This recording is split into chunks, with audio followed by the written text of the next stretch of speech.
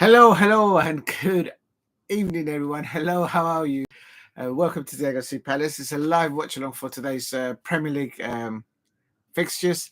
Of course, today is the Wednesday, 26th of February, and there are 4 7:30 p.m. kickoffs, and also there are 1 minute.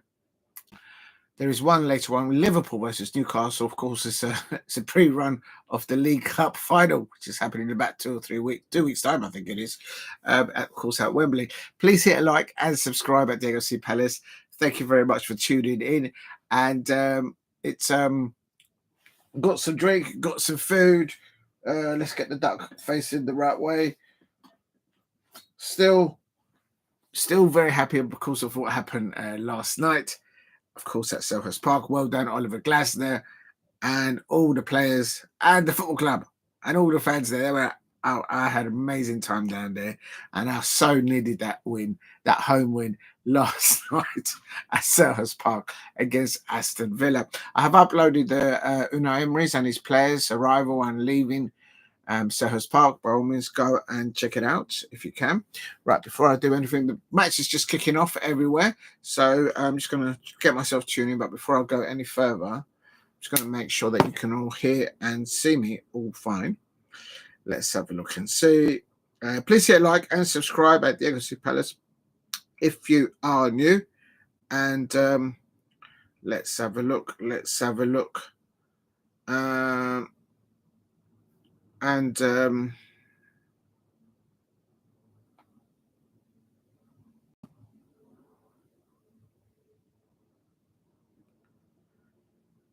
Oh, wow. Okay, never mind. Let's just check that it's all live. Okay. Just going to check the... Yeah, I'm still absolutely buzzing over last night. I can't lie. And what have I done with it? Oh, it's in the coat. Oh, never mind. Oh, good evening, Hamo. Damo1168. I hope you're still recovering from yesterday. I have recovered, but I so needed that. I so needed that home win. I cannot emphasize how much. I don't think we all needed that. I'm telling you, it's not just how we won. Also, Eddie Nketiah scored. Well done, Eddie Nketiah, and yeah, all the other goals were absolutely amazing. We just needed that. Now they need to just push on and keep to push on for the rest of the season. All the 7:30 kickoffs have now happened. No goals, so no bottle jobs at the moment from Arsenal fans, from United fans, and from the Tottenham Hotspur fans. Yeah, they do, Damo. I think it's. I think now they just need to just get stuck in. Touchwood will stay away from injuries. There's all this. First thing breaking Sky Sports this morning was Manchester United going in for Jean-Philippe Mateta, and a few days ago it was Paul Merson saying, "Oh, why did Manchester United go for Jean-Philippe Mateta?" Why don't you concentrate about your own football club, Mr. Merson? I know how many trophies you won while at Arsenal, and how many years you was at Arsenal. Why are you not calling out why your Arsenal manager has spent so much money in the years that he's been there, and he hasn't landed any trophies? And you trying to get the Crystal Palace players? Do me one, please. So that's my thing. But it's no, the manager, Oliver Glasner, all the coaching staff, all the players, they're doing brilliantly there. They need to keep levels. And as the pre-match, not the post-match interview by Oliver Glasner said, it's about the performances. And they need to get stuck in. They are the professionals. So they need to just stuck in and get on with it. Please hit like and subscribe at Diego C. Palace. Help me get to 5 likes. It is still 0-0 between everyone there. And Brentford 0, Everton 0. Let's get... Does anyone know where the control is?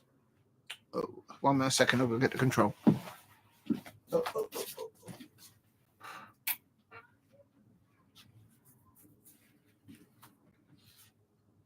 Right, let's just get this. Where's the other? Oh, there it is. Okay, I'm ready. Right. Let's get this going. Still 0-0 everywhere. No drama at the moment. No sending off in the early stages. Tottenham look brightly on their start. I can't deny. And let's have a look at this. Come on. I think I need to put a coin in the hub. It's a little bit slow. Oh, let's make sure the sound is down. You don't want to get any drama. Please, let's have a little drink. Yes, looking forward to today. My predictions for today were as follows. I know that was yesterday. I'm going for Brentford 1, Everton 2. Where's my little... There we go. I'm going for Brentford 1, Everton 2, Manchester United 1, Ipswich Town 1, Nottingham Forest 2, Arsenal 0. Sorry, Arsenal fans, but I think you got too many injuries. And you got Skelly off suspended, I think. Tottenham Hotspur 1, Manchester City 2, Liverpool 2, Newcastle United 0. That's what I've gone for. And tomorrow I'm going for West Ham 0, Leicester City 1. Please hit like and subscribe at Diego C. Palace if you are new. If you're a Crystal Palace fan out there, I hope you're still enjoying your day-to-day after yesterday. I think we so deserved, everyone deserved, just that feeling of sitting at Sellers Park and seeing a home win. And it wasn't just a home win, it was the way we won it. We're up against a very good Aston Villa side, and who are looking to get as far as they can, or perhaps even lift. Don't underestimate Unai Emery. He's a very good... and there it is! I told you somebody was going to bottle it. And I told you Ipswich Town was going to... Oh, my days. Ipswich Town was going to score 1 goal. My prediction was Manchester United 1, Ipswich Town 1. And as I finished saying that sentence, Manchester United at Old Trafford, the mice at Old Trafford are going... What? Oh no, they're going to damage my television again. The mice are saying at Old Trafford, it is Ipswich Town. Ipswich Town have gone ahead 1-0 away at Old Trafford. And Old Trafford, Manchester United, behind the scenes, there's a lot of people, a lot of difficulty there. People looks like they're going to be losing their jobs. That's never a good thing for 1 or 2, but let alone up to 200 people. So that can't be easy off the pitch. But on the pitch, it is absolutely shambolic defending by Manchester United at Old Trafford. It is Ipswich Town 1 that draw blood first. I mean, they watched the Rambo series. They watched Rambo last night, and this is, I mean, we're going to go up there. They probably saw what Crystal Palace went up there and did at Old Trafford. And says, right, we'll have a bit of that. And we've got Ipswich Town down the road after very soon. So yeah, they travel well. I have to say. So just to let you know, Everton are oh my days! Manchester United goal. They didn't even last 10 minutes. Did not even last 10 minutes. Shambolic defending by Manchester United, and it's an absolute... I mean, it's not enough. I mean, they should overcome that. I mean, oh my days. I mean, if it wasn't a comedy show, you would laugh. I mean, come on. Goal, Manchester United. Yeah, it is what it is. I mean, it's like... I mean, how much did they pay? Oh yeah, I haven't done the lineup, so I've been a bit like, it's been a matter of a day. Let's get the lineup. So,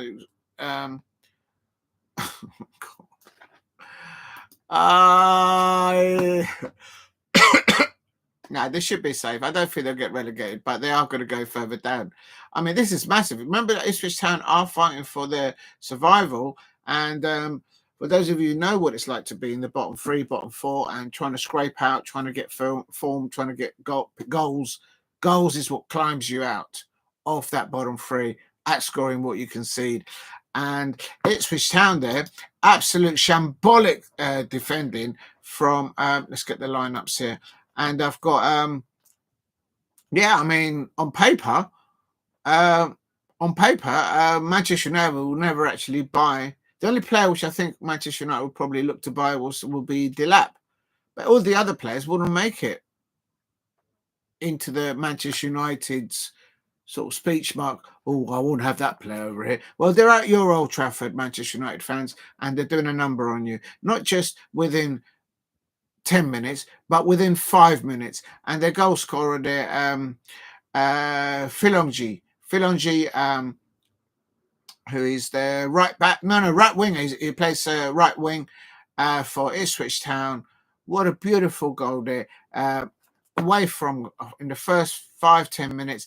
Let's see if Ipswich Town can now build on that good start, or are they just going to sit back and try and defend for the rest of the 90 minutes? Like literally, still 0-0 between Nottingham Forest and Arsenal. And yeah, damn it, you just have to laugh. I have to laugh there. I could have put that up. How'd you put that up there? How'd you pin this? There it is. Pin the message. You have to laugh. I mean, it's just, yeah, it's, you know, and then the audacity that Sky, big up to Sky Sports, but Sky Sports then realised this morning at 9 o'clock, oh, Jean-Philippe Mateta to Manchester United. Why would he want to go there? Why would he go there when Barcelona are knocking on the door at Selhurst Park? Why would he go there when PSG want him? Why? It just doesn't make, maybe 2 years or 3 years down the line. Yeah, perhaps. Anyway, Jeremy Doku's back to his form now. I can see he's started. This the second start for him for Manchester City. Tottenham Hotspur looking to build on their recent good form, both in the Premier League and in the campaign to win the Europa League. I think it might be. It's between 3 clubs that will be in the Europa Cup final. It'll be Bilbao, Manchester United, or Tottenham Hotspur. One of those 3 that will be up there. A good shout to be in that final. And there's 150 mil at stake. 150 mil inward investment. Cash money on the table. I'm sure that Ineos and Daniel Levy, if he's the one that runs all the show at Tottenham, or if somebody else, I don't know. And no idea who runs the show at Bilbao. But 150 mil bags of cash on the table, on the chairman's table. That can't be something that you sort of walk past. But it's, I think that's, you got to blame that one on Dorgu, but he's not really a defender. I mean, he should have got that away. And I just saw a replay of that. Onana, you can't be in goal. I used to be a 5-a-side goal back in the day. If I'd gone in at half time and I considered a goal like that, I'll be on the bench. You can't. I mean, that's just bad. I mean, it's just not bad. Can Manchester United fans get any lower than that? Low. I think that's what they're doing. I think that's what the Manchester United fans are doing. They think they're at the nightclub, having a vodka and a cocktail duly. And when the DJ puts that tune, when he goes low, all the Manchester United fan ladies go, low. Go on, man, give me a break. How low can you go? That's right. I'm laughing. I'm handing out the receipts. Do you know how many years of and there it is. I told you that Erling Haaland was not being rushed back. And as I'm talking about the demise of Manchester United at Old Trafford, there you go. Tottenham Hotspur fans, what is going on? Why are you bottling it? Come on, stop throwing your manager underneath the bus. Back him. You got a good manager.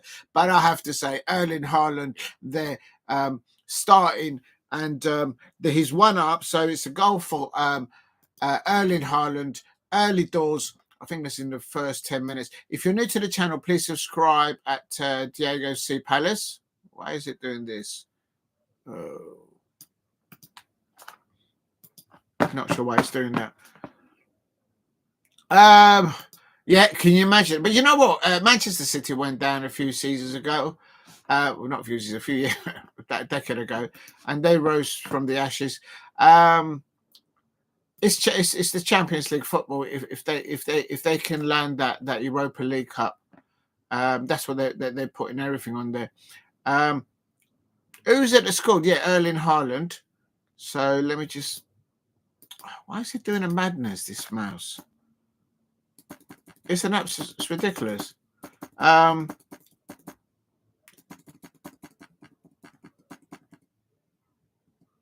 Haaland, Manchester City.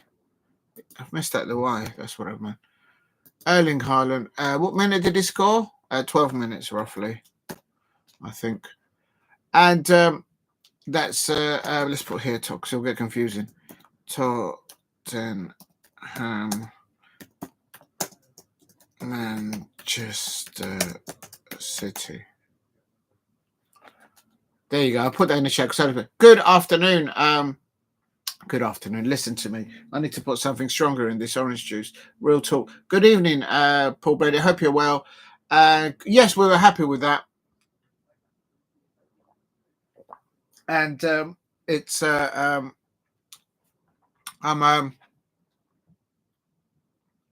was so needed. I'm telling you, I cannot be as an understatement how much it's just good to see the Crystal Palace players on that pitch enjoying a home win.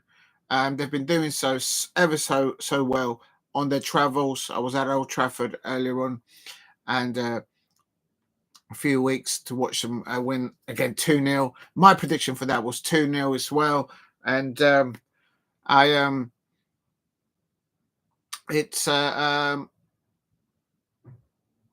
it was well needed. We so needed that, and Aston Villa is it's a club that's trying to get into the top four, although they're kind of dropping like a stone at the moment in the Prem.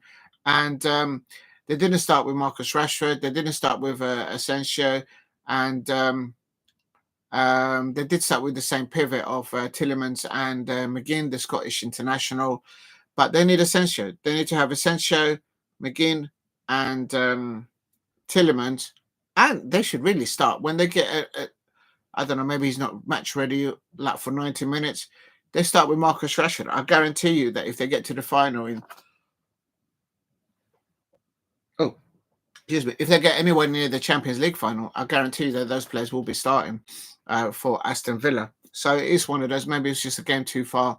And Aston Villa are having a lot of injury problems in the defensive players. But very happy with Jean-Philippe Mateta, Ebrieze. I could name them all. They were all absolutely amazing. Daniel Munoz, Jefferson Lerma coming on. And Eddie Nketiah also came on and scored a wonderful goal at the end, getting into the right places. And that's what he needs. I was so happy for him because a goal for a striker in the Premier League can... yeah, he got chopped up not once. I counted it twice. I think it took the referee like 70 minutes to find his cards, as per usual. And the VAR took so long, I swear. We nearly had like an extra intermission with these VAR decisions. Every time there's a VAR decision at Selhurst Park, I am not exaggerating, it takes up to 5 minutes. 5 minutes. Forget the technology. Just leave it with the two linos and the referee.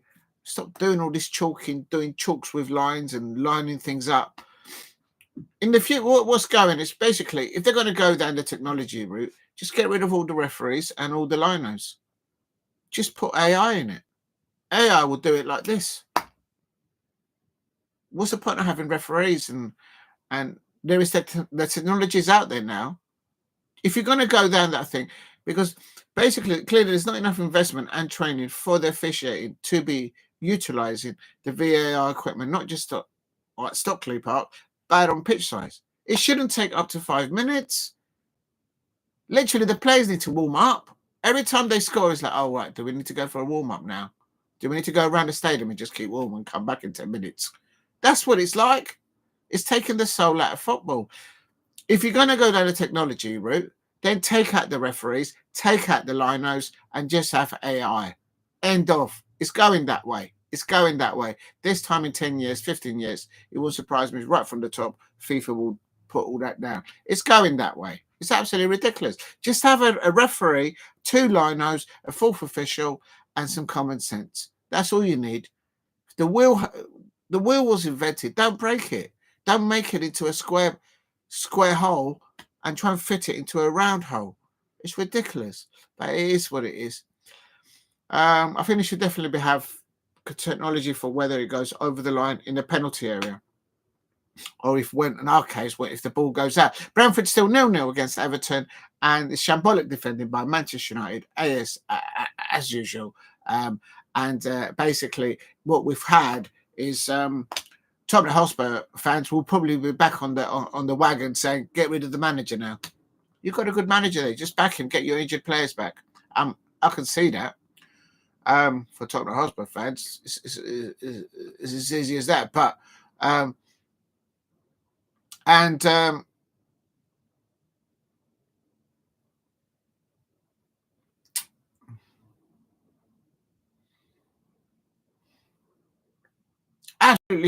absolutely shocking defending. I just seen a replay. I think people are going to only blame Onana in goal for Manchester United. I used to play 5-a-side back in the day, back in my heyday. Nothing professional, but it's just basics. Just stay between your sticks and just read the game as you're a goalkeeper. You don't have to be Superman. Just be a goalkeeper. That's all you're asked for. If I went in at half time and I'd done a mistake like that, my manager back in the day would say, "Son, you're not going out for the second half. Just sit yourself down. I'll ask Tom and Jerry to go out there next." That's what they'll do. Real talk. Oh, my days. Manchester United. Absolutely. And they want to get Jean-Philippe Mateta. Why would Mateta go there? Why would he go there? Can somebody please answer me with a civilized, without any jocular expressions? I'm telling you, why would any of our players want to go there right now? Maybe in 2 years' time, but for now, it's a joke. Right, let me just, I'm going to put this in the description because I haven't done it. Copy. Please hit a like and subscribe. Isak's injured again tonight.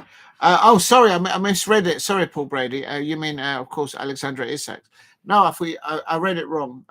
Issa, he did pick up a few knocks last night at Crystal Palace. He did, came off him eventually, but I hope he's recovered because he had a few knocks on him.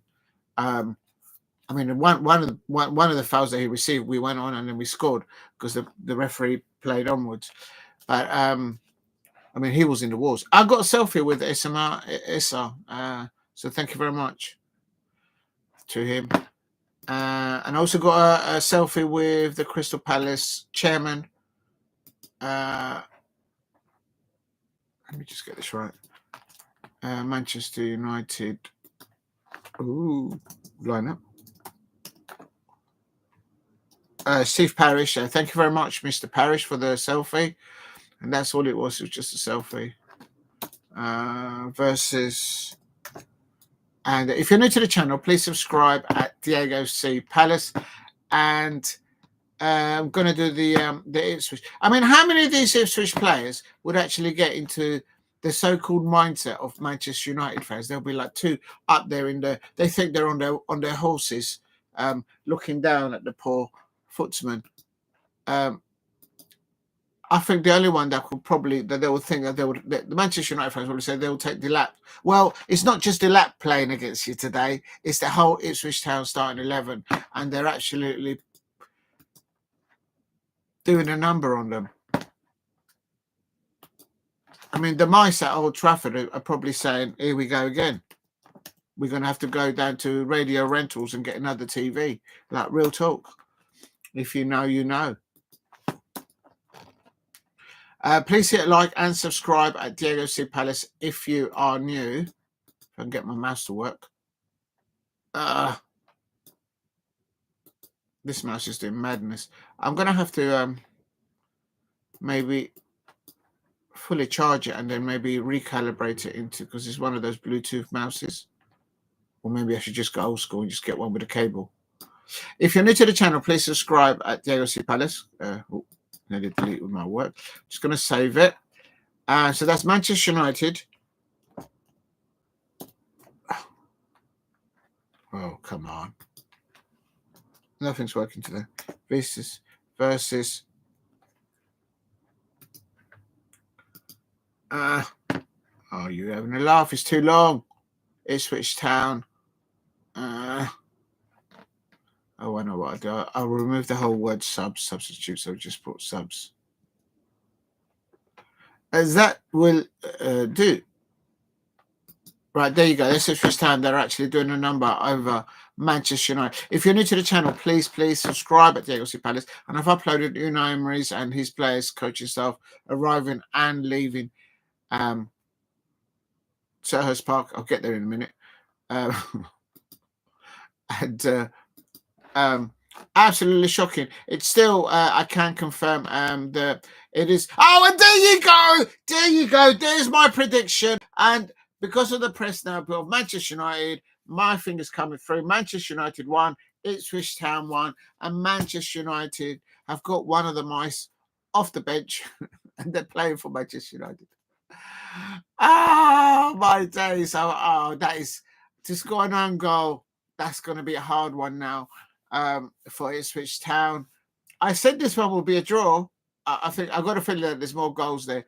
And it looks like it's a, while I was doing the lineups, I've just seen a replay. And right, let's just leave that one there. Let's go that one there. Let's just have a look at this. Oh no, and is their captain as well, Morsy? Oh, that's just bad luck.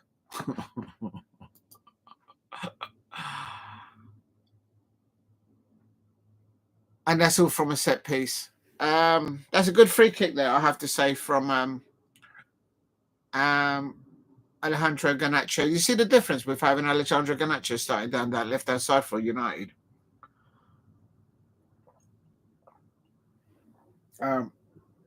It's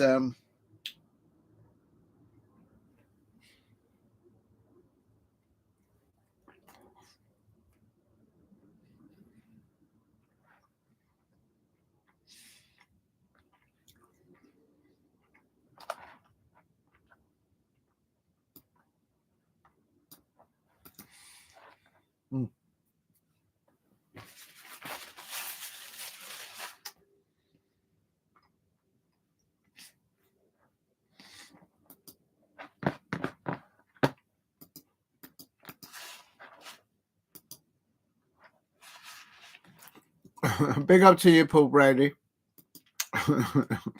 Listen, Newcastle United. This is like a pre. There's so many good matches tonight. Manchester United won, Ipswich Town to see if Ipswich Town are trying to survive for their lives, so that they will be at it. They're not just going up there to make the numbers. You've got Liverpool, as you say, at Anfield tonight versus Newcastle United, and of course they're up. The England manager apparently was at Selhurst Park last night. The word on the street is, and he actually turned up for a match. I've been to more football matches than Tuchel this season. Wish someone would give me $6.5 million a year, and then I can go somewhere in Europe and just work from there. Yeah, it's all right for some minute. But yeah, no, Eddie Howe should be the manager of England all day long for me. But anyway, it is what it is. But I don't know. I mean, what did I say? Actually, I've got I've got Liverpool 2-0 will. So what? I don't know what you're getting there. Look into my prediction is Liverpool 2, Newcastle United 0. However, in the League Cup, then you may just have a point there, Paul Brady. Sam Morsy, Sam Morsy, it's own goal, Ipswich Town. Let me just write this up. No, it's not an Ipswich Town goal. It's a Manchester man. Okay, a bit of a point here.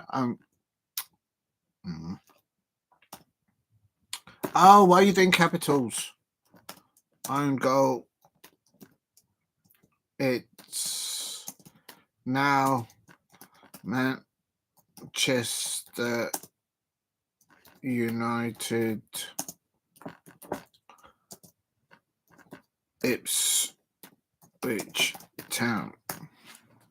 1. There, done it.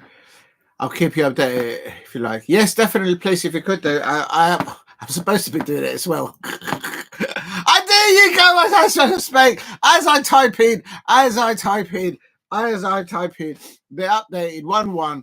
There you go. It's the second goal for Manchester United, and this time the Ligt, the defender for Manchester United, a sweet little left foot shot there. Finds the top corner of the Ipswich Town. It is now on 26 minutes. Manchester United 2, Ipswich Town. Oh dear.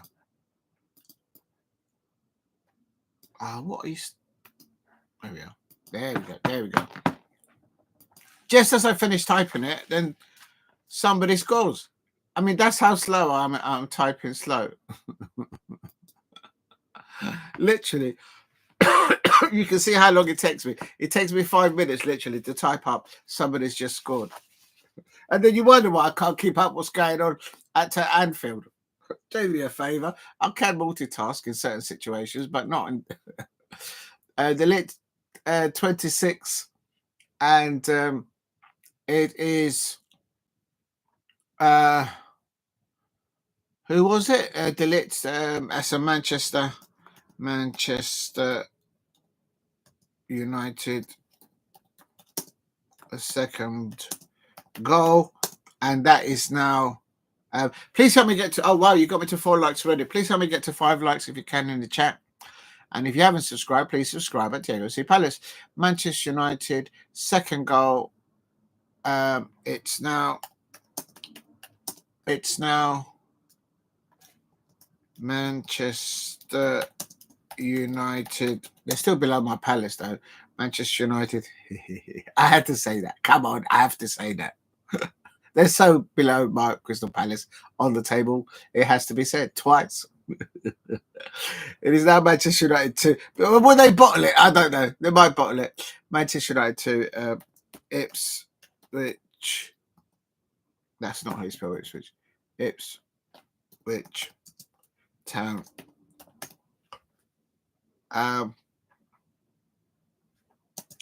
we are on 31 minutes. There you go. Please hit a like and subscribe at Diego C. Palace if you are new. Right, let's just go back into it. So that's the live reporting. That's the Manchester United one. And then let's go into the viewing the other matches. I can confirm that it is still just 1-0 away for Manchester City at the Tottenham Hotspur Stadium. An early doors goal by Erling Haaland there. And I expect that there will be another shout of Tottenham Hotspur fans asking for Ange Postecoglou to be sacked. I mean, come on. It is still Nottingham Forest 0, Arsenal 0. That's why I didn't put the main heading for Nottingham Forest, Arsenal 0. I think they would want to cancel each other out there. Nottingham Forest want to bounce back from the way they lost to Newcastle United on their roads again just recently.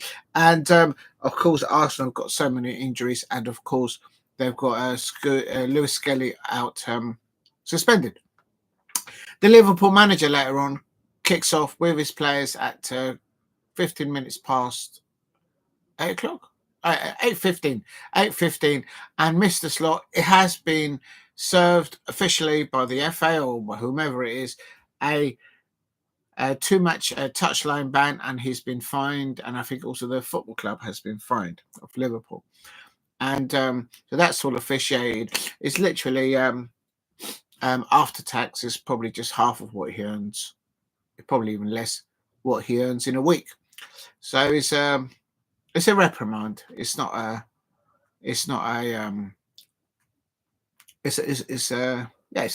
ticking off, telling off. But here in Manchester United 2, Ipswich Town 1. Please hit a like and subscribe at Diego C. Palace. And this is what happens when you are not prepared. And I've got things ready. Come on.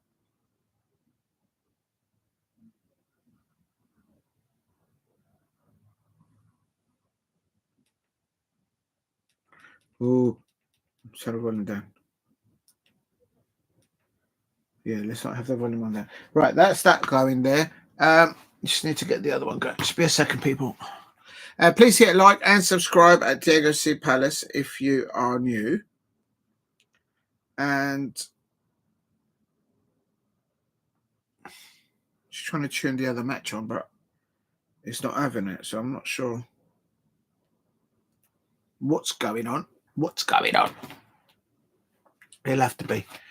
It'll have to do. If you're...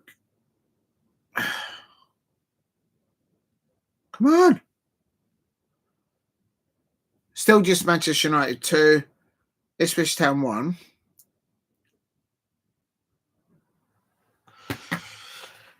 Right, let's have a look. Let's have a look. Oh, do you know what? I'm going to try on this one because I'm just not having any fun there.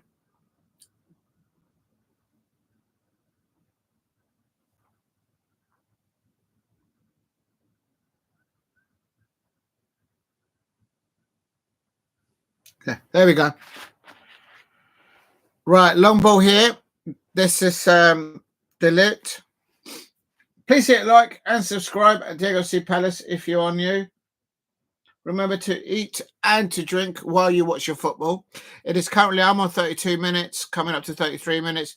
Manchester United 2, Ipswich Town 1. Manchester United starting very brightly.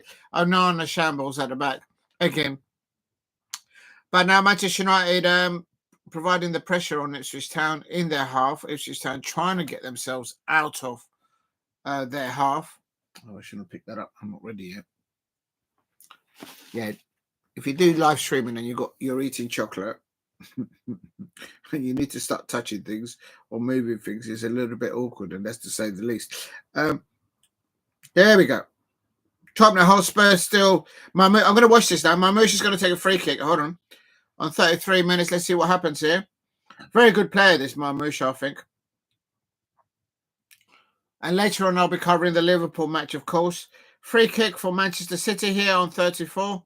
Oh, straight into the wall, straight into the wall.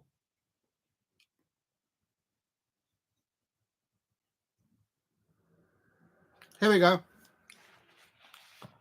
Let's have a look at this. Dorgu was slightly blamed for the first goal conceded, I would have thought. But I think the Manchester United manager, Onana, should have done better in his goal, quite frankly. Yoro on the ball. Garnacho. Bruno Fernandes out to Alexander Garnacho. I'm on 33 minutes. Please hit a like and subscribe at Diego C Palace if you are new. Please, if you haven't subscribed, please do so. It's Dorgu.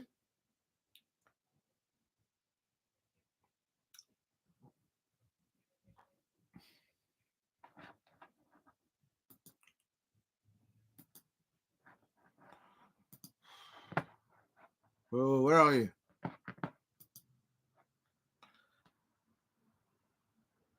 There is Yoro there, passing it back to Onana. Onana, oh, he managed to get a goal kick out properly. And loose ball now with Zirkzee on the ball. Oh, he's been fouled. Zirkzee's been chopped up by Ipswich Town. And that might be a yellow card. He's given a yellow card there. He had to do it. I think the Ipswich player had to take a yellow. Yeah, he's nowhere near the ball. He's nowhere near the ball and catching Zirkzee from behind between the legs, and that's going to hurt, surely. That's the captain for Ipswich Town. And he straight away put his hand up. He's saying that he's got the ball, but he did take the player through from behind. Please hit a like and subscribe at Diego C Palace. Remember to eat and to drink while you watch your football. There's nothing wrong with that. Please do it responsibly. And Zirkzee there. I think Zirkzee's been very lightning, getting himself into very good positions for Manchester United. But the first 5 or 10 minutes by Manchester United, absolutely shambolic defending and caught cold. And it is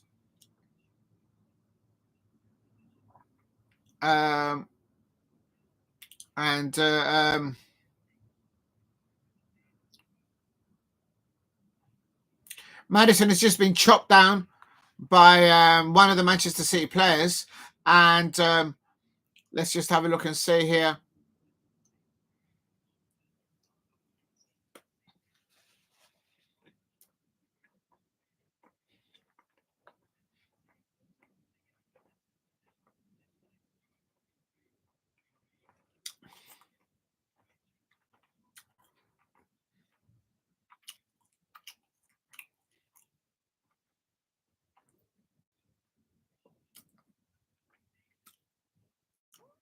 I think Manchester United are now playing a bit more confidence.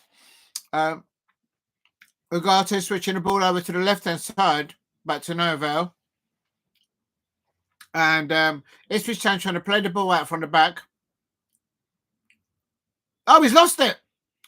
Oh, Garnacho's got the ball. He's got in the penalty area. That's a penalty surely for Manchester United. And there's Dorgu. Oh, Zirkzee not scored. And was that a Garnacho penalty? Manchester United fans, have you just been robbed of a penalty at Old Trafford? And then the keeper catches the ball. I need to watch that again because I think there might have been a shout for a soft penalty for Garnacho was chopped up there in the penalty area. Or did he think, Ichichin, shall I jump up in the air and land like a salmon there on the pitch? And playing at home, we might get a little soft penalty. If you know. Back in the old days, they probably would have got it. But I'm gonna get in trouble. Please hit a like. Help me get to 5 likes in the chat. It is still that t-shirt has just locked me out. I just touched the phone and locked myself out. Oh no, there it is. We're on it. And let's have a look at this. Garnacho does get a shoulder on him, and he goes down. He goes down like Diogo Jota does for Liverpool in the penalty area, always looking for a penalty. Come on, I'm a Palace fan. I've got to hand out a few receipts out to the Liverpool and Manchester United fans. Why not? You know what I mean? And Hutchinson on the ball now for Ipswich Town on the right-hand side. Can they equalise? Will they equalise Ipswich Town? Remember, they're trying to get out of the bottom 3. And that is a foul there. This referee seems to be giving all the decisions to Ipswich Town, maybe. Dorgu has been chopped up. Dorgu gets bundled over down the left-hand side, and the left. Oh, that could have been very helpful for Dorgu. Dorgu might be feeling that in the morning. That's a harsh tackle there by the Ipswich Town player, and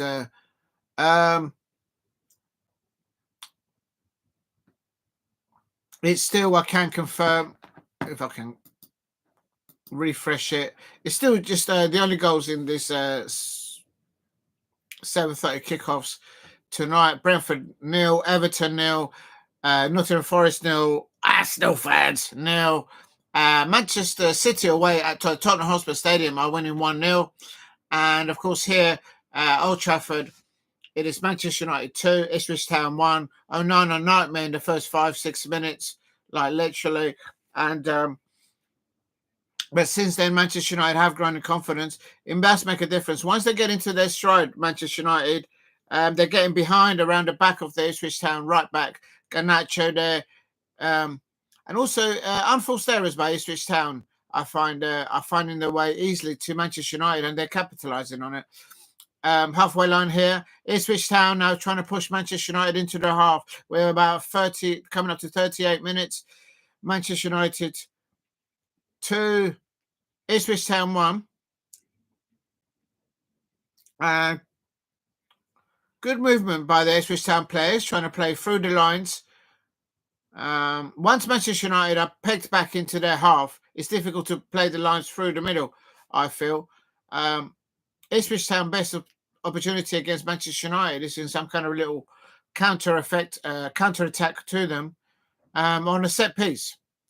Please hit a like and subscribe at Diego City Palace. If you can, help me get to 5 likes. And Manchester United and Garnacho. Oh, was that another penalty? Was Garnacho injured? That's a very good tackle, though, because he won the ball. If he hadn't won the ball, that would have been a Manchester United penalty. The Manchester United fans will be saying, isn't that a penalty?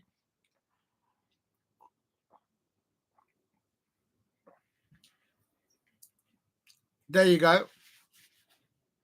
Oh, I think Ipswich Town should get a few targets on the Manchester United goal, because Onana's got a mistake in him today or tonight.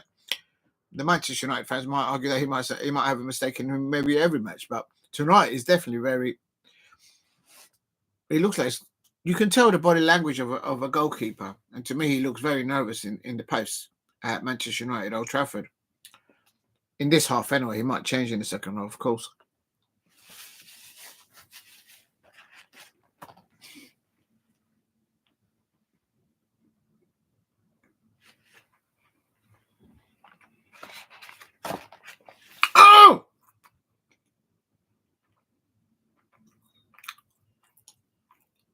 Oh! Oh, that's a leg breaker. Oh, my God. That is a leg breaker. He's going off. That has to be a red card. I'm sorry, Manchester United fans. If my Crystal Palace player would have done that on some... Oh, my God, that could have broke his leg. That could have snapped his leg. I think Dorgu's going to get sent off here. He should be sent off. If he doesn't get a red card for that, I'm sorry. No. It looks terrible. The more you look at it in replay, it looks like the leg might get broken. I reckon Dorgu must have felt the studs on the leg and pulled back. You give him that. But the fact is, when you look at it, the ball's gone underneath the leg of the Ipswich Town player. But if he'd followed through, full weighted, he would have snapped that player's leg. He has to be getting a red card. That's endangering. They are looking at it now. Is he going to get a red card? It's a red card. When you look at that replay, it looks even worse than when you watch it live. And Dorgu did go for the ball, but the ball went below the left leg of the Ipswich Town player. He's lucky that he's still got one leg to play with. And that's not even a joke, because that could be endangering the livelihood of that player. I mean, it's just absolutely shocking. And now Dorgu has been sent off. And I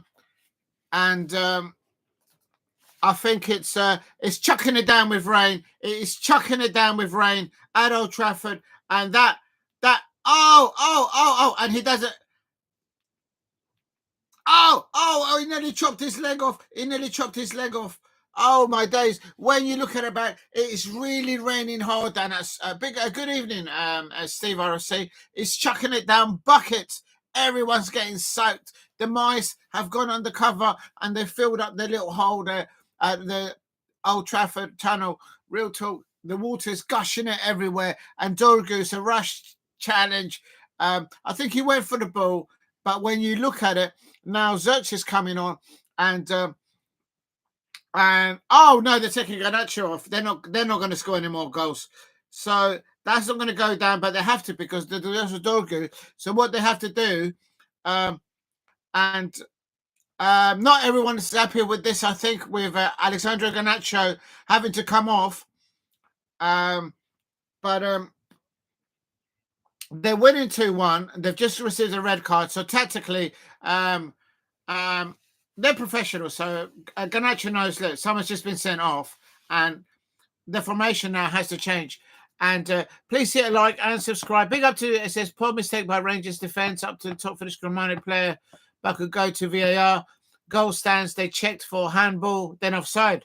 So I'll have a look at that at half time if I can. Please remind me, because I'll forget. Please hit like and subscribe at Diego C. Palace. And Dorgu has been received a red card, and just before half time. And the more you look at it on playback, it does look even worse. But I do have to say, on Dorgu's defence, if he has any defence, he did go for the ball, but the ball went underneath the and please hit like and subscribe, Dorgu. And now, sometimes when the opposition go to 10 men, they're actually more difficult to play up against, especially when you're travelling away. Dorgu gets a red card. Red card. Dorgu gets a red card, and Garnacho is taken off too.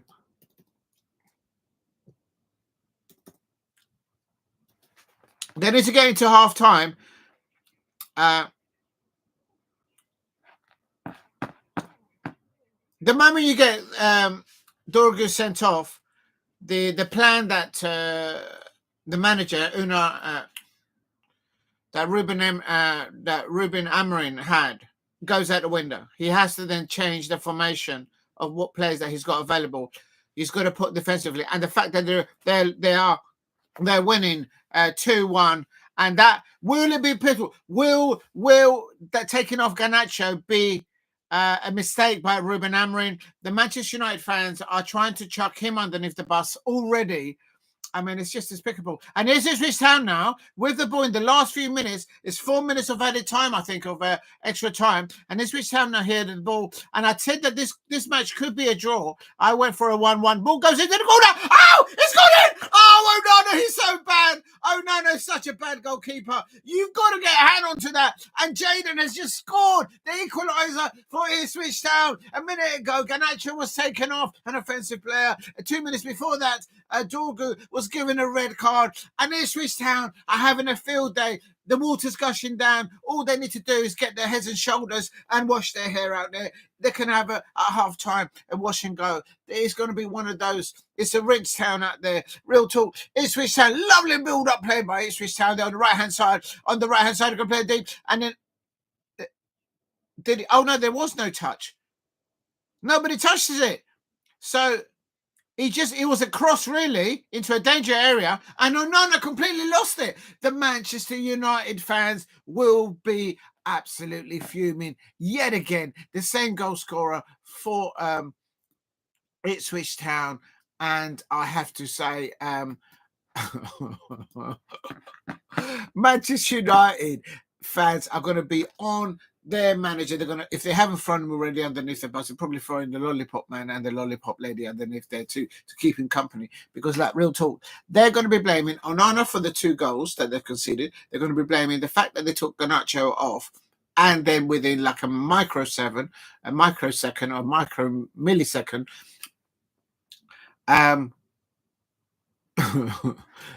there is this. There is another goal for Ipswich Town. I told you this will be a draw. I went for a 1-1, and I think there's going to be more. It's the half time's coming up. Oh my days! Second Ipswich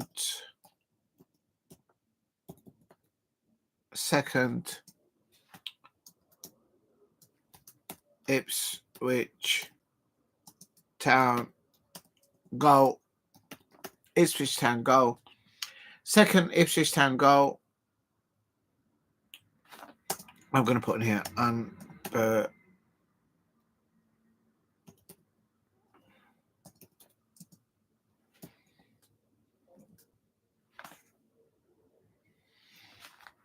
there you go. It's half time now. It's reached half time. While I was typing that up, I mean, you just have to ask the questions. Unbelievable scenes there. And that is it. Everyone, the home crowd at Old Trafford are booing Ruben Amorim as it goes off. And Jadon, they're scoring. Onana. I'm sorry, that's a goalkeeping error. You've got to read the flight of the ball as it comes across. As I said, I used to be a 5-a-side goalkeeper when the manager found out that I had one flat foot and the other foot wasn't so good. Real talk. Both feet were not good. That's right. You get a goal, son. And you've got to stay in your stick. You've got to catch the flight of the ball as it's coming across. I mean, oh my days. Manchester United fans will be blaming the Onana for this 2 goals conceded, but also they'll be looking at and talking about to blame their manager to throw him underneath the bus even further, I expect, because he took Garnacho off. But once you got that red card for Dorgu, he has to act. And yeah, you have to change the formation. I can confirm that in another one, which I have missed, the Bees, Brentford have scored. The Brentford Whistle has scored in injury time at the end of the first half. It is Brentford 1, Everton 0. So I've got that one wrong because I went for, well, not really. I've got Brentford 1, Everton 2. So I could still land my prediction there.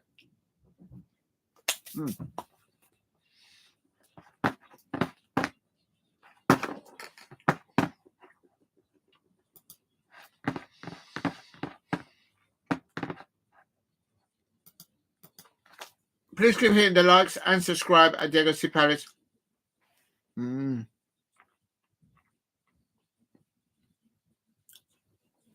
Steve Orsi says, goal stat, last game that's on is Real Madrid at half.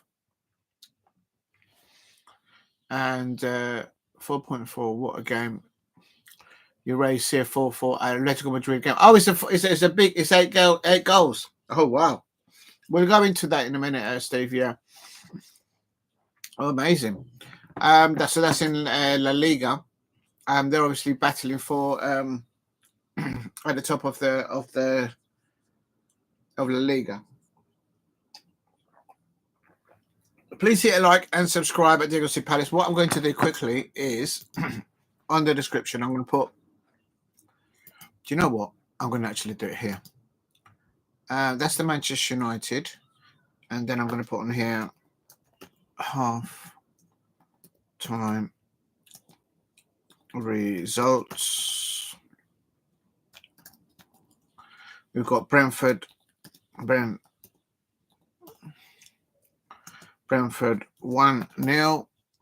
Everton. And then we've got Manchester United 2-2, Ipswich Town. These are all half-time results. Nottingham Forest. The lineup for Liverpool should be out now. I'll put that up in a minute. Nottingham Forest. What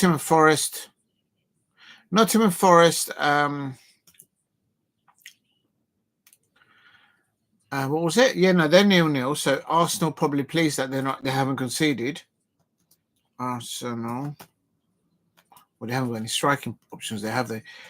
Tottenham Hotspur. What is that there at the moment?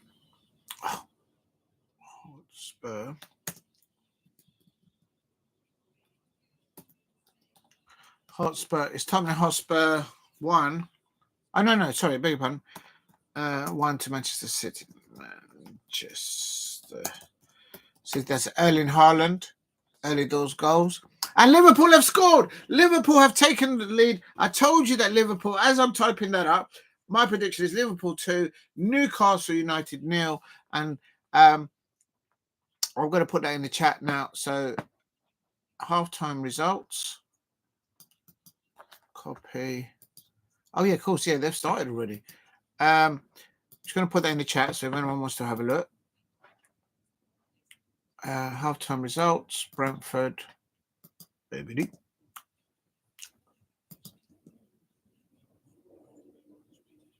Nottingham Forest. Arsenal. Tottenham Hotspur City. There you go. If you're new to the channel, please subscribe. And Liverpool have gone ahead. They are leading. I told you Liverpool would win. Newcastle just won that trophy. That League Cup, but let's have a look at this. Goal by Szoboszlai. Szoboszlai have scored for Liverpool, and Luis Diaz there down that left-hand side. You know that Luis Diaz actually gets paid less than about 4 or 5 of the Liverpool actual players. He's one of the lowest earners at Liverpool. And I think Luis Diaz should just say to the Liverpool fans and to the Liverpool people that offer him the contract or not, says, look, I've been putting the performances, and the reason why you lot are winning so well, or us, why we're winning was because I'm putting a shift out there. This is what I expect now for my next contract. And if they don't offer it, just go to Barcelona. I don't think any Liverpool fan out there will have a problem with that. At the moment, Luis Diaz is taken for a ride financially. He's not on the same salary as Mo Salah. He's not on the same salary of the other players, and he's critical. The Liverpool fans know that he's absolutely vital, but he's getting paid in coins while everybody else is getting £50 notes. That's all I've got to say. So Liverpool fans out there, you should get behind Luis Diaz and get him to be offered a proper contract with proper money. And this is the first goal.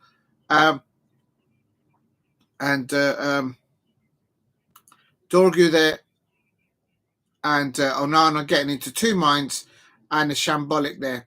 I mean, it's just absolute shocking there in the rain. And then Morsy there, unfortunately, he scored. The captain, Morsy, scoring in his own goal. It's just bad luck. It's just bad luck there. They're just showing replays there. But Liverpool are, it's an absolute joke. The first goal, you know what? The way Manchester United conceded that first goal, in my opinion, they don't deserve to get all 3 points. It was so bad. I know it's raining, but it's also raining for the other players as well. Good evening, Nick. I hope you're well. Eastern game choice tonight. Yeah, I'm doing the Manchester United one, folks. I thought there'd be more. I knew it was going to rain up there, and I kind of feel sorry for the mice up there. They can't watch TV. They can't watch Danger Mouse or Thundercats anymore. The mice at Old Trafford, because the last time that Brighton were up there, I asked the Manchester United fans one thing, just one thing. Just take 3 points off Brighton. That's all. Nothing more. Nothing more.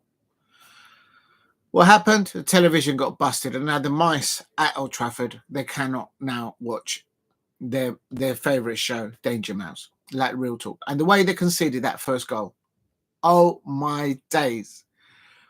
Is that Dorgu's fault, or is that Onana? I used to be not a professional, but I used to play five-a-side, and at the end of it, I ended up in goal. And I was always told, just stay between the lines. If the ball gets passed to you by one of your defenders or one of your wingers, just stay in your position. Don't go, hitchhiking elsewhere. Just stay between your posts. That is an Onana goal. And the second goal conceded by Manchester United, it is the responsibility of the manager to not the manager, of their goalkeeper, to catch the flight of the ball, anticipate where it could go, or if he's going to get attached, and if he can get to it before he gets. Quite frankly, absolutely shocking. Who got sent off? Dorgu. Dorgu did go for the ball, but the ball went underneath the Ipswich Town player, nearly the halfway line. And Dorgu for Manchester United, when you watch it on replay, it looks even worse than when you first look at it live. But it looked like, I think, to be fair to Dorgu, he did, when he felt his studs on the player's leg, you could tell that he didn't follow through with his whole weight. He pushed off. Otherwise, the Ipswich Town player will be on his way to the hospital right now with his leg broken. But when the referee sees it he was told to go to the screen. He had to give him a red card. But then after that, within 1 minute, Garnacho was taken off. And the crowd weren't too happy with it, but that's because you don't understand that managers have to act upon that plan A that Ruben Amorim had with Garnacho starting for Manchester United today. That went out the window. Well, you could say it probably went out the window when they considered that calamitous first goal that they considered. But it went out the window the moment that Dorgu got sent off. So he's got to reshape the formation. He's got to start thinking of a new plan on the spot. And he had to take Garnacho off. But then within 2 minutes of that, the same Ipswich Town player scored his second goal. So it was one of those. Good win. Yes, I'm very happy with the win last night, Nick Nack. I don't speak on behalf of anyone, but I so needed that home win. I think we deserve that. The players deserve it. We deserve it. The fans, the players deserved it. They were playing. They were the animal that they are when they are on their travels. And as Oliver Glasner said before the match, on talking to Sky Sports and to Palace TV, it's about the performance that they need to replicate at Selhurst Park. It's not because it's home or away. It's the performance that what they do, what they know how to do. So very good, important 3 points. We've got Millwall and then we've got Ipswich Town. So we should get numbers on there. Mr. Pill City for Newcastle. Oh, there you go. There you go. Newcastle United. What you got to understand, Paul Brady, is that Newcastle, they're just having a little pre-run. They're just having a little taste of what Liverpool are about, so they can get themselves ready for that League Cup final. If you know, you know. Please hit like and subscribe at Diego C. Palace if you are new. Please help me get to 10 likes in the chat. It is shambolic, not defending, basically goalkeeping. I'm not being one of those reactive fans. When you look at that as a football fan, as an outsider looking into Manchester United and Ipswich Town, players with experience of Onana, players with experience of Dorgu, they should not be making those mistakes. I know it was raining, I know it was very hard, but literally it's it's just even bad and bad. Right, quickly, I'm going to try and get the other lineups up if I can. Please hit a like and subscribe at Diego C. Palace. Half time, I think the half time's actually gone now. Let me just check. Yes, they are coming out now. They're coming out now. Why is it logging me out? Am I still on?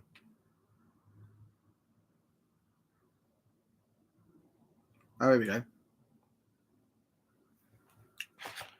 No, they're still on the break. Well, mind you, I might be a little bit behind.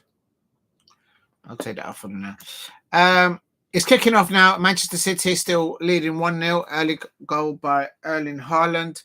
And also it was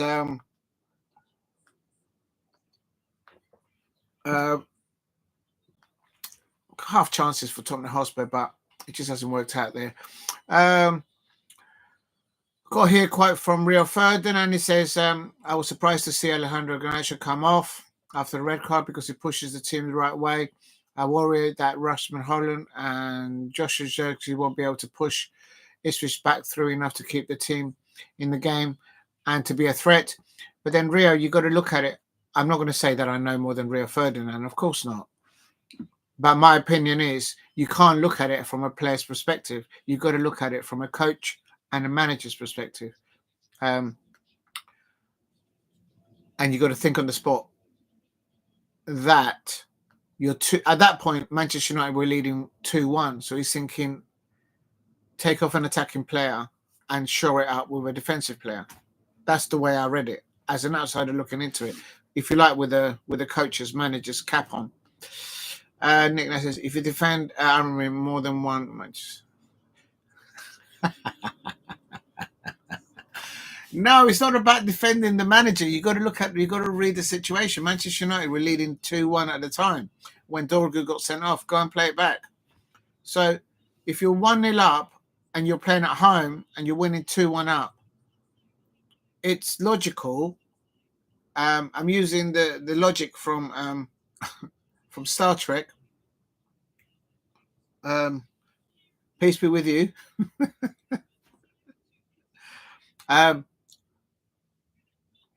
Logic dictates that you take off an offensive player that's in your team and you shore it up with a defensive player.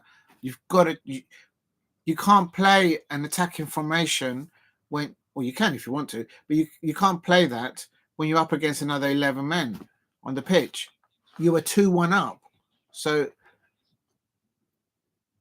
anyway, I'm not going to say that I know more than Rio Ferdinand, but I would say that if I was in front of Rio Ferdinand right now, I says, well, hang on a minute, you're 2-1 up, you're playing at home, you should be able to see it out. So logically, as a coach and as a manager, not as an ex-Manchester United player, as a coach and as a manager, it's logical, surely, to take off an offensive player that is in your starting 11.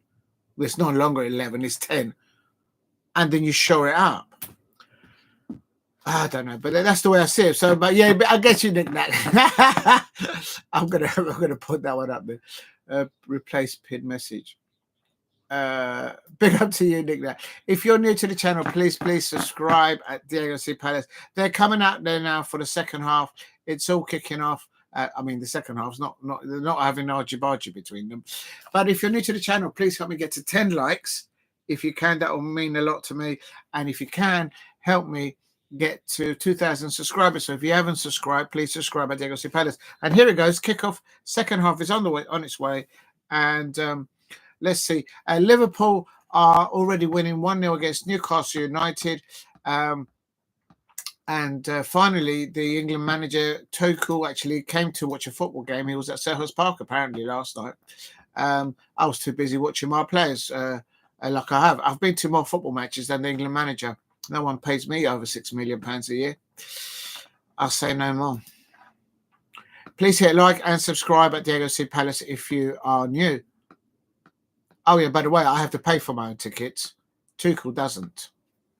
Let's just put that on. You know what I mean?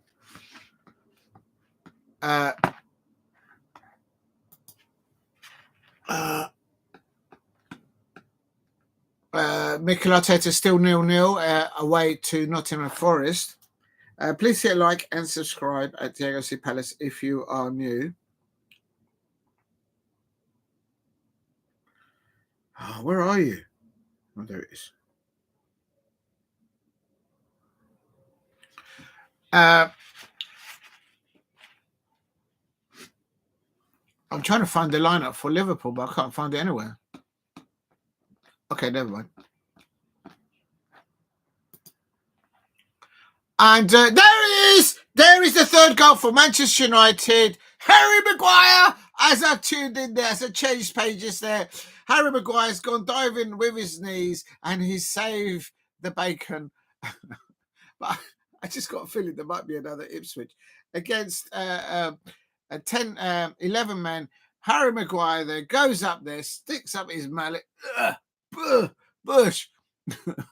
He runs steeps and he gets his big headed in the way, and that's just bad defending from Ipswich Town there. Corner, good corner in by Bruno Fernandes into the penalty spot, and no one tracking Maguire. Textbook, just catch the line, just somebody stay with him. Even the Ipswich Town player that could have stopped Maguire, he actually stepped back. And so Rio Ferdinand, is he correct still that he said that they wouldn't, why they've taken off Garnacho? It's because he's not a coach and he's not a manager.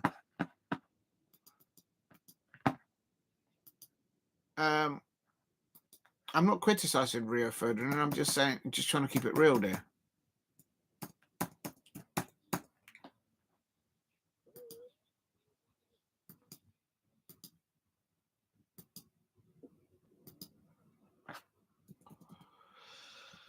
Okay, here we go.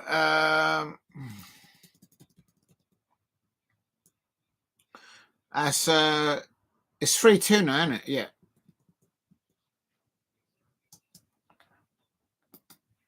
They're only able to score from set pieces, really, Manchester United, the way I see it. What time did that goal went in? About 47 minutes. But I got a feeling this. If Ipswich Town just travel Onana in his goal, they'll get a third goal. And it's just bad defending. No one tracked Maguire, and the player that was closest to him, as the ball came to Maguire, he actually stepped back. Whatever happened with defending the flight of the ball or taking out the player that's coming in towards the ball? I don't know.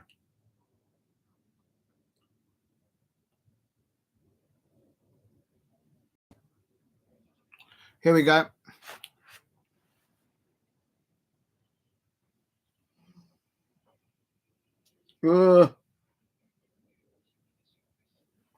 If you're new to the channel, please subscribe at Diego C. Palace. Help me get to 10 likes if you can in the chat. And there's Onana. Onana has finally punched the ball away. Well, ball to the back post, but it's overplayed by Ipswich Town. And it won't surprise me if Ipswich Town makes a substitution soon. It's still Tottenham Hotspur 0, Manchester City 1. And don't forget to eat and to drink while you watch your football. I can confirm that the 7:30 kickoffs, it's Brentford 1, Everton 0, Manchester United 3, Ipswich Town 2. Nottingham Forest versus Arsenal still 0-0. Tottenham Hotspur 0. Manchester City 1 with Erling Haaland scoring early doors. Also in the, I think it was 8:15 kickoff or something like that. It was Liverpool who went ahead first. They're leading 1-0 with a Slobberslide and Luis Diaz passing the ball over to him on 11 minutes. They are still leading 1-0 and they're coming up to about 30 minutes. Please hit like and subscribe at Diego C. Palace if you are new. And is that a red card for Benacle, the Tottenham Hotspur player? He's just chopped up Omar Marmoush. Maybe not. I know that was before. Please hit like and subscribe at Diego C. Palace.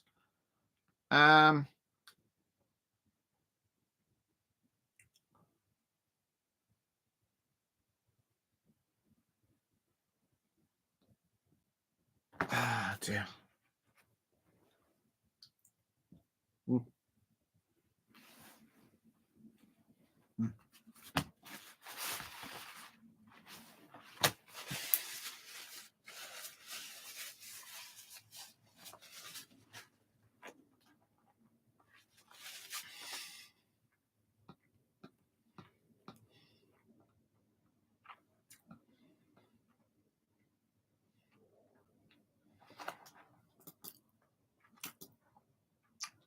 Newcastle United have started better than the second half. And I wonder if Liverpool fans out there are worried that they might concede a goal now. But that's much better from Newcastle United, I can't deny. Please hit like and subscribe at Diego C. Palace if you are new. Just going to quickly try and find if I can do it before somebody scores. How would I do this? Really haven't put it up. Oh, they're so useless, these people. All right, it is what it is. So that's just wasted my time.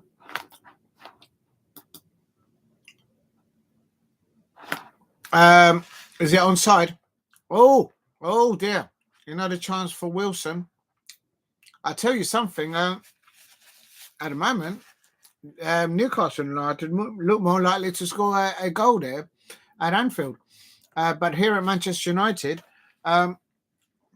I still think there's another calamitous defending error by Manchester United, or they might just nick it. We'll see. Please hit like and subscribe at Diego C. Palace if you are new. I am on 53 minutes. Expect you lot to be about 2 more minutes ahead.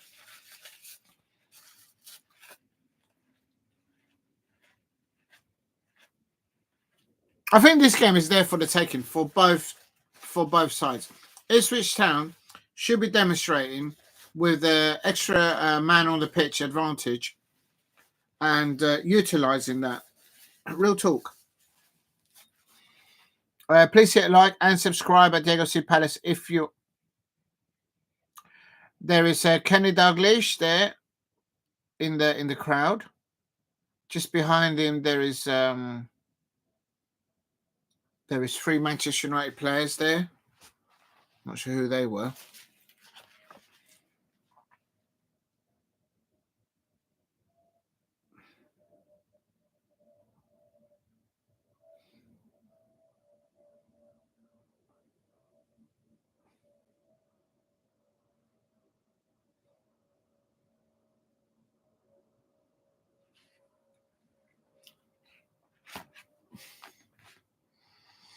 That's a free kick to Manchester United now on around 53, 54 minutes.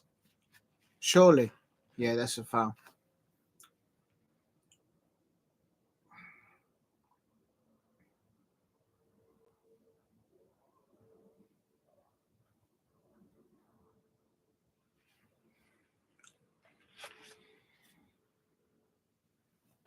Right, let's have a look. Ipswich Town, good possession here on 55 minutes down the left-hand side. Can they create something? And can they trouble Onana and goal? That's what they need to do. They need to trouble Onana and goal. I think there is another goal for Ipswich Town here. If they can ask a question of Onana. He looked very nervous today, I thought, his body language. And that could tell, I suppose, because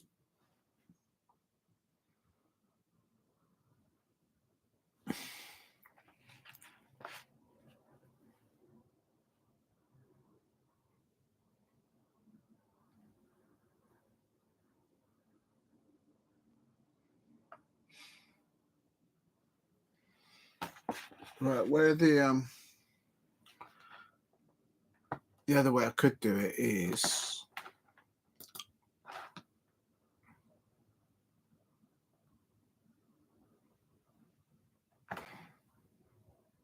oh, that's good from Ipswich Town. Hold on 1 second, people. Where's the headphones? Oh, there they are.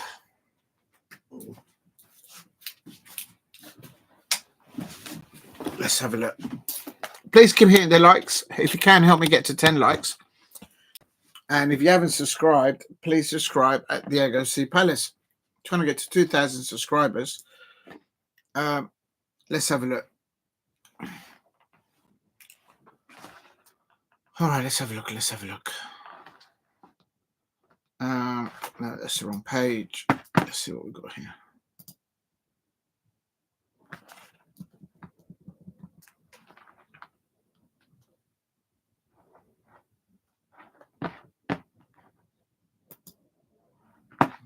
Let me just retune into here.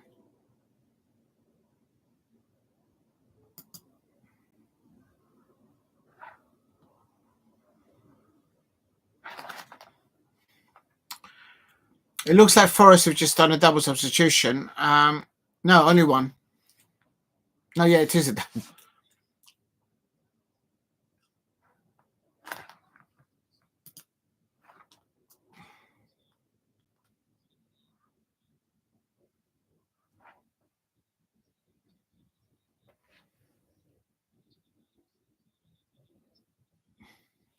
No, it's still 0-0 between. I'm going to stop that. Between Arsenal and Nottingham Forest. I wonder if they will probably settle for a point there.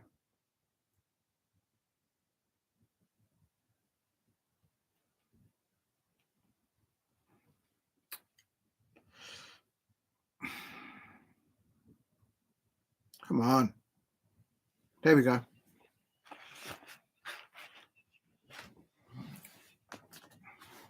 58 minutes here. Manchester United 3, Ipswich Town 2.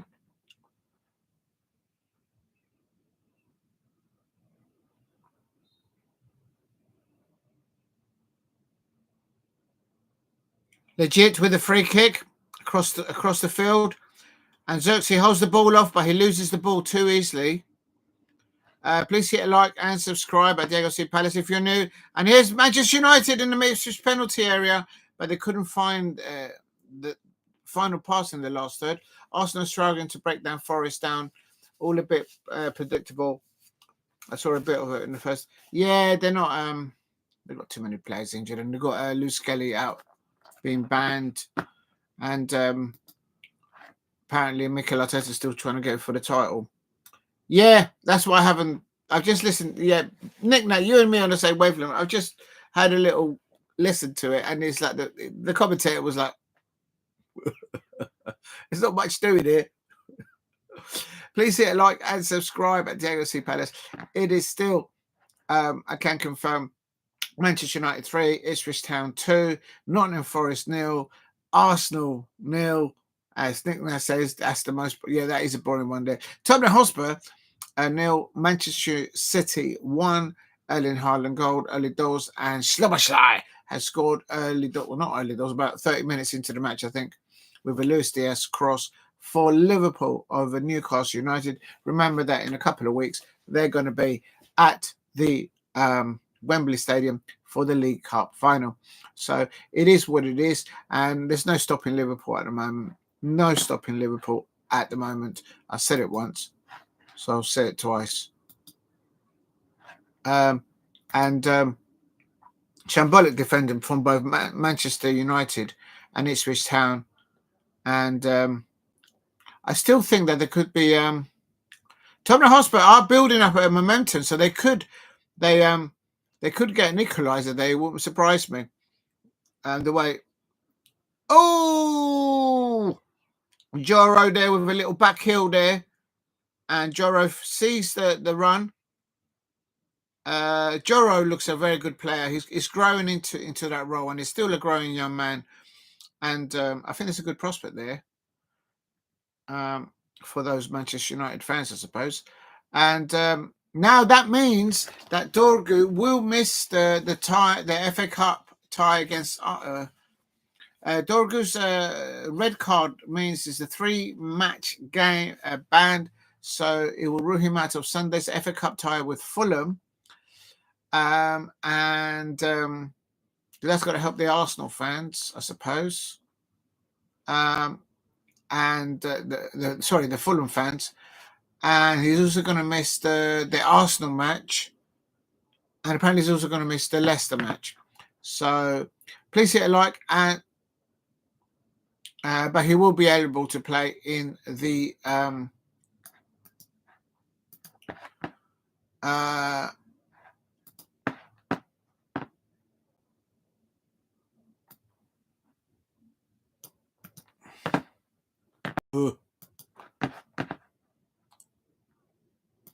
I just put them up now, Nick Nack. Oh, this one.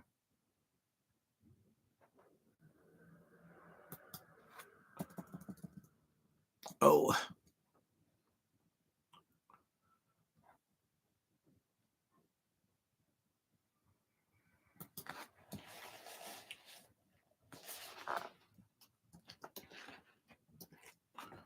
Dorgu.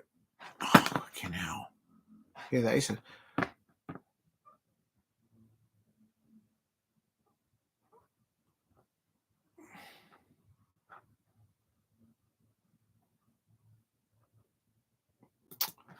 Hold on, people. And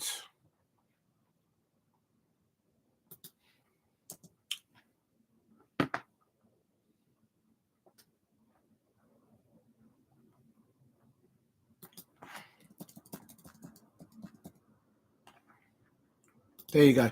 Right, big up to you. It's just typing that up. Nick Nack says, what are the predictions? My predictions for these ones were not yesterday's. Brentford 1, Everton 2. Actually, yeah, let's have a look and see where we are. It's a good roundup. So the scores at the moment, Brentford are leading 1-0. My prediction was Brentford 1, Everton 2. So David Moyes bottoming it there.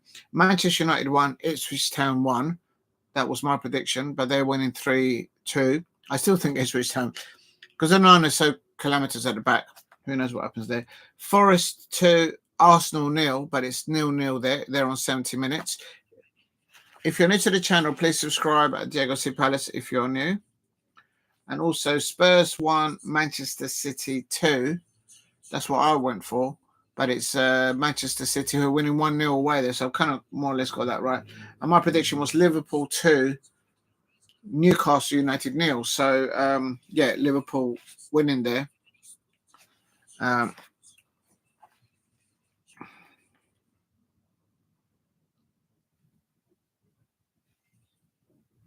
What are you doing, man?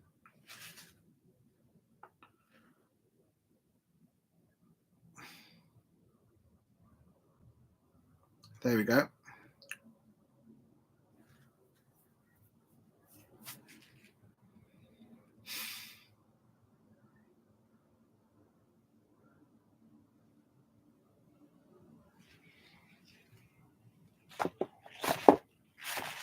Oh, what are you doing? It's Clarke on the ball here now. Ipswich Town. Ipswich Town pegging Manchester United back into their half. I think the last 10 minutes, if Ipswich Town can get a foothold of more possession. Oh, here we go. Ipswich Town. Oh, that should have been the equaliser. A ball across the 6-yard box in the penalty area, and there was no attacking player from Ipswich Town. No number 9. Beautiful worked up build-up play by Ipswich Town down the left-hand side. It was onside, No one attacking the ball in the middle of the penalty area.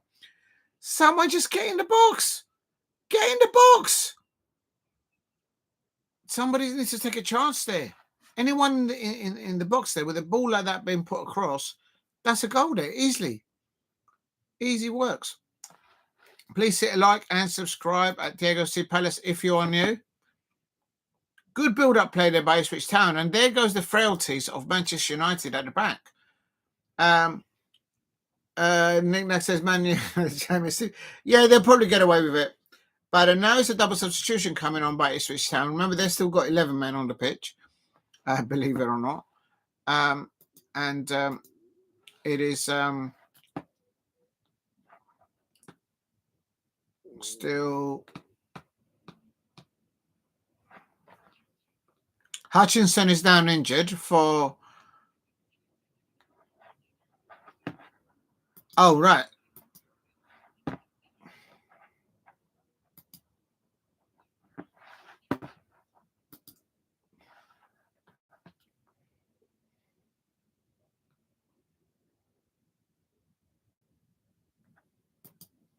If you're new to the channel, please subscribe at Diego C. Palace and also help me get to 10 likes if you haven't dropped a like. It's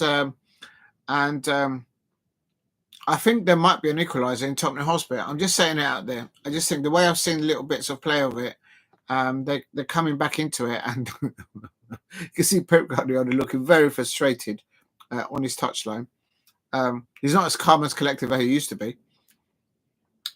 I think that's the Ipswich Town captain coming off. Yeah, and there is an injured player coming off. So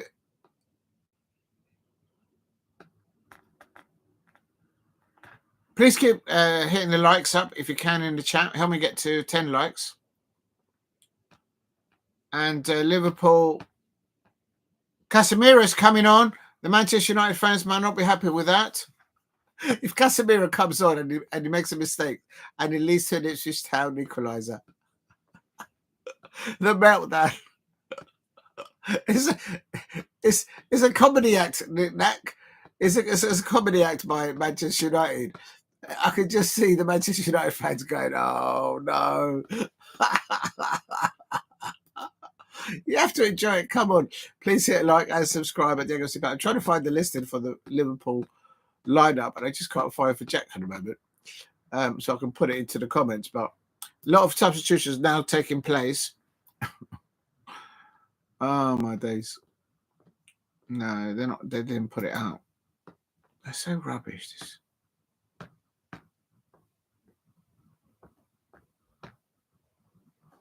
Oh, did I miss it?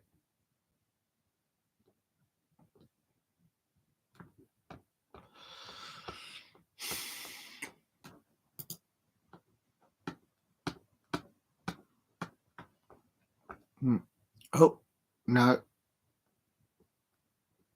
I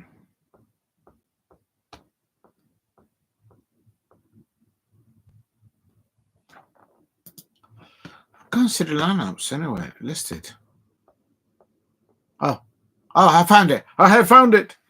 Oh my God, I found it. I got there in the end. Sorry about that, people. I was just trying to find, because I am sort of covering a little bit of the...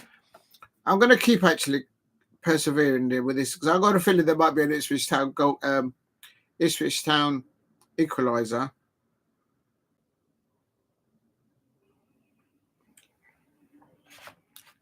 Please keep hitting the likes up to 10 likes if you can in the chat. And if you haven't subscribed, please subscribe at Diego C. Palace.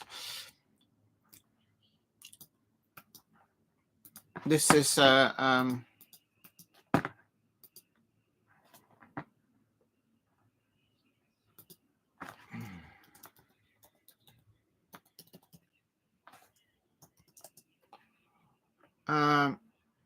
this had a subs.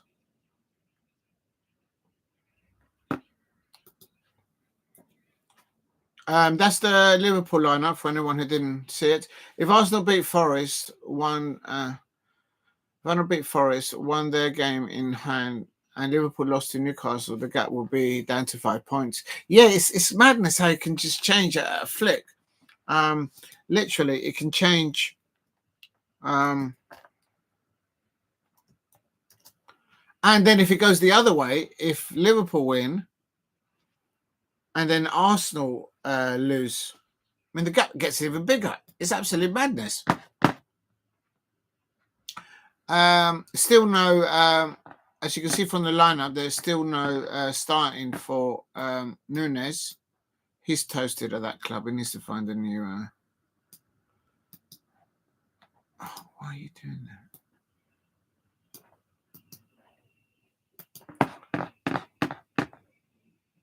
I did.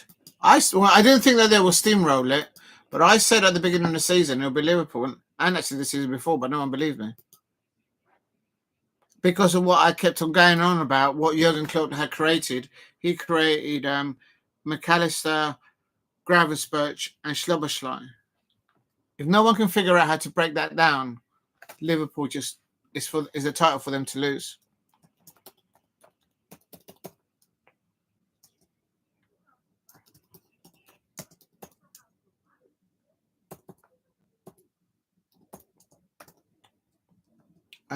Liverpool lineup,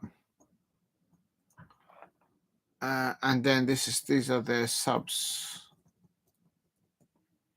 There you go. Just put that in the chat so anyone can see it if they wanted to see it. I finally got there in the end. God, that was hard work finding that. If you're new to the channel, please subscribe at Diego C. Palace. And this is now Ipswich Town now on the right-hand side, attacking.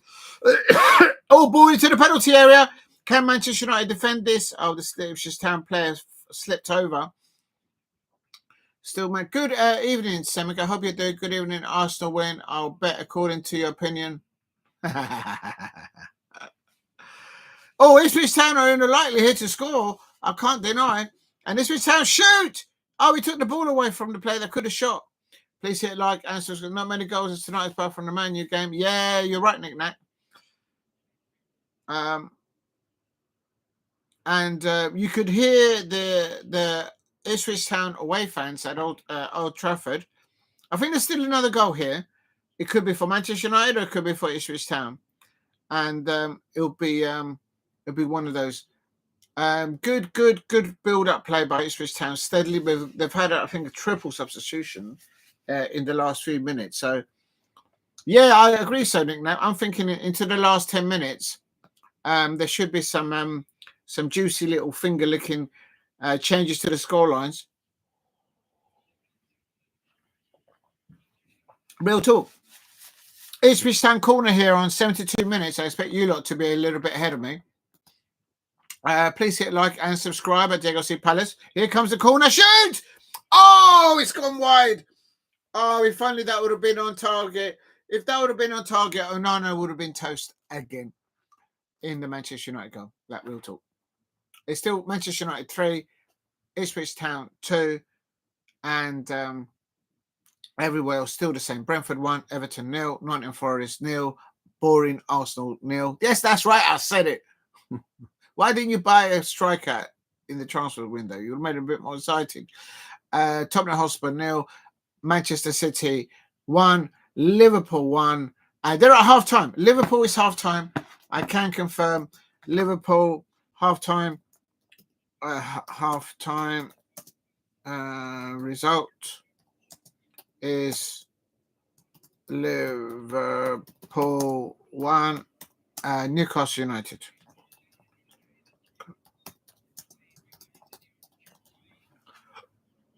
Oh.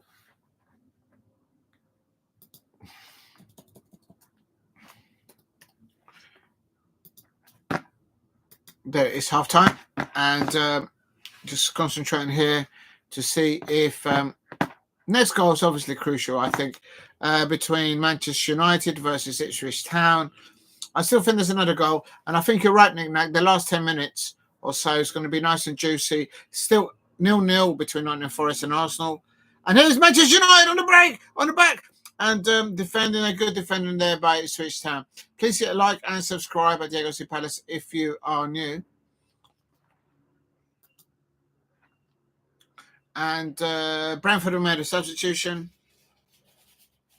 Brentford. I like the way Brentford. I like the way Ipswich Town are slowly building up momentum, build up play, and let's see if they get any results. Oh, the ball goes across the penalty area for Ipswich Town, across the Manchester United penalty area, and there has been an equaliser. I told you that Everton would score tonight.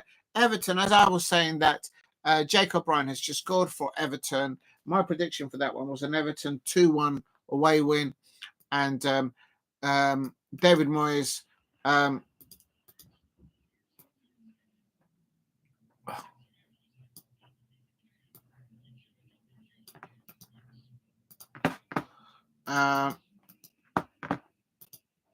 Brentford goal. And Zirkzee on the ball now here for Manchester United into the penalty area of Ipswich Town, but the Ipswich Town right back defending well. Oh, why has it done that? Oh, this is so stupid. I just typed it in. Timo Werner is coming on for James Maddison in the Tottenham Hotspur Manchester City match, and it looks like Jacob Ryan gets his first goal.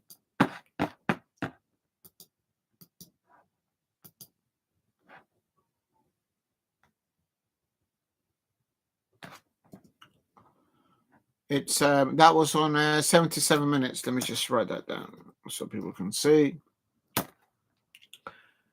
Timo Werner's a headless chicken. They've got a lot of chickens at Tottenham Hotspur. What's going on? But they should be winning that. We'll get into the final of the Europa League. 150 mil lining up for them. They should take advantage of that. That will transform their transfer window in the next transfer window, I expect. Whether it's Manchester United, Bilbao, or Tottenham Hotspur, whoever picks up that 150 million of inward investment for being in the Champions League next season, you can't let that buy you if you've got an opportunity of getting that. And it is still Brentford 1, Everton 1, and why is it logged me out? Oh, it's just loading up again. Let me just quickly have a look. Into the last 10 minutes, Nottingham Forest into the last 10 minutes of Brentford and Everton. For some reason, probably there was extra time the first half. Manchester United are also into the last 10 minutes. It's 3-2 to Manchester United against Ipswich Town.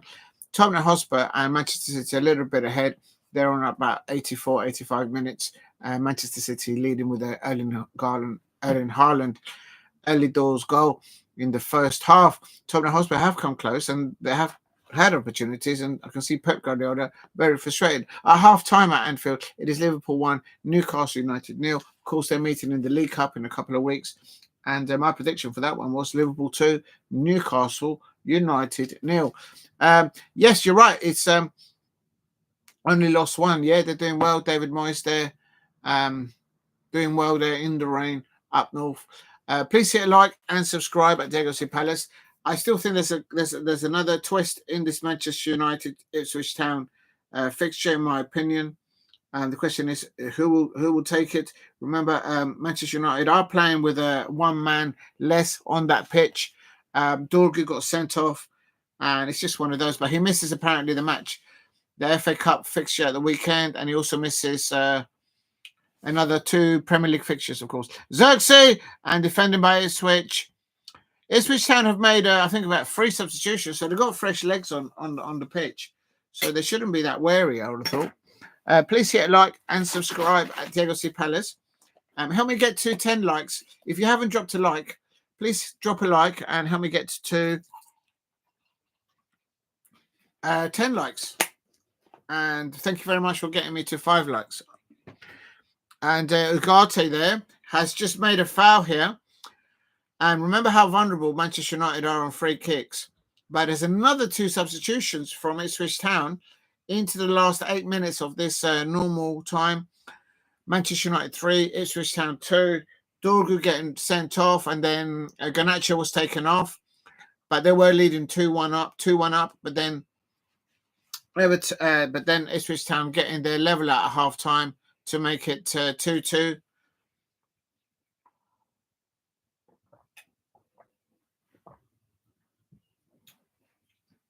I think there's more than 3 substitutions in any game. It's just too much, but I guess the managers know what they're doing. Into the last 7 minutes or 8 minutes of normal time. Free kick here for Ipswich Town. And it's Bruno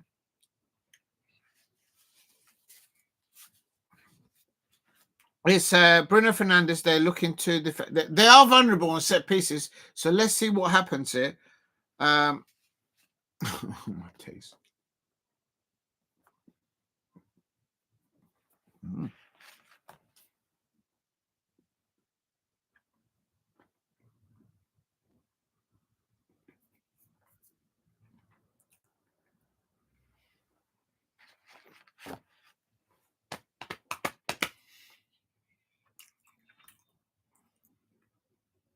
And there's a good header away by the Manchester United defender. And I still don't think there'll be another twist. We're into the last sort of 5-6 minutes of normal time. And Ugarte is urging the crowd to get behind the team. Well, there's a lot of tourists fans going to Manchester United these days. So they don't understand they're supposed to. Good evening. The other 80% was me. What? I don't understand that. I don't understand that, ST. But good evening. I hope you're well. The other 80% was. I don't understand that, Steve. Anyway, I'm doing the football here. She. Do I? Oh no, I didn't say she, Nick Nack. Big up to Nick Nack. Paul Brady says, yes, what's going on here? I don't understand what's going on. Please hit a like. There is 13 of you, and if you can help me get to 10 likes, that would be wonderful. It is Manchester United 3, Ipswich Town 2. And here we go. Please keep hitting the likes and subscribe at Diego C. Palace if you are new.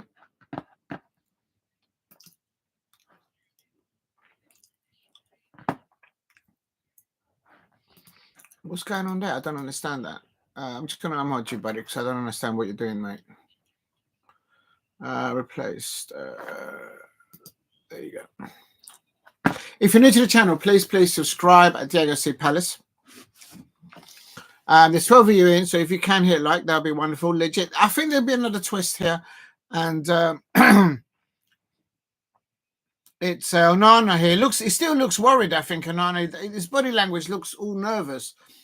And this is taken short there by Ipswich Town. They're breaking into the Manchester United penalty area. And it's another corner for Ipswich Town. We're into the last 5 minutes. Bruno Fernandes frantically giving instructions.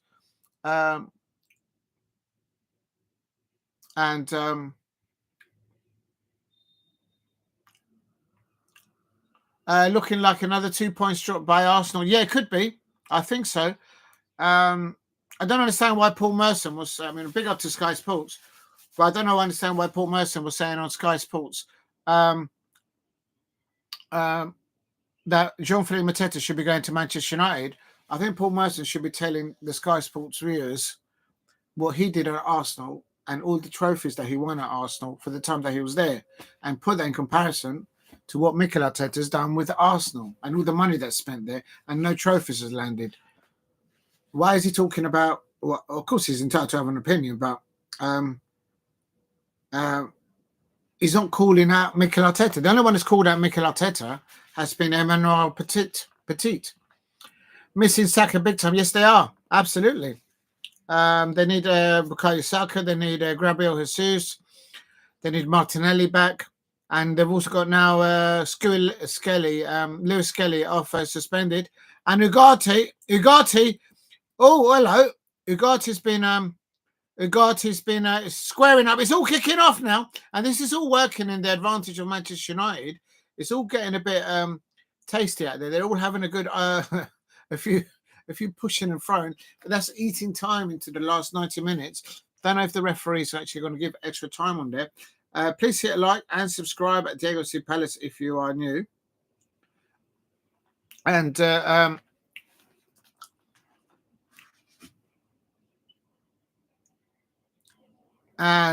is there going to be a last drama twist, as Nick Nack said? Let's have a look. And it's still the same scores everywhere. This is a corner here for Bruno Fernandes on 84. I'm on 85 minutes. You lot are probably a little bit ahead of me. Please hit like and subscribe at Diego C. Palace if you are new.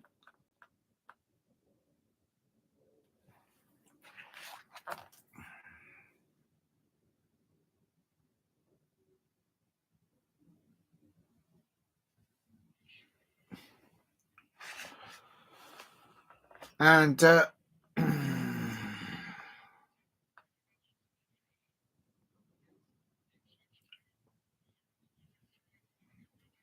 there is new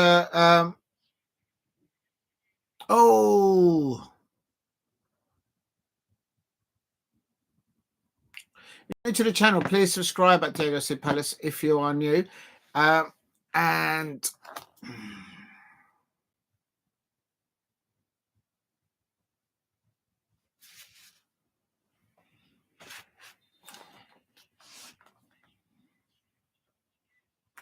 anything can happen here.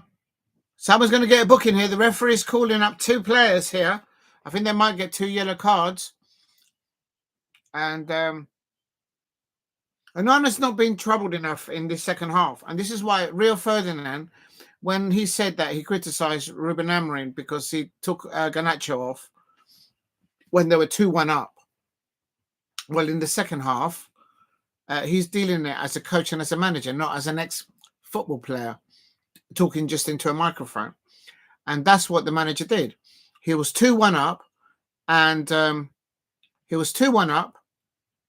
Dorgu, an attacking player, has just gone off,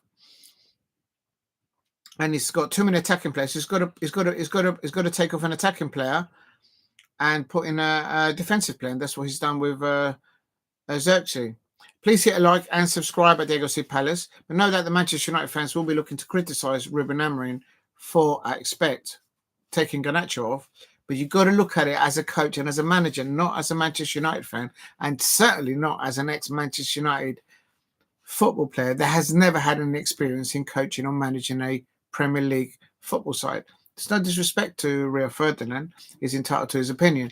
But you can't, if you're going to say that, you've got to also say, but I can see that Ruben Amorim is doing that because as a coach and as a manager, you would have to shift the pack, if you like, after Dorgu as an attacking player. You can't have too many attacking players and you're a man down.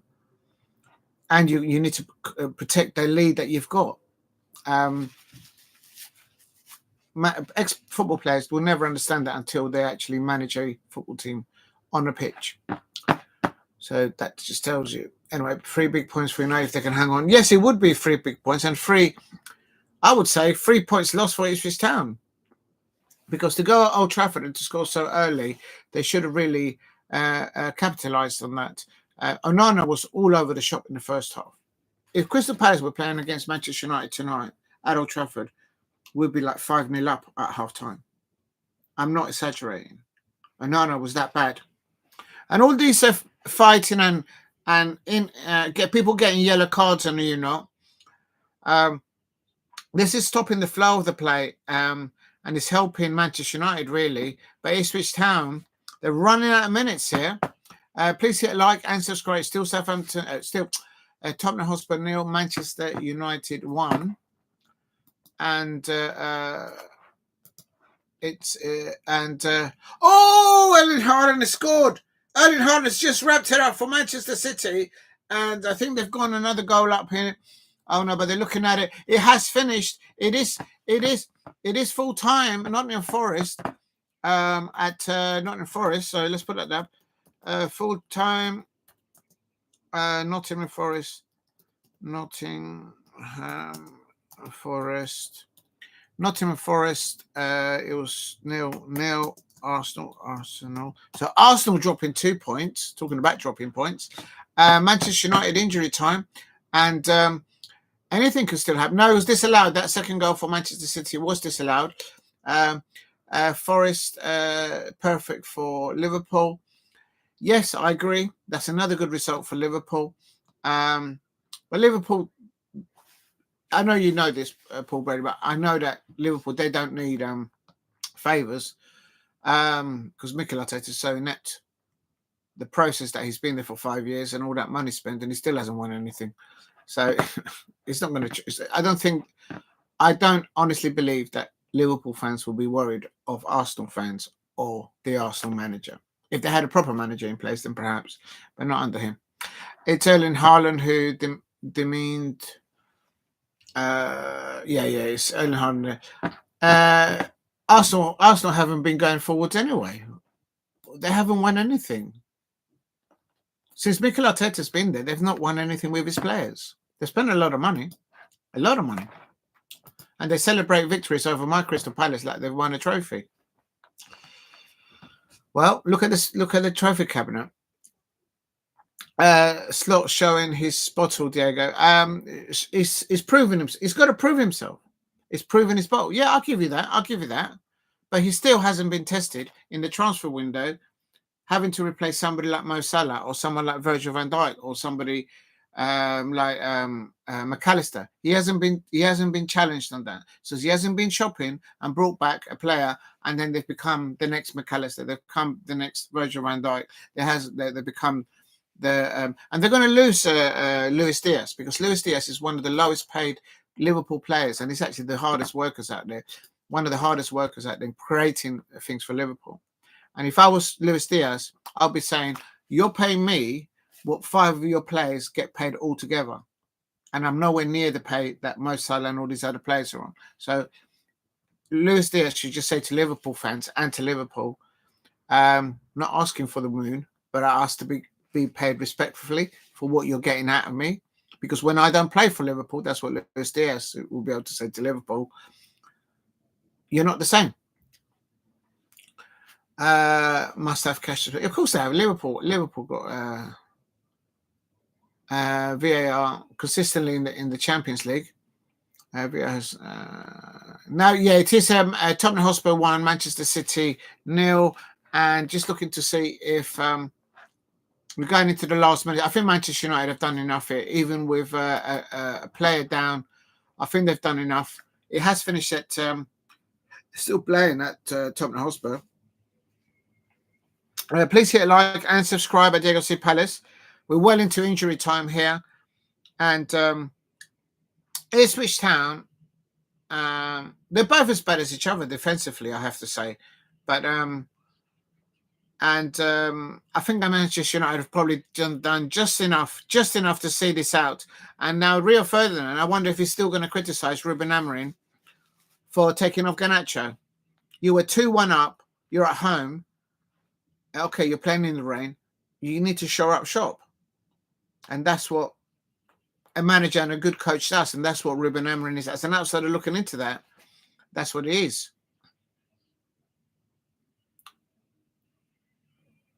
And it has finished at Tottenham Hotspur. This is not good for Liverpool fans out there. Tottenham Hotspur has Tottenham Hotspur is Tottenham Hotspur 0, Manchester 1, and Manchester City. Sorry, Tottenham Hotspur 0, Manchester City 1. Erling Haaland scored twice actually, but one of them was disallowed. And now what I'm going to try and do now, then I'm going to go on to because I think this is going to end now, if it hasn't already. Yeah, that's full time now.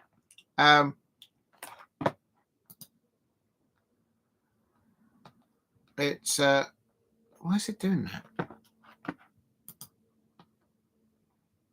There's still a delay going on. There's another substitution taken on by Manchester United that took place. Lindelof coming on for Yoro. Lenny Yoro is a very good prospect that they've got up there. Real talk. I've seen the lad play against my Crystal Palace.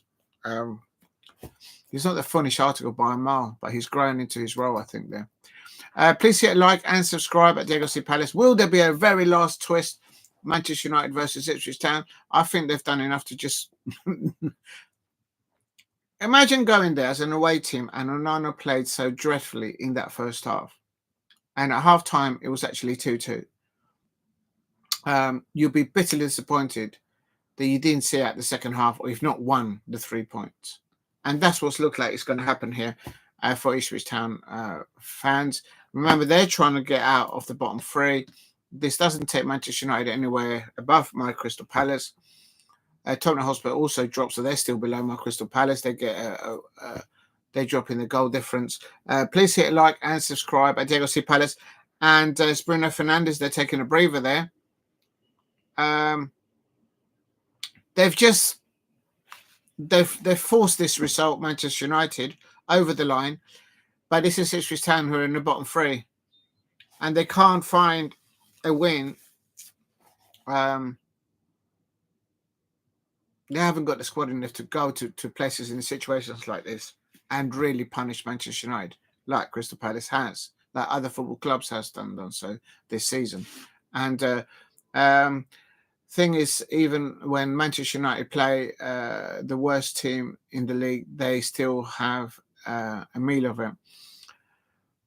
Yeah, I mean, there will still be, I expect the Manchester, not all of them, but I expect some Manchester United fans out there will be looking to get rid of Ruben Amorim still right now. And I'm like, as an outsider, I can see that they've got a lot of injuries. Sack your manager when he's not had any injuries and they haven't won anything. That's what I'm saying to Arsenal fans. Look how long Mikel Arteta's been there. Look how much money he's spent there. He's not always had injured players. A list to deal with. And the process means even Edu looked at Mikel Arteta and says, you know what? This is not going anywhere. I'm out of here, bro. And he just jumped ship. He jumped before the ship sank onto another cruise. Now he's gone over to Nottingham Forest, and now Nottingham Forest are dropping out or just about holding on to top four. Arsenal dropping 2 points there by the looks of it. It is full time now. Manchester United 3, Ipswich Town 2. 3 big points for Unai Emery, and I suppose the Manchester United fans there. Full time. Manchester. Manchester. Full time Manchester. Full time Manchester. A full-time Manchester 3-2 Ipswich Town. Ipswich Town. Full-time. There you go.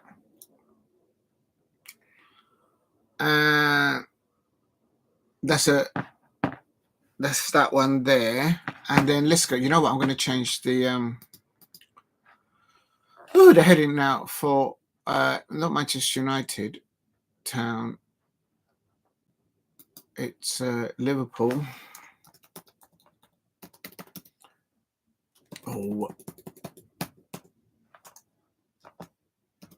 Liverpool. Come on.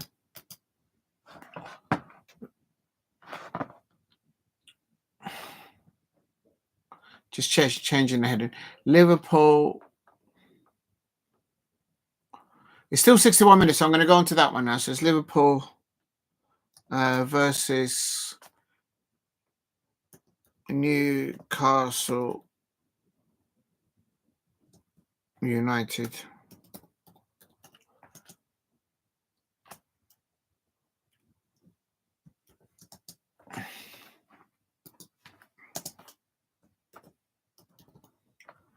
I wonder if this fits.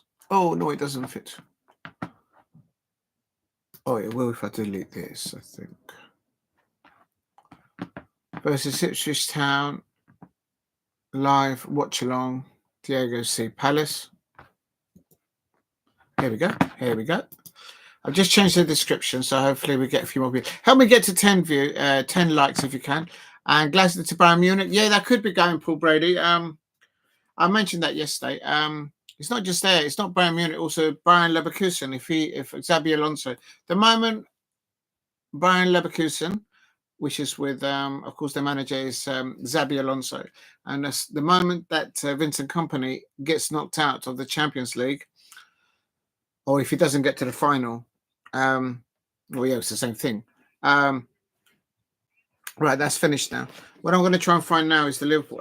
Yeah, those two spots there. But make no mistake about it, in European football, Oliver Glasner is looked up upon very highly upon what he's transformed, a new style of football, a new approach.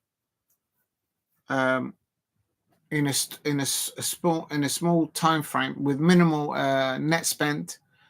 And with players like Michael Leese and Joachim Andersen leaving and others, and he's had to juggle that. And he's up there. He's doing results like what Liverpool are doing.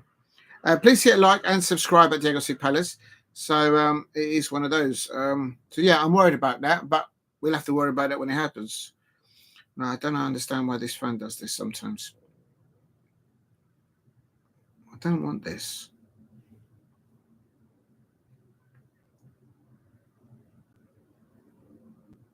Okay, I'll move it now. Right, let's go to the Liverpool game. Liverpool.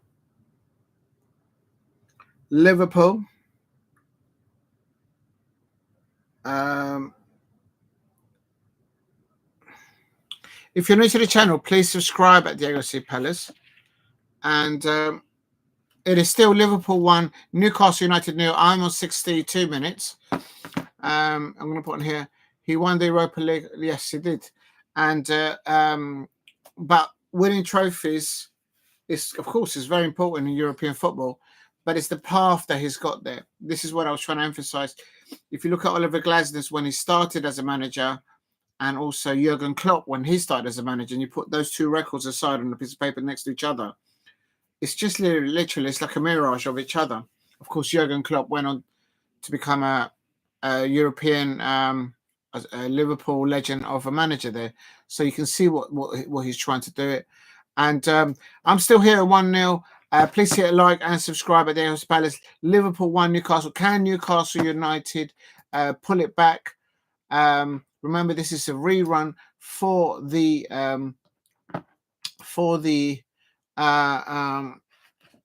League Cup final, and Liverpool are relentless, if anything, when they go ahead. Surprised they haven't actually got another one. And McAllister on the ball. And there he is. You're right, Paul Brady. They've just scored. And you cannot leave McAllister in the penalty area there. There's no one within 5 yards around him. There is players around him. No one on his shoulder. And there you go. I told people before, if you cannot stop McAllister, Gravenberch and Szoboszlai, if you can't stop that midfield of Liverpool, they'll chop you up. And there he goes. McAllister, this is another, it's the title for them to lose. Real talk. Look how there's no one within. Look like there's no. McAllister just knows to get into space. Look, he's just got. Why isn't one of those Newcastle players on the shoulder of McAllister? It's just basic defending. It's literally just standing in space. Just go into the penalty area, stand in space, and just wait for the ball to come to you, and then just shoot. For Liverpool's second goal. Oh, sorry about the capitals, people. I'll do it. Nick Knack says a lovely goal from Mac. Yes, a very good goal from how about Liverpool? Can Glasner be the future manager? Eventually, if I'm hopeful, if we don't lose our players, but if we can, if Oliver Glasner can get us into European football, well, he doesn't have to prove about winning trophies in Europe because he's already won things. So it is what it is. Winless without Alexandra Isak. Yeah, without Alexandra Isak, it's like it's a little bit like Liverpool without Mo Salah, I would say. Although Mo Salah goes on the right-hand side. Another substitution. If you're new to the channel, please subscribe at Chelsea Palace. Help me get to 10 likes if you can in the chat. And I expect the Liverpool, the Arsenal fans, which are travelling back from the City ground, they'll be wanting Newcastle United to make Liverpool drop points. They'll be sucking on a lemon right now between the European places. Yeah, it would be. It is going to be. If Chelsea change their manager, this win over Southampton is for the birds. The Chelsea fans know the real deal with their football club. They don't really care who owns the football club. They just want to make sure they land trophies. And if the owners of Chelsea don't get that, the Chelsea fans will let them know that.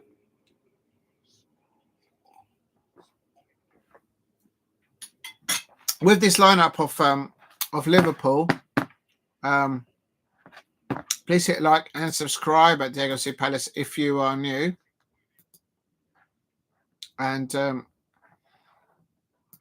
let me just quickly get onto there. And why is it doing that?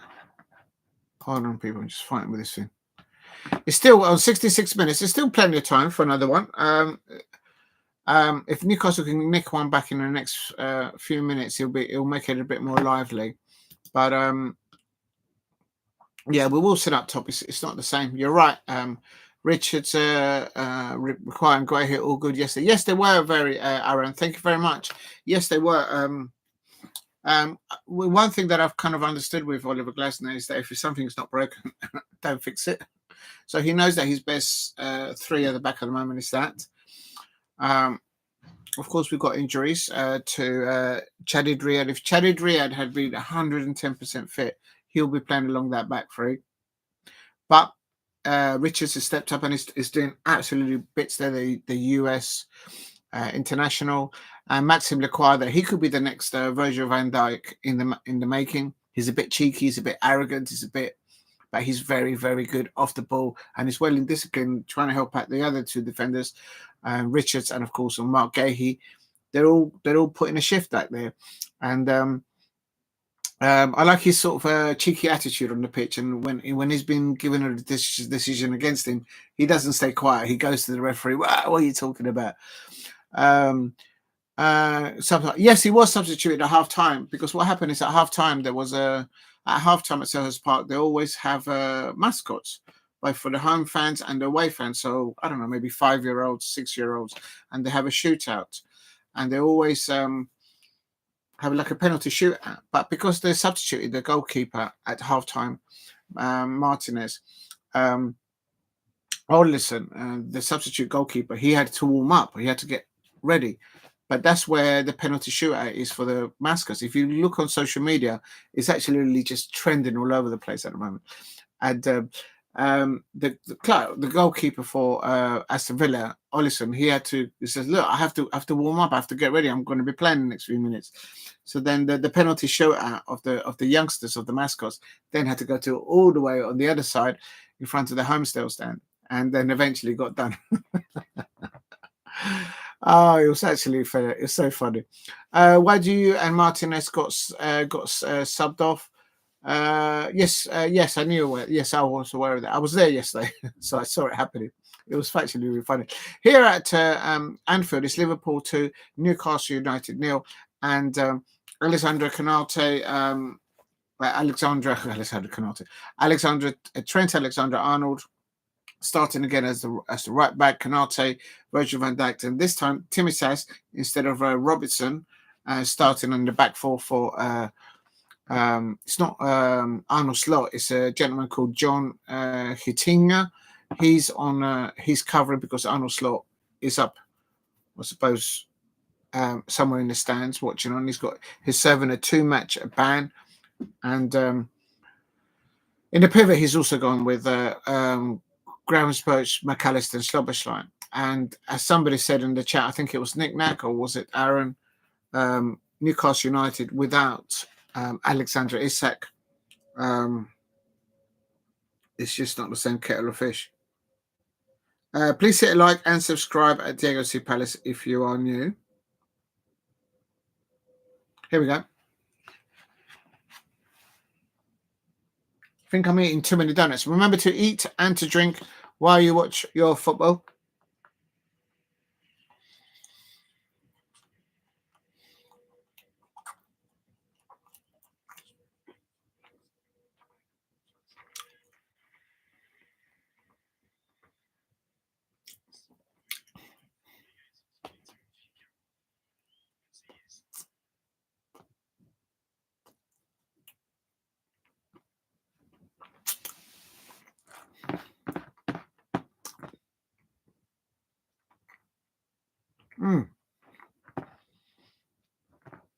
Paul Brace says, yeah, I feel sorry for Palace next season when all your players and manager leaves. It's a strong possibility. The only thing that could prevent that from happening is if results keep going how they are. It's a long shot. It's a long shot. But if Oliver Glasner can get Palace up into some kind of European football, because remember there's a lot of English clubs that could win the Champions League, the Europa League, and the Conference League. So that could maybe allow, I could be wrong, extra allocations for European football next season. And I think even Dougie Freeman might be on the shop window as well. Look, it's one of those, but we buy smartly. Dougie, it's not just Dougie Freeman that he's got a team of scouts. He's got a team of people working with him, and they buy smartly, and we sell smartly. So I was so happy to see Eddie Nketiah score yesterday because I've seen him at the times that he has come on as a substitute and the very few times that he has started. He's putting a shift out there and he's doing his utmost to get the team over the line, especially on the home fixture. So to see him score that goal yesterday, that last goal in injury time, I was so happy for him, and he deserves that. He's worked for that. And here's this is one player that I don't rate at Liverpool, Timisas. Him and Darwin Núñez came on when they played against Plymouth Argyle, who were rooted at the bottom of the Championship, and they had no impact on the game. That's telling you something. I would not have Timisas at my Palace. No. I wouldn't have Darwin Núñez. No, I wouldn't have him. And that's why please hit like and subscribe at Diego C Palace if you are new. Here we go. And still Liverpool 2, Newcastle United 2. But I expect the Arsenal fans will be bitterly disappointed that Newcastle haven't done them a favour tonight. But I think they've got their own problems, Arsenal fans out there, as to why they didn't go shopping in the January transfer window, or at the beginning of the season they didn't go for some. Diaz does a Núñez, Mr. Sitter. No, you cannot put. You're entitled to your opinion, Paul Brady, but you cannot tell me that Luis Diaz is on this. Núñez is not on the safe wavelength as an attacking and a creative player. As I know that they play in different position. Núñez is brought into Liverpool as a number 9, and Luis Diaz has been brought into play as the winger there on the left hand side, and he can actually play in the number 9. Arnold Slot in the last 2-3 games, he has actually started them at times in the match as a number 9, and his link up play as a number. I tell you what, his link up play, that Luis Diaz's link up play as a number 9, because Slot has played in there. And if you're a Liverpool fan there, you should know how many games in the last 3 games Arnold Slot actually started him as a number 9. He is Maester Sitter through. No, you can't tell me that. I'm not taking that. Diaz has done so much for Liverpool, and he's one of the least well-paid players at Liverpool. And if Liverpool fans don't appreciate what he's doing, fair play. I would say to Luis Diaz, son, just get yourself to Barcelona. You'll be playing against half of the Liverpool players who will probably go to Real Madrid next season, including Xabi Alonso if he does land there. So it is what it is. Diaz has started the season, but then just seems to be a loss. Now, I disagree with that, but I take your point. Every time Luis Diaz doesn't start for Liverpool on that left-hand side with Mo Salah on the other side and Cody Gakpo up top, Liverpool don't perform well. In the Champions League final, Luis Diaz will be playing on the left-hand side. if your argument stands up, then Arnold Slot will not pick him in the Champions League final. There we go. Oh, that's good hands there by Alisson.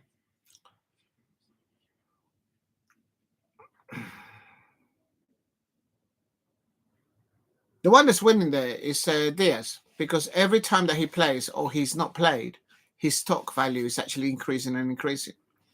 And he can just say to himself, fair enough, if the Liverpool fans don't see what I'm doing, yeah, they love him. They love him. Yeah, they love him. He's had a few loads of games, but I need to look at the games a bit more closely than maybe you have. But at the moment, I would disagree with that. But you've probably seen more of the games than I have. But you cannot tell me that Luis Diaz will not be starting in your Champions League final. He will be. There's no one in that better position than him.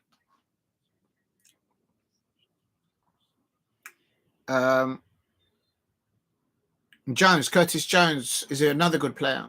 He could play in that role, but he's not on Luis Diaz's level. They haven't got to the Jackson Field. It's a bit word to the. Yeah, I was thinking that they haven't made it yet. That's a very good point.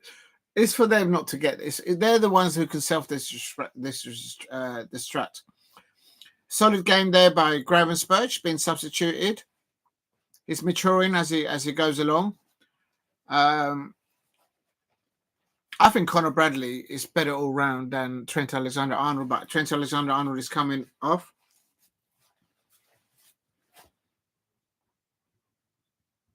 So last 15 minutes, double substitution there by Liverpool. Please help me get to 11 likes or 10 likes if you can. I don't know why I've got 11 in my head.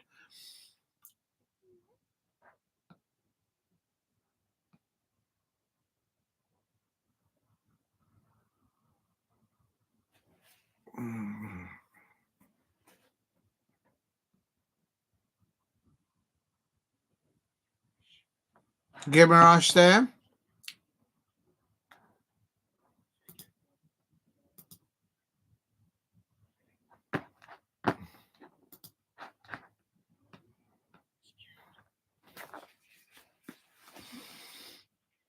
And Szoboszlai on the ball now. Salah's gone, whipped the ball onto the left-hand side. Diaz passes the ball. Cody Gakpo. Oh, he's got the feet underneath, the ball underneath his feet there. What a lovely ball there by Luis Diaz. And he fluffed his lines there. It's still 10 minutes. I've got 10 minutes of normal time to play, so anything can still happen. Please keep hitting the likes. Help me get to 10 likes. And if you haven't subscribed, please subscribe at Diego C. Palace. Agree with you, Nick Nack there and Paul Brady there on Luis Diaz. And also, they haven't got to the Champions League final, but I think they'll get there eventually. I'm not sure who against, though.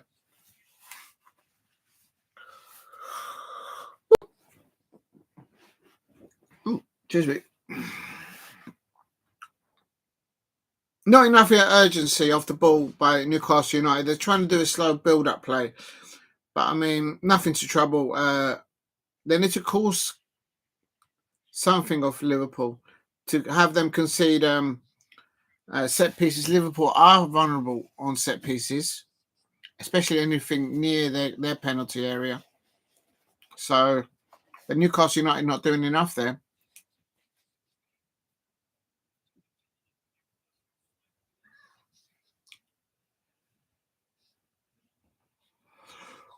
I think Liverpool could get the treble still, if I'm not mistaken. They could get the Champions League, the Premier League, and are they still in one? Oh, hello. Oh, Harvey Barnes nearly. Good defending there by Ibrahim Konate there.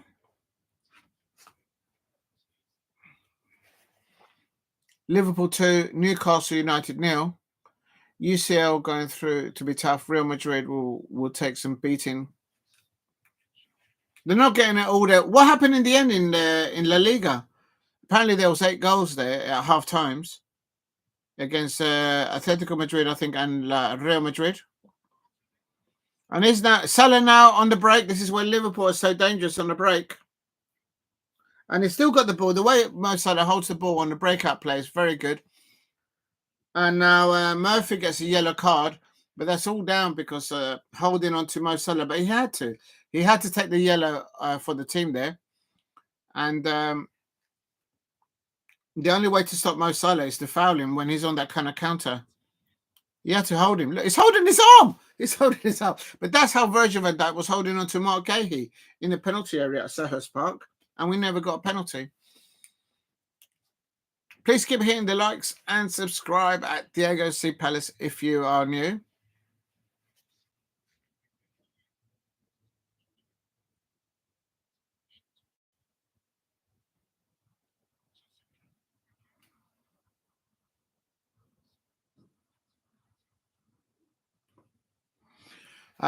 Let's have a look and see what's going on here. They have PSG next to... Oh, yeah, that's right. They've got PSG now, haven't they? Oh, that should have been the third goal. Gakpo couldn't get onto it. Let's have a look. Yeah, I've got PSG 1, Liverpool 2 on here. And I've got... I've got my prediction is Borussia Dortmund 1, Lille 0, Real Madrid 1, Atletico Madrid 2, Bayern Munich 0, Bayern Leverkusen. Oh my god! So one of them will get new manager, and then they're going to come after Oliver Glasner. The real talk. Oh my days! If you're new to the channel, please subscribe at Davis Palace. Oh, is that McAllister? Alex McAllister there. He was hit on his thigh. Oh, the thigh. He's showing his thigh. He's showing a bit of leg there. McAllister's showing a bit of leg there on the pitch.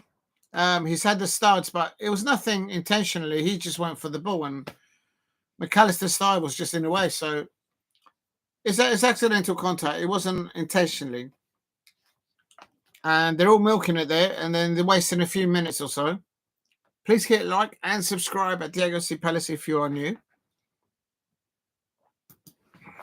I'm going to put in here.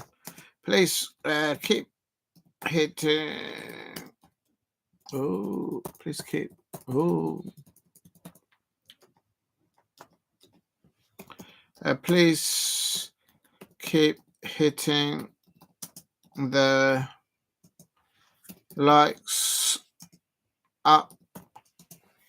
Please keep hitting the likes up to 10 likes.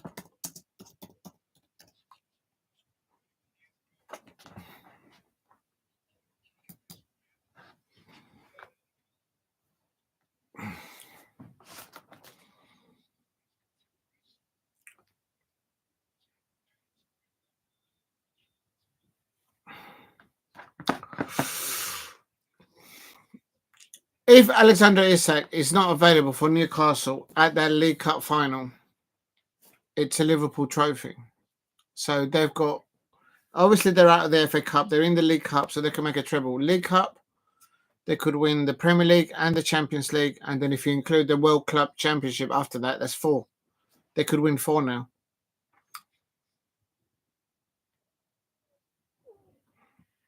I think they've, Knick-Knack, I don't think they've actually had to do any work. They're that good at the moment. And this should be Mo Salah. Oh, nearly. If you're new to the channel, please subscribe at the Diego Palace. 5 minutes of normal time still to go.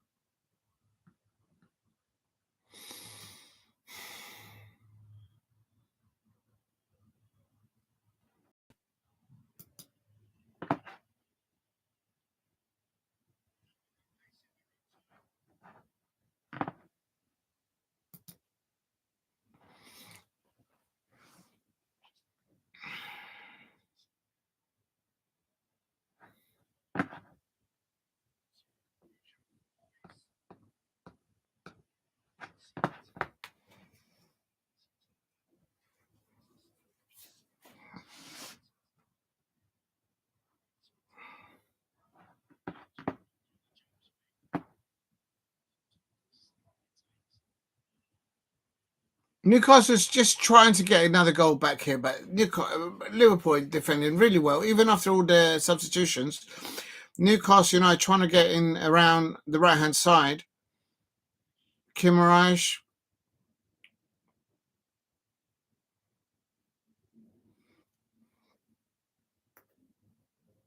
Please keep hitting the likes and subscribe at Diego C. Palace if you are new.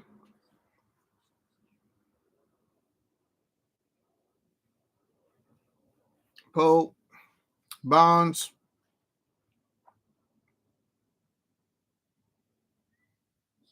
Lewis Smiley. Oh, nearly.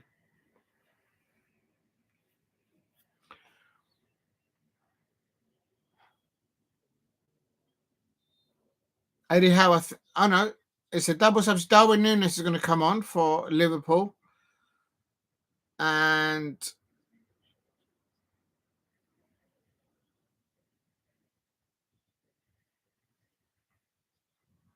Alex McAllister there, I think, is another man of the match performance for him, I suppose.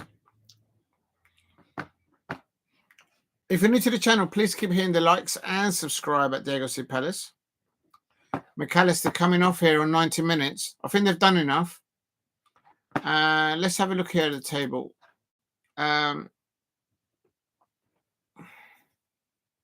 Wow, Liverpool just running away with it now.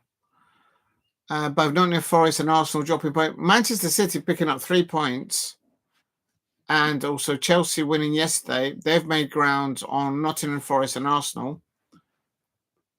As I said, the top four, no particular order, will be Liverpool, Manchester City, Chelsea, if they get a new manager.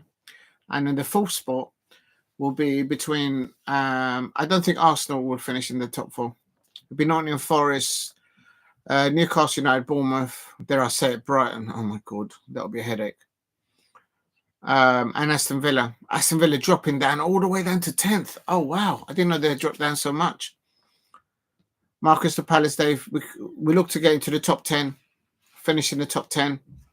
I think 36, 39, 42, 45. It's a bit of an arse. We'll have to win the next 5 games. And this is Mo Salah on the right-hand side. He shoots. Oh, the goalkeeper goes down and he makes a very good save. Very good by Hope. Nick Hope there for Newcastle United. Very good save there from Mo Salah. Please keep hitting the likes and subscribe at Diego C. Palace if you are new. Liverpool 2, Newcastle United 0.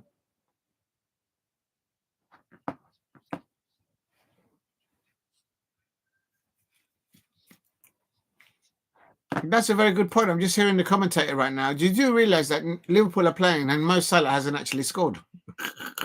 He seems to score in every match. So, but he's played his part, of course, in this match. He's been all over the pitch, creating stuff, causing all sorts of situations. Probably spoke too soon there. Núñez giving the ball back to Mo Salah, and Núñez getting. Oh, Núñez is just falling over. Falling over the ball. I think the Nottingham Forest fans will feel pleased that they've drawn against Arsenal, even though it's at home at the City Ground. But they haven't conceded anything to Arsenal. And following their sort of all their goals that they conceded recently. So they'll get to build on that, I suppose. But Nottingham Forest have done very well to be where they are in the Premier League.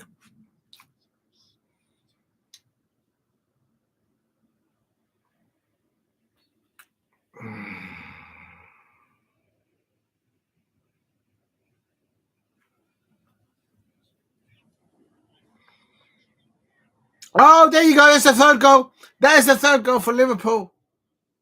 And oh no, it's not a goal. I think that's a Liverpool third goal. But I think maybe somebody. Let's have a look. The goalkeeper comes up. Oh no, yeah, Ibrahim Konate hold on to the shoulder. Yeah, that's a foul. So basically, the goal. Hope went out for the ball, and Ibrahim Konate, as he was going up, it just happens that Hope was just underneath him coming up as well. but his arm was pushing him down. And that's a foul on the goalkeeper. So the goal was disallowed. And Cody Gakpo did score for Liverpool, but it was disallowed because of the foul on the Newcastle United goalkeeper. Not a hard tackle or anything like that. It's just both players going up for the ball, but you can't put your hand on the shoulder of the goalkeeper, of the opposing goalkeeper, and push him down. That's a free kick all day long. If you're new to the channel, please keep hitting the likes and subscribe at Diego C. Palace. Help me get to 10 likes. If you haven't liked, please hit like. And what's going on here? Does anyone know where the got to charge this? This is going to go.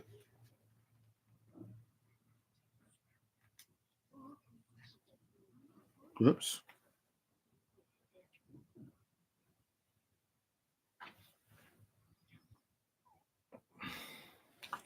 Right, I'll leave that be there. If you're new to the channel, please keep subscribing. Tomorrow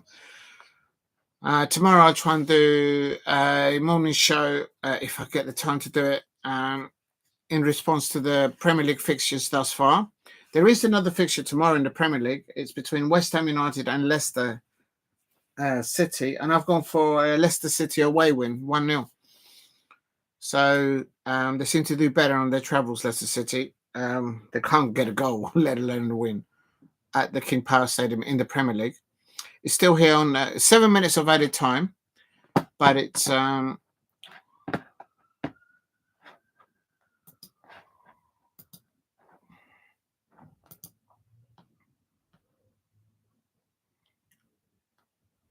a very solid performance from Liverpool. And as somebody said in the chat, Newcastle United, without starting Alexander Isak, it's like they're starting without 3 men. Momentum is important, big part of the season, of the reason Liverpool are where they are now. Absolutely, not just in the Premier League, but also I would say in the Champions League. The table doesn't lie, so you've got to give credit to their manager that. But as I say, Arne Slot has not been tested in the transfer market, having to go in to get somebody because somebody's left or somebody's injured and then needs a replacement. He's not been tested in that. Gakpo there. Gakpo overhead scissor kicks. And Gakpo there, overhead scissor kick. He nearly went into the right hand side. It just went over to the left. Please keep hitting the likes and subscribe at Diego C. Palace. There's Arnold Slot there, right at the top of the stadium somewhere. And Darwin Núñez come on and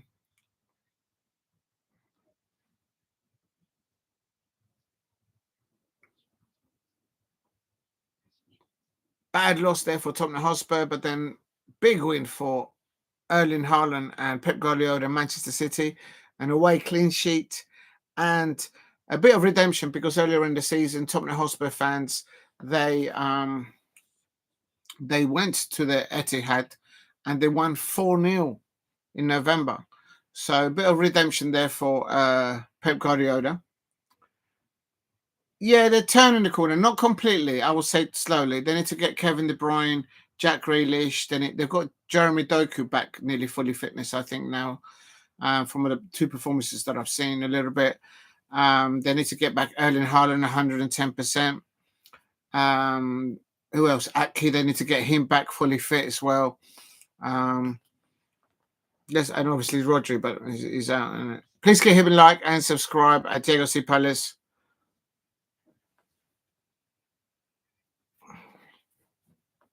And they're looking better with the new signings. Yes, Mamouche is very good. I think they made 3 signings. Mamouche, and there's a youngster at the back in the defence, and he's been playing well. On his first match, he did have a few ifs, but that Omar Mamouche, that looks a player. That looks like a steal. Well, not really. They paid like 60 million euros for him. But Eintracht Frankfurt, when they brought Omar Mamouche at Eintracht Frankfurt, they never paid a penny for him. That has to be you get a player in on a free, and within 4 transfer windows, you move him out of your football club, and you get City to come in and buy that player for around 50 million sterling. Yeah, sterling. I think it was 60 million pounds sterling. Or was that 60 million euros? Well, anyway, something like that, around 55, 50 mil. Guardiola looks burnt out. He just needs a new challenge. I think he should go into international. You know where he's going to go? He's going to go back to Barcelona. He'll go back to Barcelona, and then he'll pick up the phone and says to nice or Messi, "Do you want to come back for one last time?" Hokey cokey, and that will be the case. Please hit a like and subscribe at Diego C. Palace if you are new.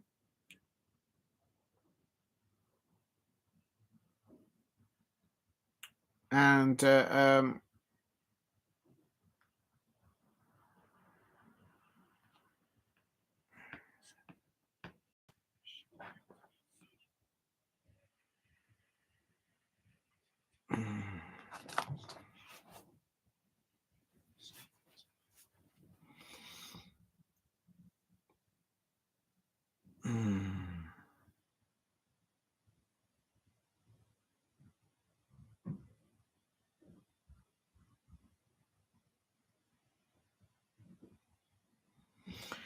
last few minutes of extra time here, and 7 minutes of minimal extra time to be played.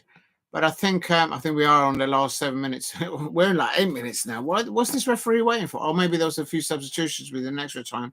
Maybe that's what they're waiting for. But I think it's more time for Salah on the right hand side.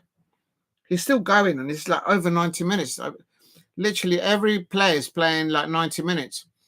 Big win for the ladies. Yeah, apparently they won 1-0. Redemption there over the World Cup champions Spain, of course. That might steady the ship for Serena Wigman, the Lioness, is the England manager. But she's getting a bit under pressure because they're not being consistent in their results, the Lionesses. And she keeps on saying nothing to worry about, no problem here. Well, there's a result business. And she's Liverpool, Arnold Slot there. Arnold Slot wins there.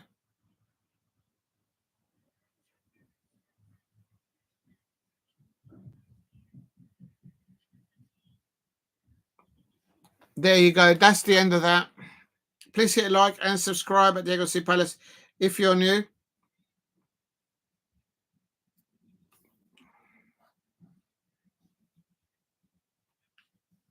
Right, there you go.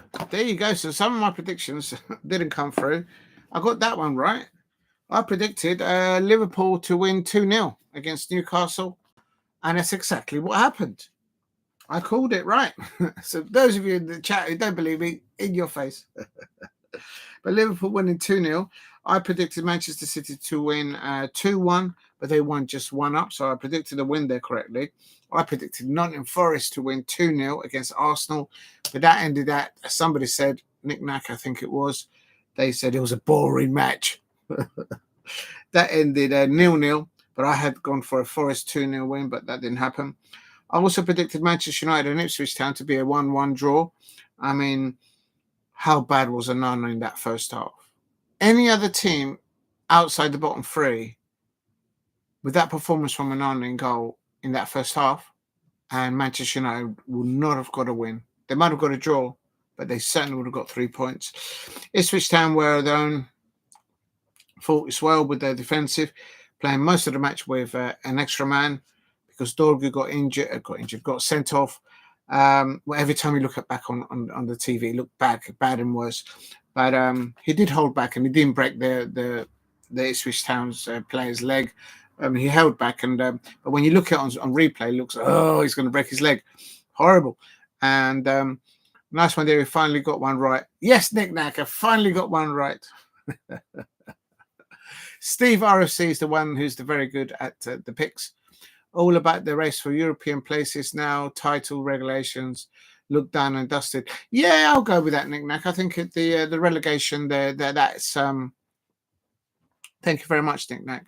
Yeah, that's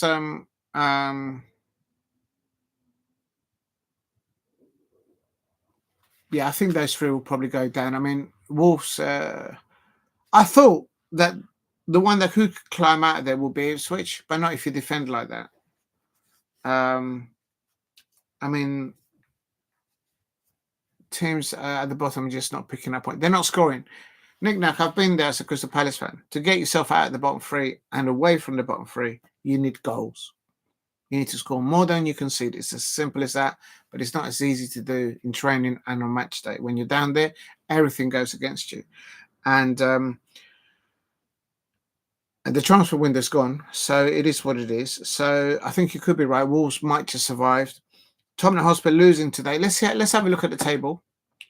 But at the top, I think it's for Liverpool to lose the Premier League. It's not guaranteed at the moment because obviously they can still lose it mathematically. Let's have a look at the table. Let's see what the table says. And then I'll come back. I do need to go to a break because it's nearly 3 hours for that. I need to go to the toilet. But okay, so after all the fixtures, okay, first of all, I should really do the I'm going to do the classified results, but just for the Premier League only. I'll do the classifieds for the other tables in a minute, or the other leagues. So today, Wednesday, 26th of February, it has ended. Brentford 1, Everton 1, Manchester United 3, Ipswich Town 2, Nottingham Forest 0, Arsenal 0, Tottenham Hotspur 0, Manchester City 1, Liverpool 2, Newcastle United 0. Now, going to the table with that, the only two Premier League clubs that haven't played in 27 games, of course, it is West Ham United, who are playing at home tomorrow at the London Stadium against Leicester City. Now, I don't think the West Ham fans will be looking at that too positively, the way they lost their last match. But anyway, at the bottom, as Knick-knack said, I think it was Knick-knack, or was it Paul Brady? No, it was Knick-knack. Ipswich Town, Leicester City and Southampton are on back-to-back losses. Or actually, Leicester City have got 3 losses, but they have got a win in them. They won against Spurs. That's what that 2-1 win. So that's why I just got a feeling that tomorrow night I'm going for West Ham United 0, Leicester City 1. Real talk. And if that were to happen, I'm not saying that because, of course, as a Palace fan, I want West Ham to keep further away from my club. But we're well ahead of them now, or not well ahead, but we are 6 points ahead of them.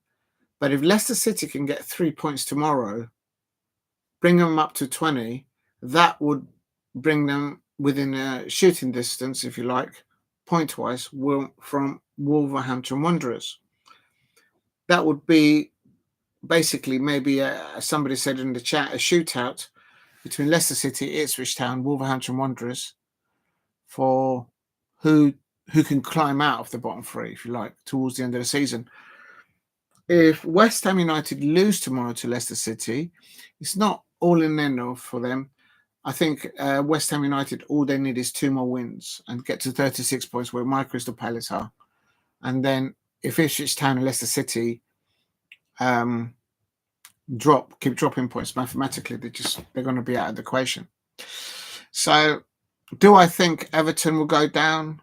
Do I think Manchester United, Tottenham Hotspur, or my Crystal Palace will go down? No, I don't think they will.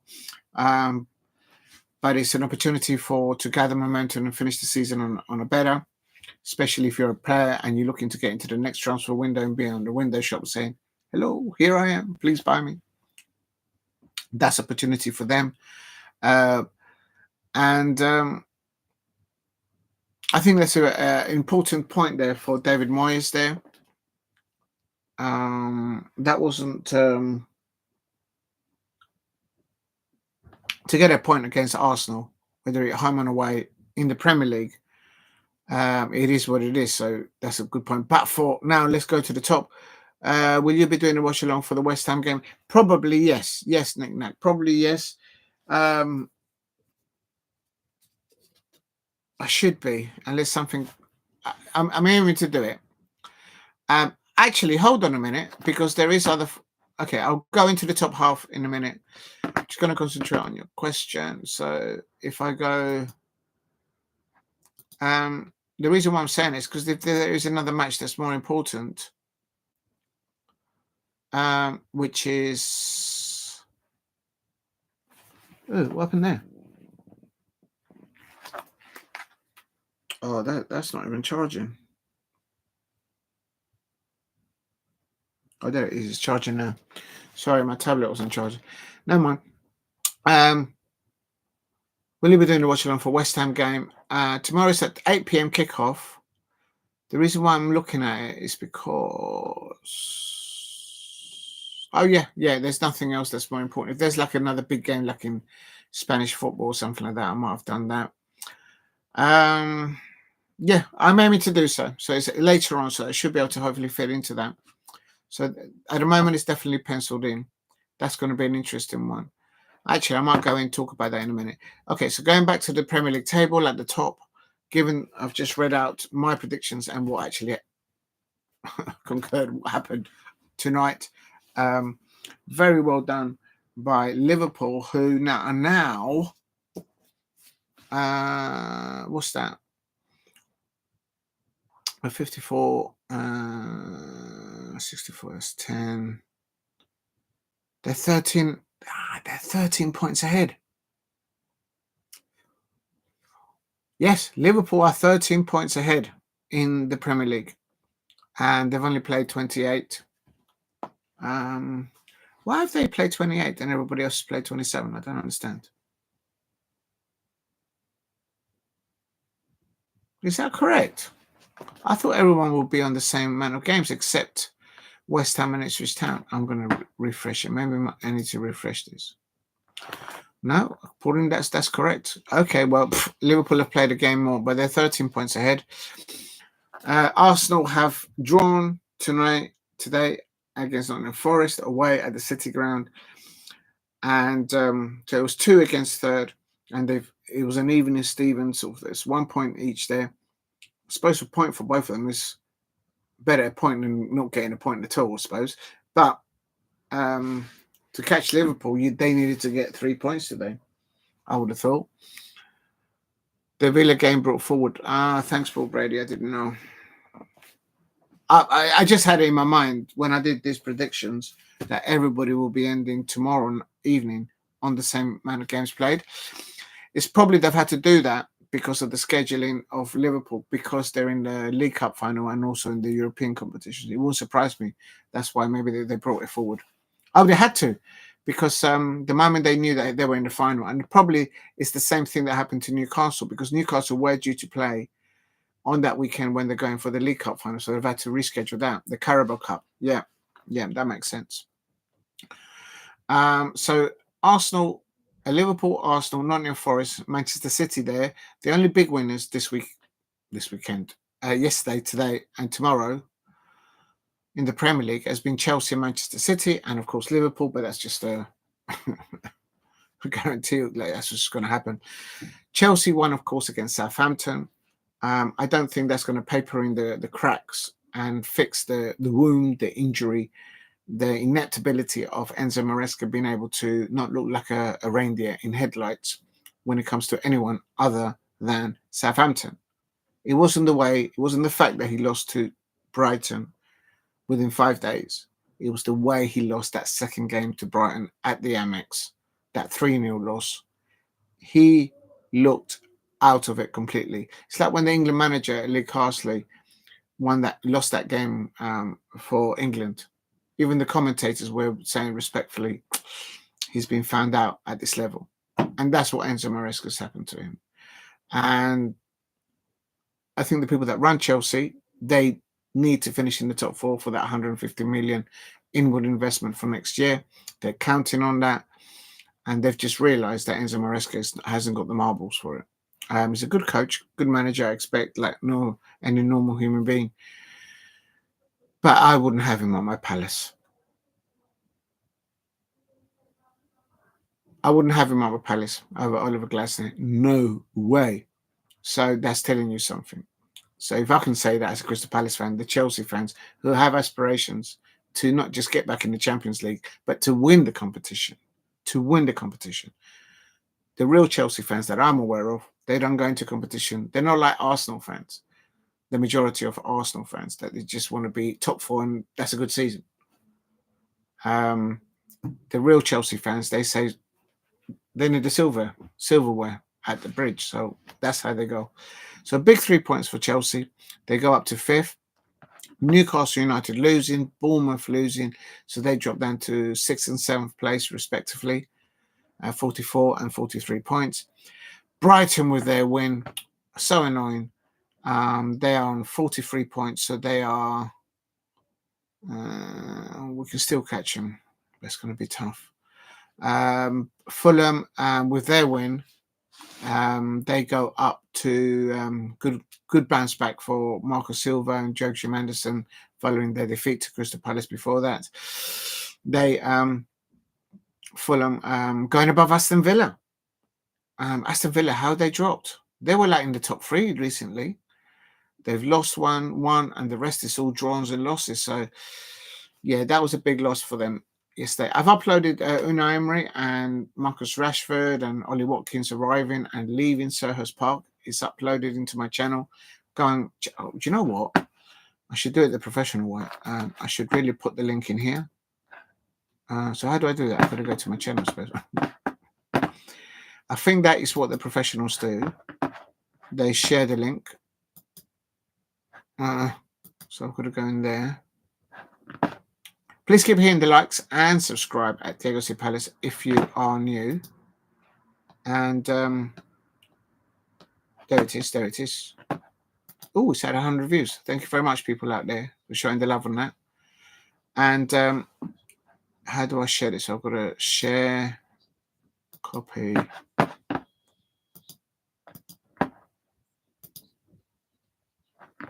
There. Please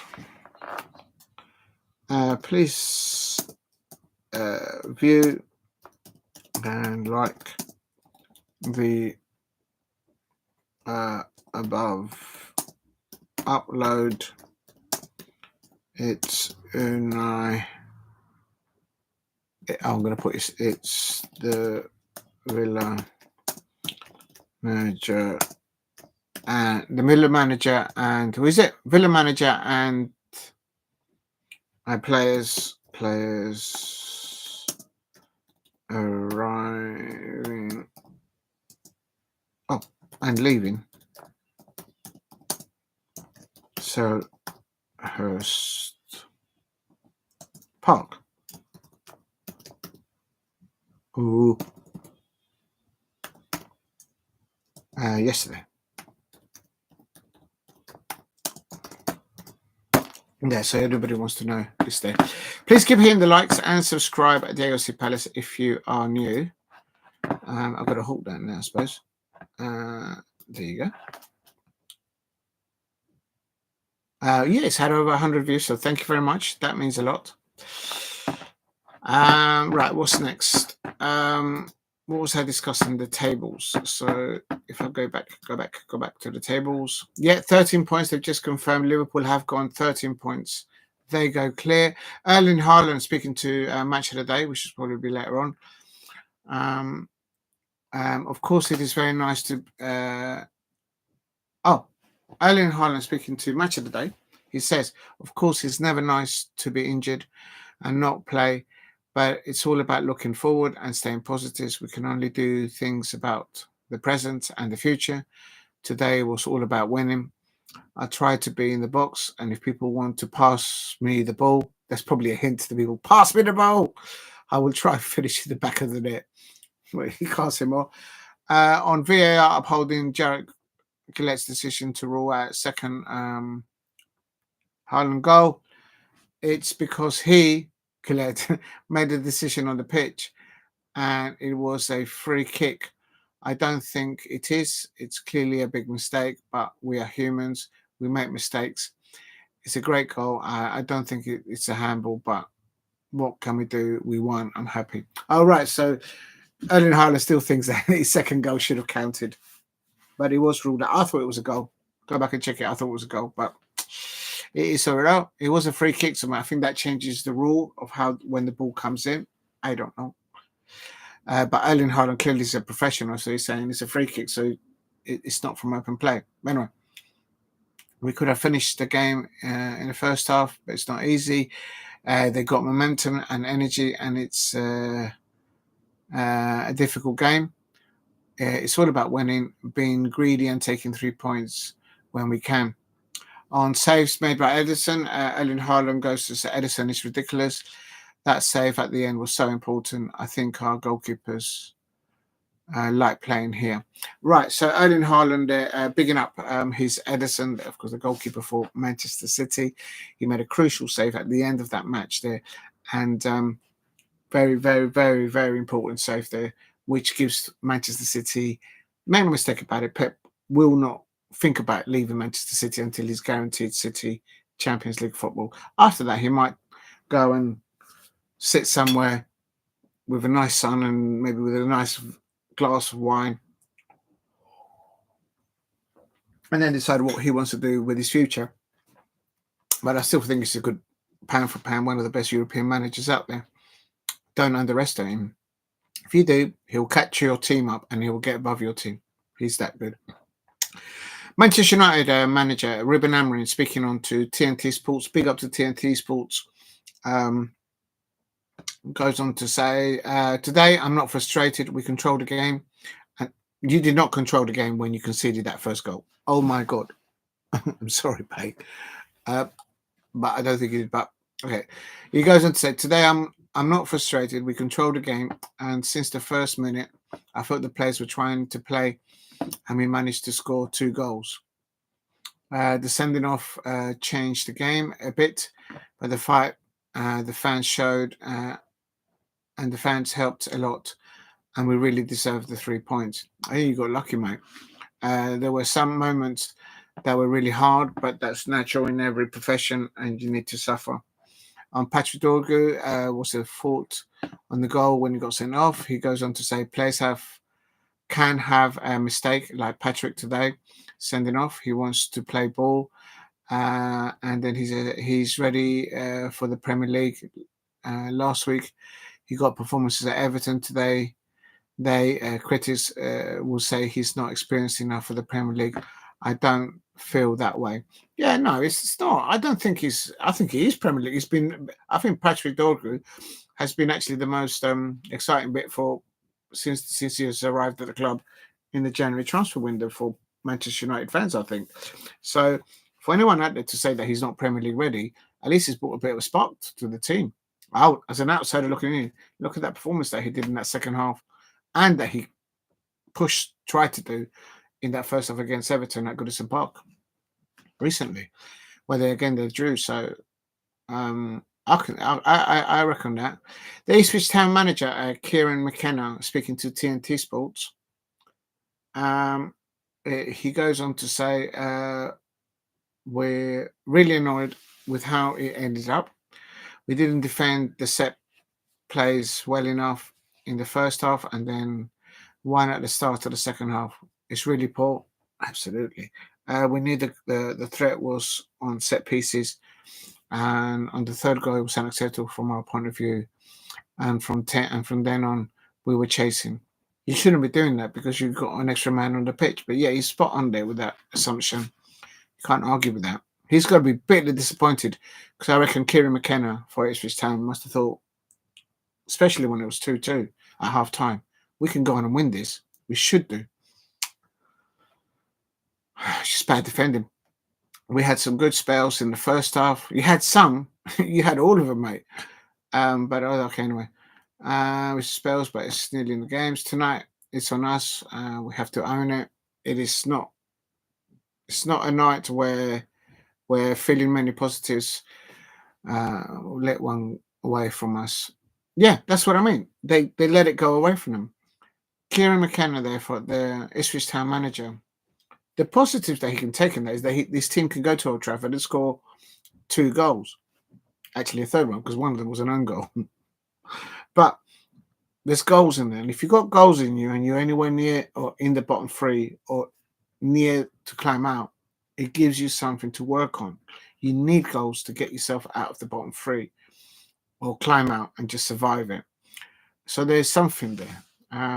But today, they should have at least have got a point. And at half time, when it was 2-2, the momentum that they went into that changing room, they should have come out in the second half and at least seen it out to a draw or got themselves the 3 points at Old Trafford away at Manchester United. But they didn't. And that's why they're going to go down probably. Who else? Who else? Let's see if there's any other quotes. Let's see if there's a quote from Arnold Slot. Probably not.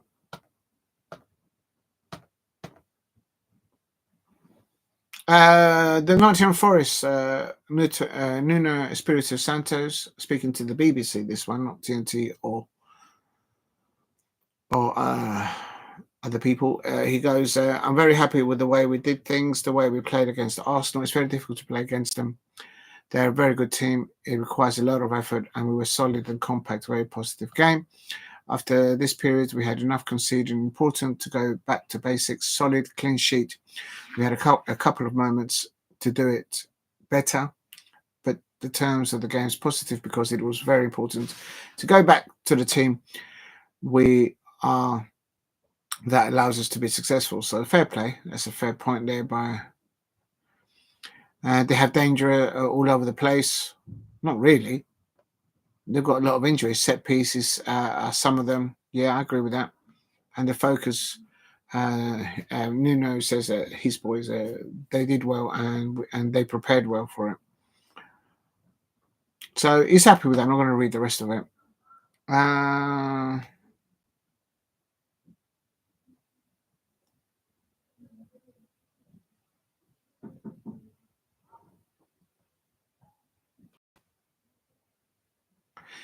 Oh, I'm not going to read this person. He's such a... Oh, anyway. Big up to Nick Nack. Thank you very much. Yes, I'll try and catch you tomorrow, Nick Nack. Thank you very much. Good night. Thank you for dropping in. I really appreciate your comments and really nice comments there. I appreciate that. It's a breath of fresh air to see you there. And thank you very much, Nick Nack. I appreciate your type of comments. Polite, full, and constructive, and sometimes we disagree with each other, but that's fine. But just being polite to each other and constructive, I really appreciate that, Nick Nack. And Paul Brady, I don't know if Paul Brady's gone, but I think. But thank you very much, Nick Nack. I'll try and do it tomorrow. Yeah, I've penciled it in. I'll try and do it tomorrow. Making it commodity. No, I'm not making any more people moderators anymore because there is. I've just had a bad experience. So you live and learn. So, but that's a nice suggestion there, Paul Brady.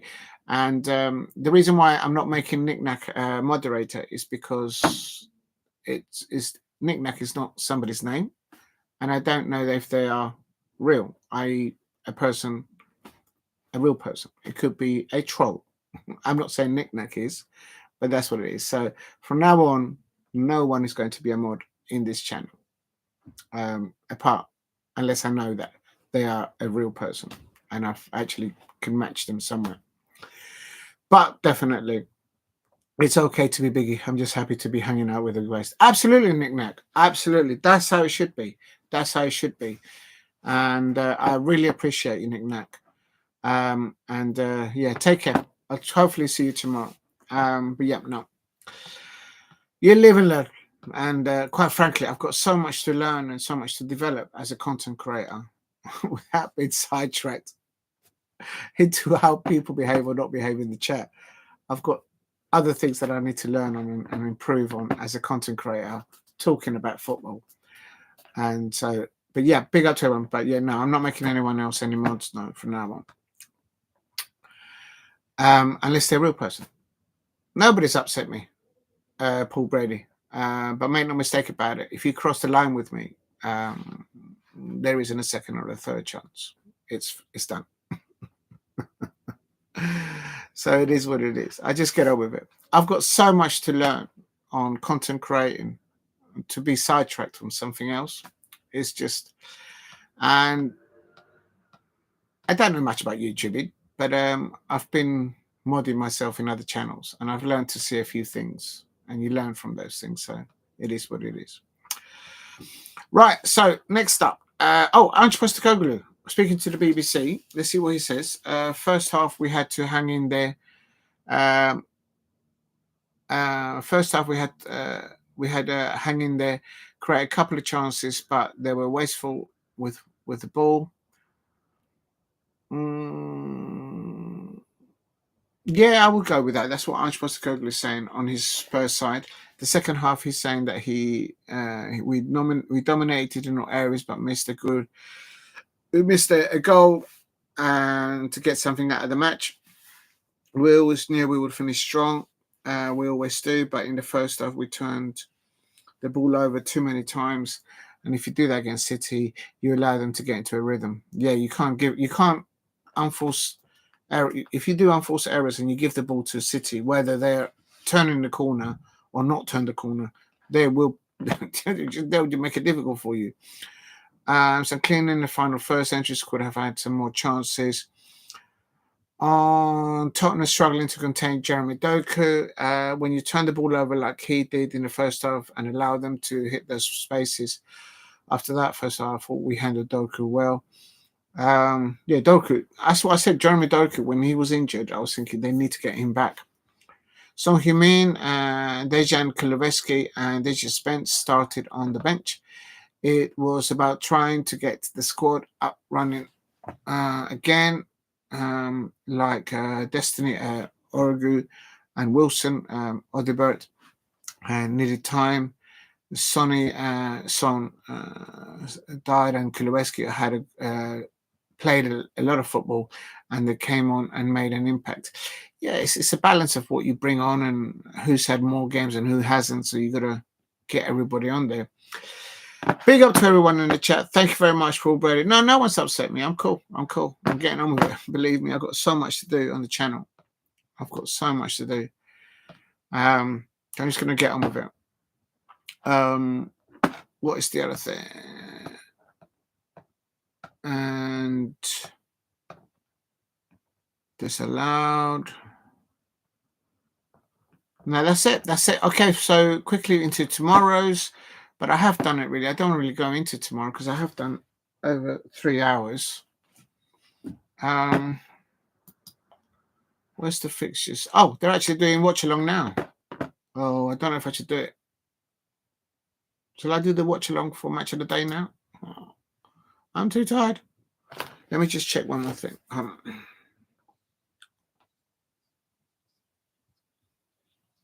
Oh, he hasn't started yet. Oh, that gives me a chance to go and get a cup of tea. Or not a cup of tea, but just have a little rest for 2 minutes. Please keep hitting the likes and subscribe at Diego C. Palace if you are new. And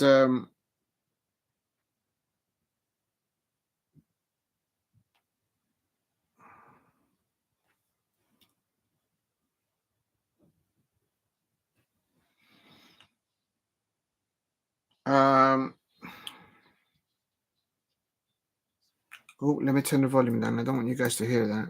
Yeah, I'm going to do the watch along too. I'm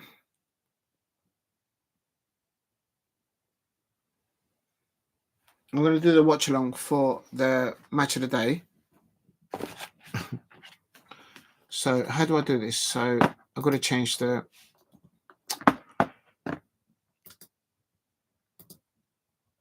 Here we go.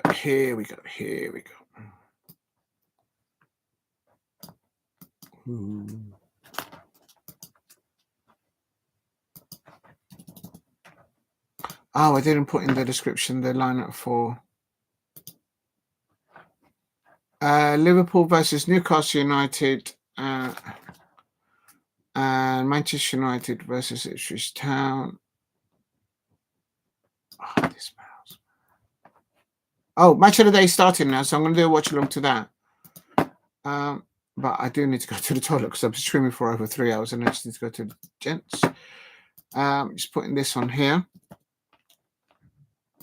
And I'm going to put on here now.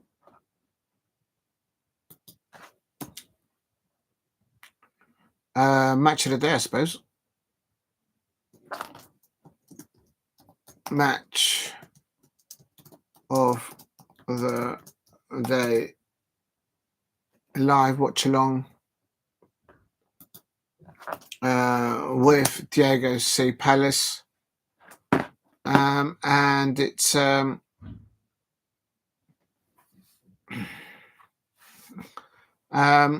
it's just starting off, and football.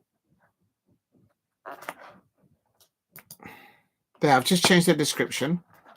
So big up to everyone in the chat. Oh, good evening, Sam Doe. I've been watching the Turks Couscous currently. Not, of course, actually.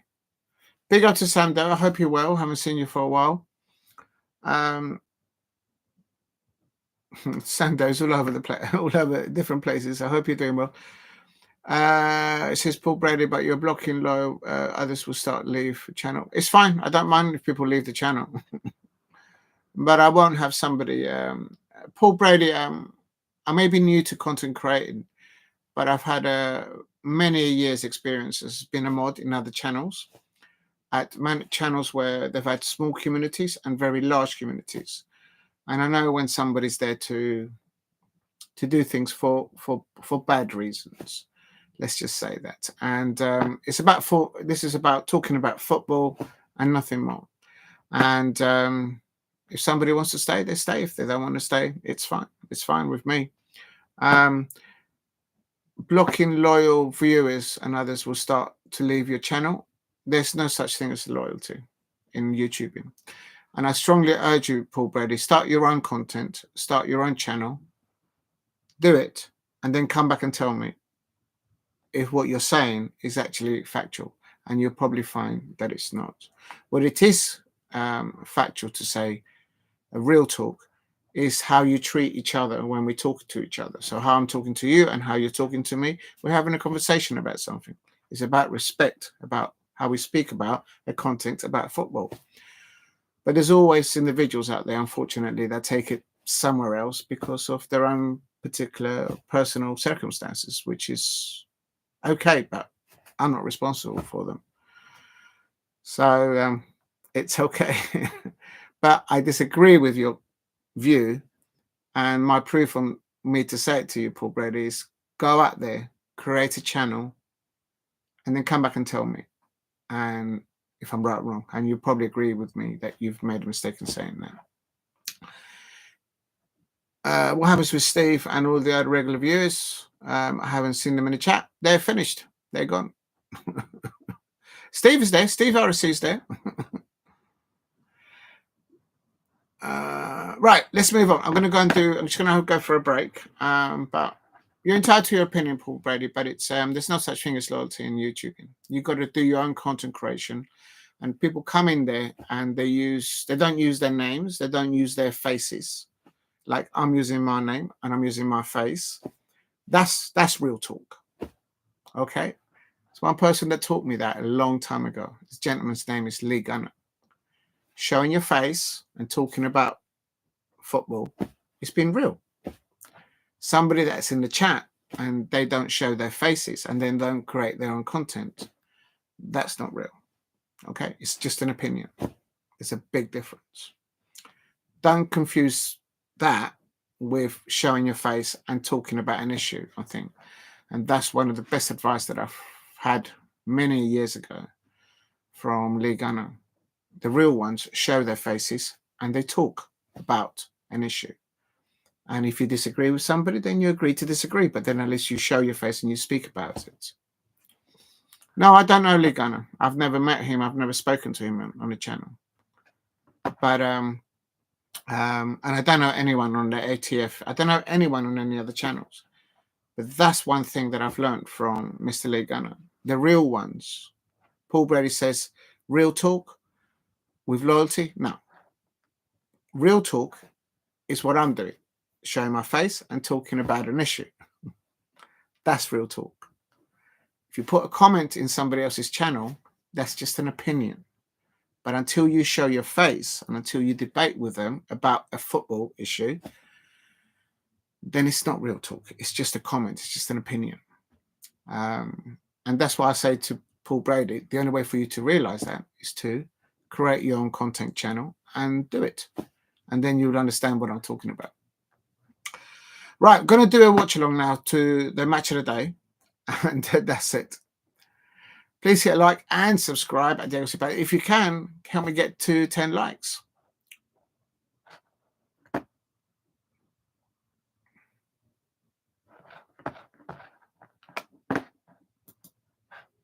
They're showing the Liverpool one, but I've just covered that. So I'm just going to go for a break. So I'm going to put in here, now doing the watch along to match of the day. Match of the day. And I'm going to remove that one. I don't like that one.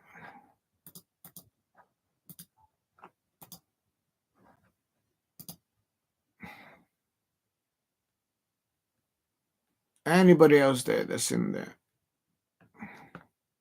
they're going to get removed. There you go.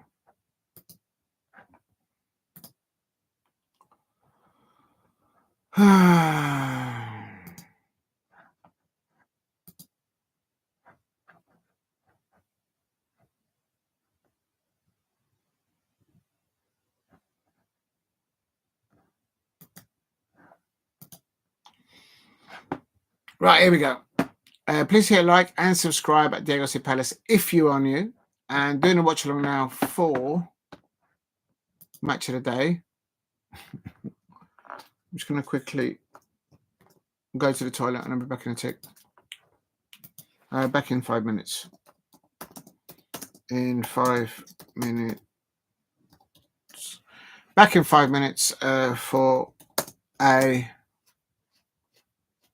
going for a break.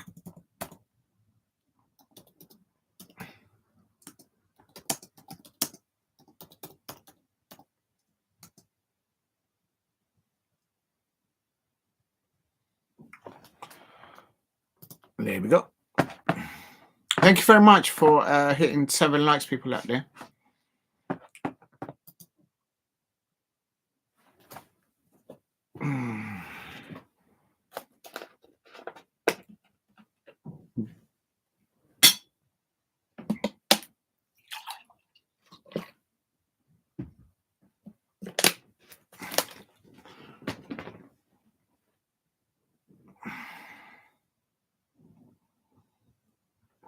Mo Salah's practically unstoppable.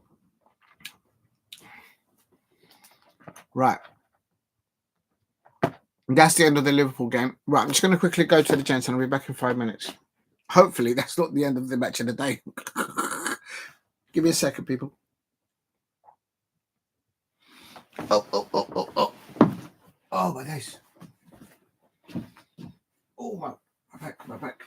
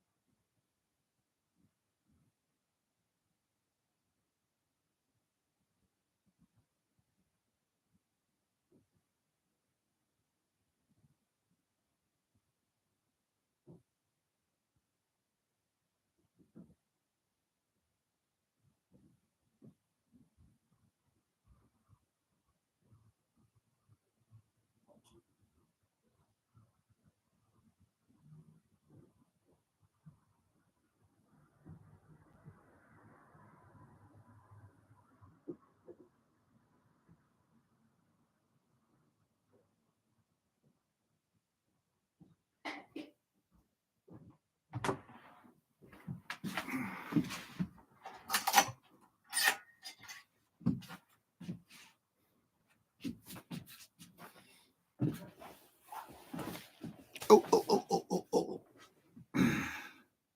Oh, what happened there?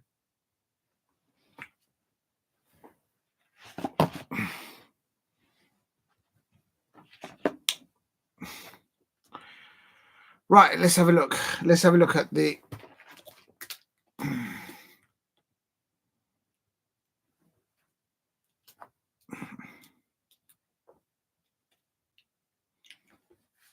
Oh, Calafiori hitting the post there.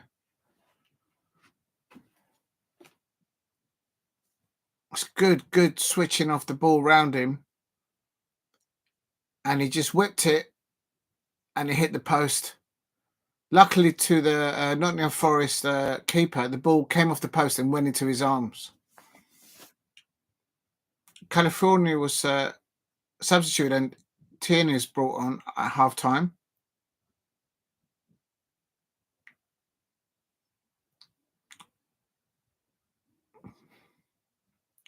It's the captain Odegaard taking a corner for Arsenal.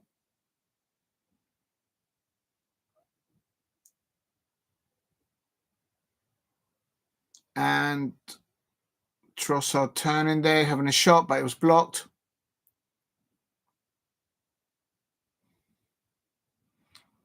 Timber. Oh, whoa! Was that a handball? Was that a handball by No, yeah, that's not a handball. Oh, a free header in the back post. Oh, that should have been. Arsenal came close to getting the winner there. Good save there by the keeper, the City keeper. Mikel there with a header, clear header there. Please keep hitting the likes. Help me get to 10 likes. And oh, where's that gone off? Well, it's because I'm not.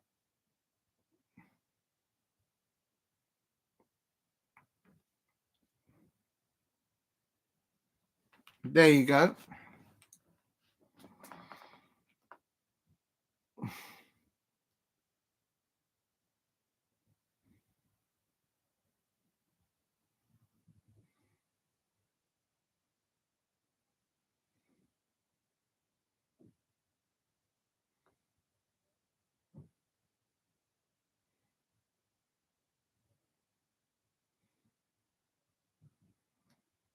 Oh, Tierney header got. Oh, he just got it wide of the post. Tierney coming on and as a substitute at half time, and he got a header, a clear header, but it just went wide of the post. And Nottingham Forest with the attack there. Oh, so there was chances for both sides to grab the lead. More so from Arsenal. Gibbs White. Please keep hitting the likes and subscribe at DLC Palace if you are new.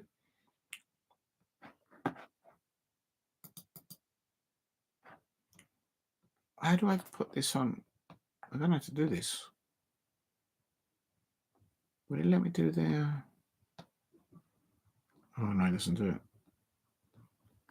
it. Oh, here it is.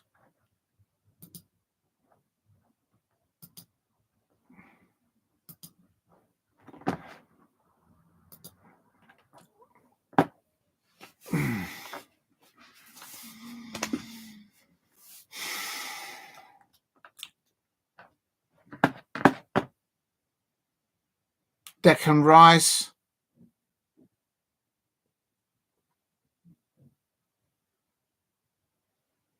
Could that have been a penalty there for Arsenal? No, he wouldn't know nothing about it. The ball came down to his hand. Oh, shut up. Woods, who was substituted, is very important for Nottingham Forest on later on in the second half. And this Arsenal looking to get that last-minute winner. Partey.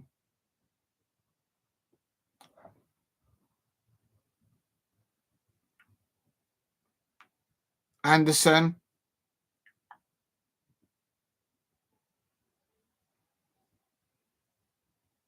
Oh, nearly there. Hudson-Odoi there at the back for Nottingham Forest in the closest stages of this fixture between Nottingham Forest and Arsenal. Both good chances, both for Arsenal players and Nottingham Forest players there to get that winning goal. And the referee blows for a full-time whistle.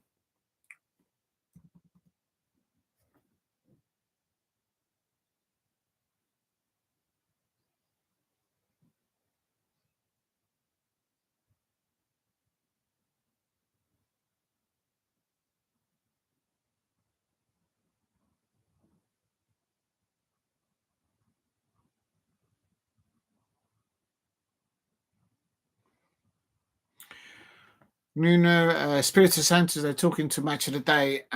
He says that he's very pleased with the response of his players. Not his exact words, but that's the gist that I get.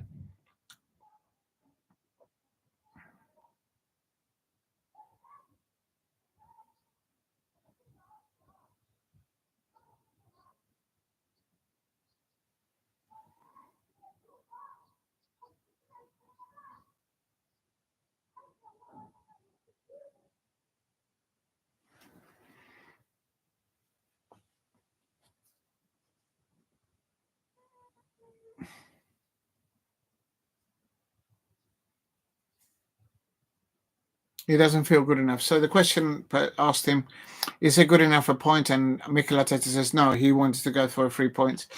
And I would say both teams try to get the winning there, especially in the latter stages of that match. They both had opportunities.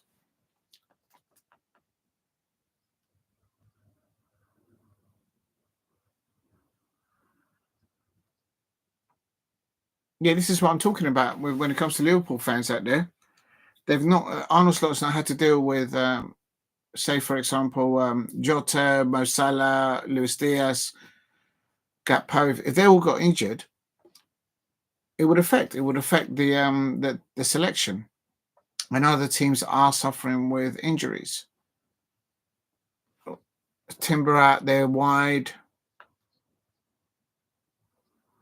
There's no movement in the box for Arsenal. That's why they need a number 9. They do have somebody there, though, but they couldn't get the cross in. Please keep hitting the likes and subscribe.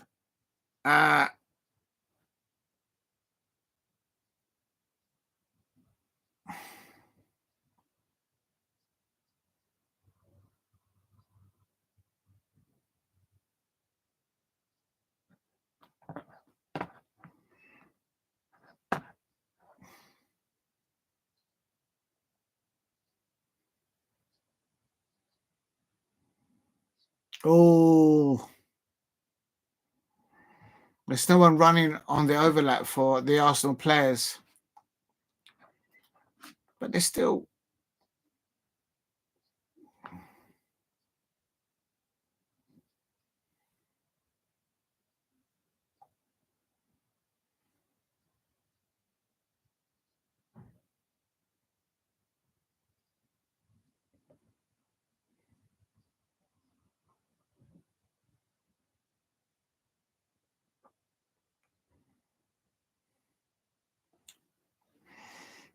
I'm talking about the top 2 there. I think it's for Liverpool to lose the Premier League title now. And they could get the 3. I mean, they've got Newcastle United in the League Cup. They're not incurring injuries. So they should do well in the... Right, next one is Manchester United. Oh, next up is Manchester United versus Ipswich.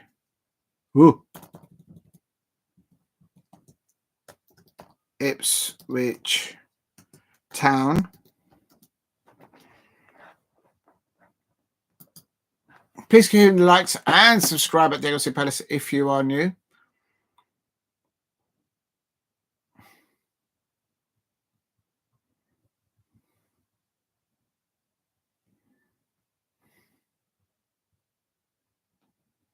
It's Dorgu. Oh, what a terrible. That's the goalkeeper's fault.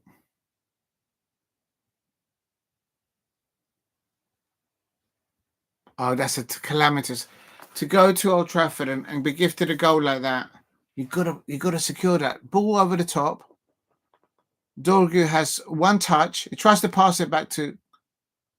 Oh, they're terrible. Oh my god, the Manchester United fans must have got that meltdown when they looked at that.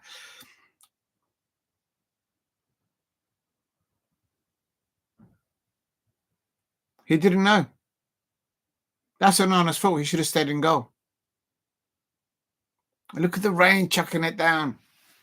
Oh my days. Please hit like and subscribe at the AOC Palace. Ipswich took the lead. Right, let's have a look here. Garnacho was brilliant down that left-hand side for Manchester United. That's onside as well. Oh, he tried to cross the, but it was closed down. Bruno Fernandes with the corner. Oh, and Palmer there with a solid save there off Harry Maguire there. Early doors in the after. They're still 1-0 down at the moment. Manchester United, Old Trafford.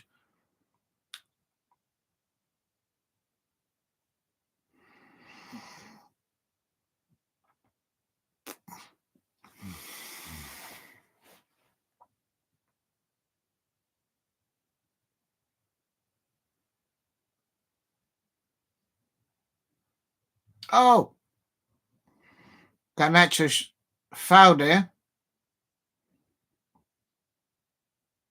Yeah, he stood on him. It's Bruno Fernandes. And there's the equaliser. That's terrible defending. This is how crucial Bruno Fernandes is on set pieces. And it was an own goal by the captain of Ipswich Town, but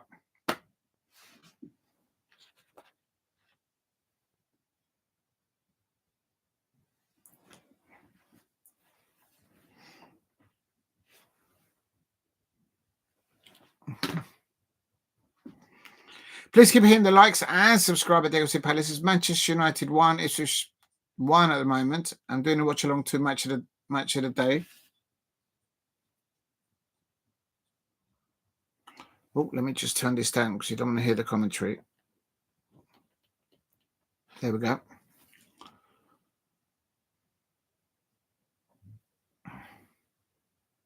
And this is from a corner now, Bruno Fernandes.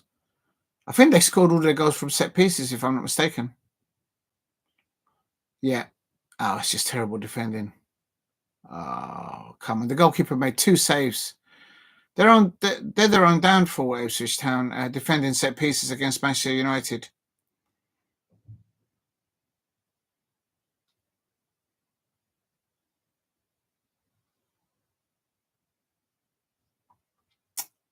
Look, the ball goes in.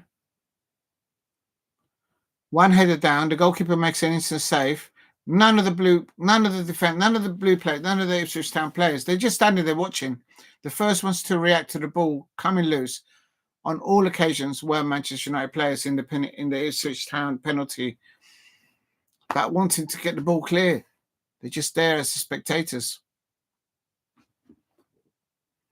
Please keep hitting the likes and subscribe at Delap Palace if you're new. And this is where. Oh no, yeah. Oh, the shit. Oh, that must have hurt.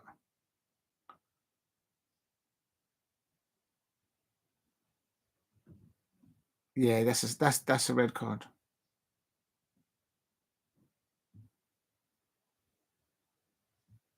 It's just one of those. The referee has no choice. When you see that on replay, you have to give a red card. And this is where it's 2-1 now. And Rio Ferdinand criticised now Ruben Amorim. Not criticising, but said, questioned why he took off Garnacho off. But he had to, because you're 2-1 up. You've got too many attacking players. You need to get defensive players. And shore up. You're 2-1 up at home. And then the equaliser was just dreadful defending by Manchester United. That's another Onana error. It's his job to anticipate. If nobody touches it, he's there to gather, to cover, because the ball wasn't coming in at pace. So that's another Onana error. Oh, he was just bubbling all over the place.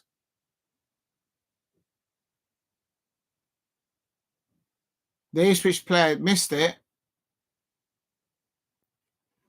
And then it's 2-2. Garnacho's already been substituted. Now the second half starts. 47 minutes. Mazraoui.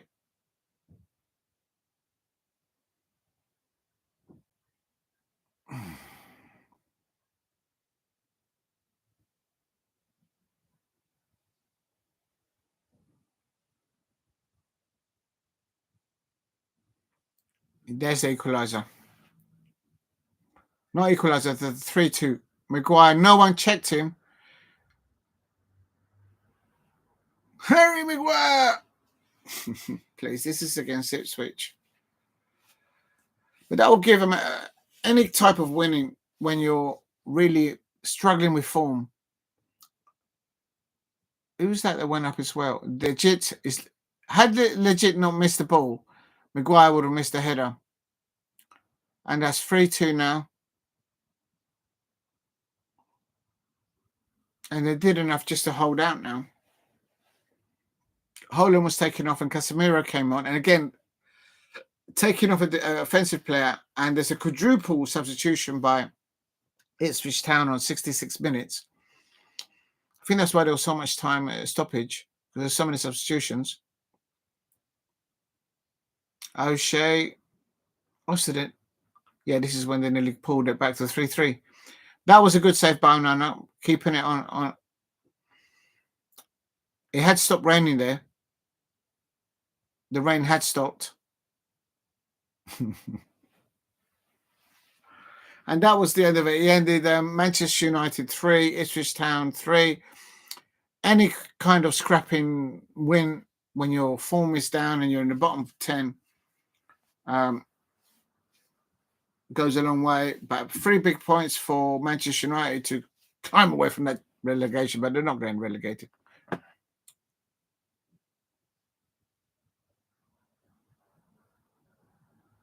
He's talking about Onana's goal, conceded the first goal.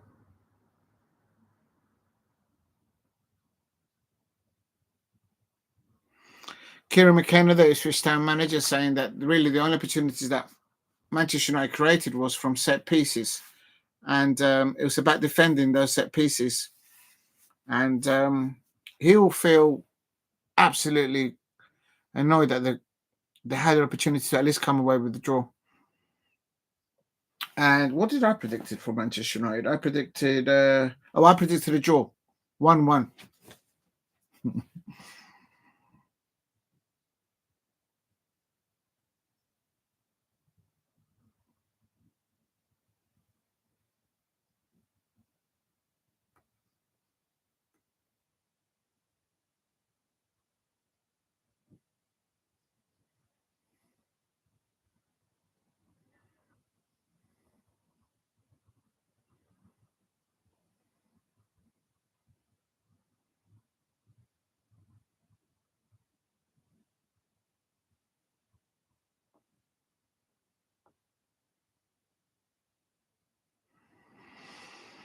With 10 men on the pitch, you would think that Ipswich might have, especially when they're winning at half time. Hold on, they're talking about the first goal conceded.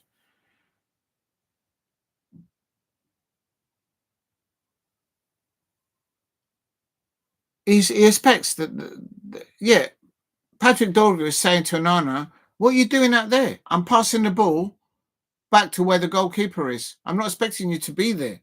I'm expecting you to be in your goal, to go out and get the ball.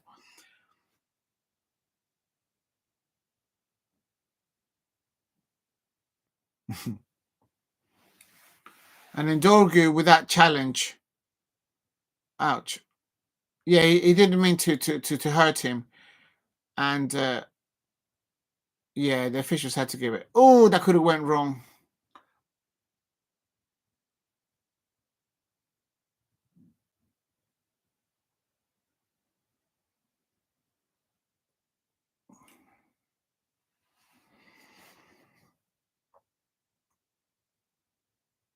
I think as a neutral looking into Manchester United, I think Patrick Dorgu, has given them a new leaf of life with that position that he's playing, and now with him being suspended, the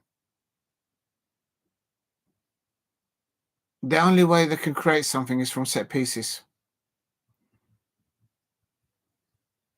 Look, the corner from Bruno.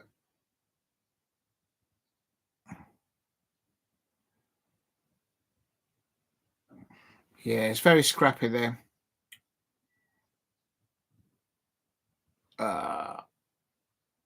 There you go. They're just saying that Kieran McKenna, the Ipswich Town manager, will be absolutely furious. You can't defend like that. Maguire just a free header coming in.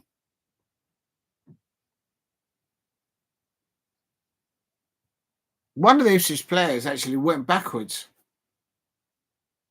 as Maguire came in front of him and then headed the ball into the net.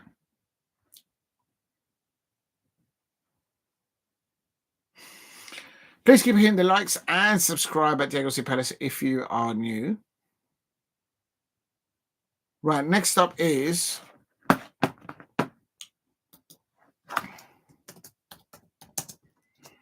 Tottenham Hotspur. Tottenham.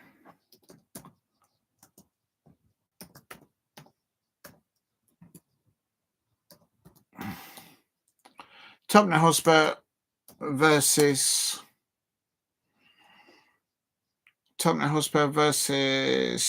Manchester City.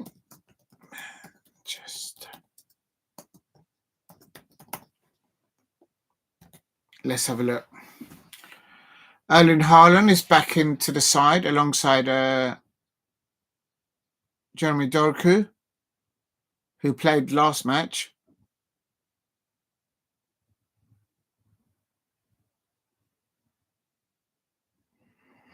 Seven minutes, Marmouche putting them all out wide. Savinho on the right-hand side. Mateus. That's a good cut in there. And then Hojlund getting a shot there on target, but he was falling back. But he was straight at the keeper. But it was on target. Oh, let's finish this one that's fallen apart.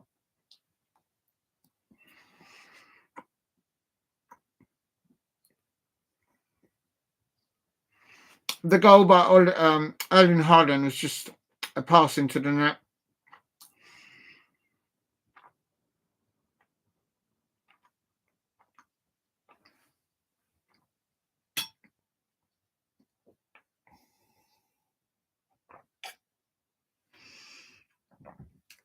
Please keep hitting the likes and subscribe at Diego C. Palace if you are new.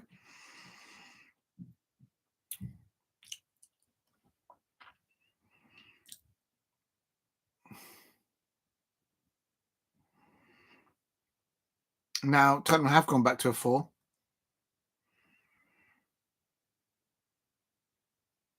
Oh, Jeremy Dorgu having a field there to go across the penalty area of Tottenham Hotspur and then having a shot on target.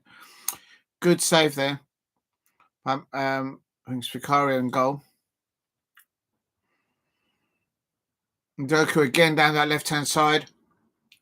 Oh, how did he not score? Oh, Savinho should have scored there. How did Savinho not score from that Omar goal?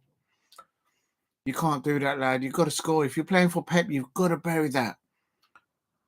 Just get it on the ground. Anything towards the goal, it would have went in. Please give him the likes and subscribe at Diego C. Palace.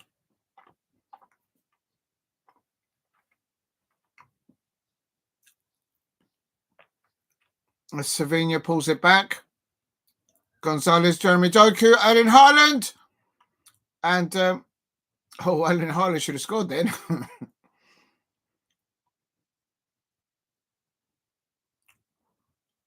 Let's have a look. No, it's just a good save. It's a good save. Oh, Pep is going, oh, come on. How can we not score? Pep is going, how can we not score from that position? But at least they're creating the chances.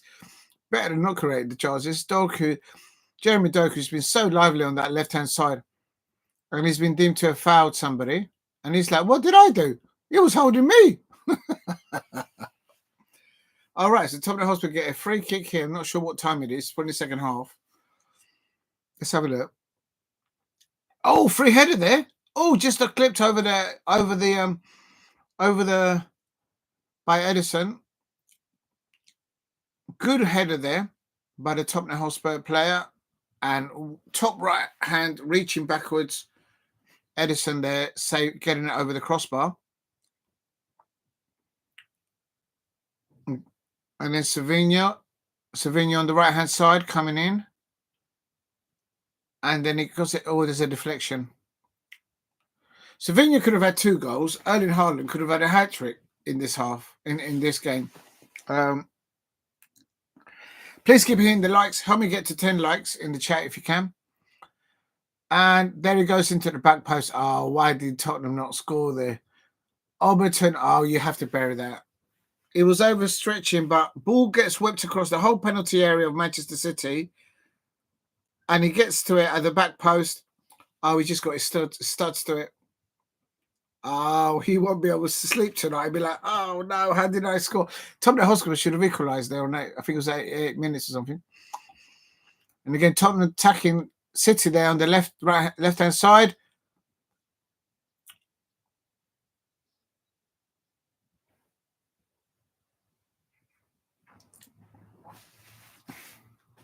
Tottenham Hotspur nearly did enough there to... there's a corner for Tottenham Hotspur.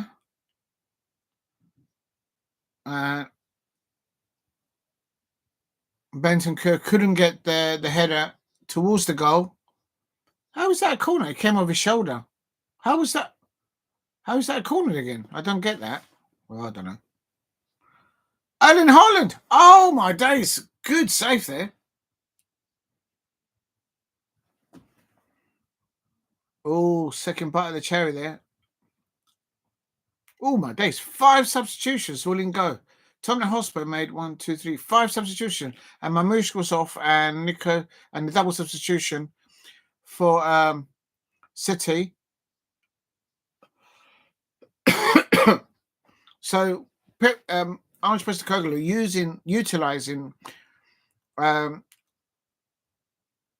minimal squad depth that he's got and making everybody have some match time, having to make 5 substitution, 1 go. Erling Haaland, that's the second goal.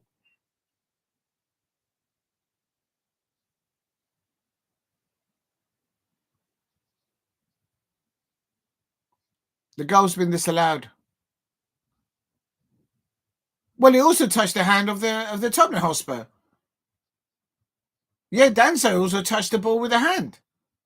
So if anything, it should be a Manchester City penalty then. They're saying that Erling Haaland controlled the ball with his arm. Pep Guardiola is losing it. This is an injury time. Erling Haaland could have had a hat trick in the full 90 minutes, and Savinho could have had 2 for City. And Tottenham players could easily have had 3 goals between themselves.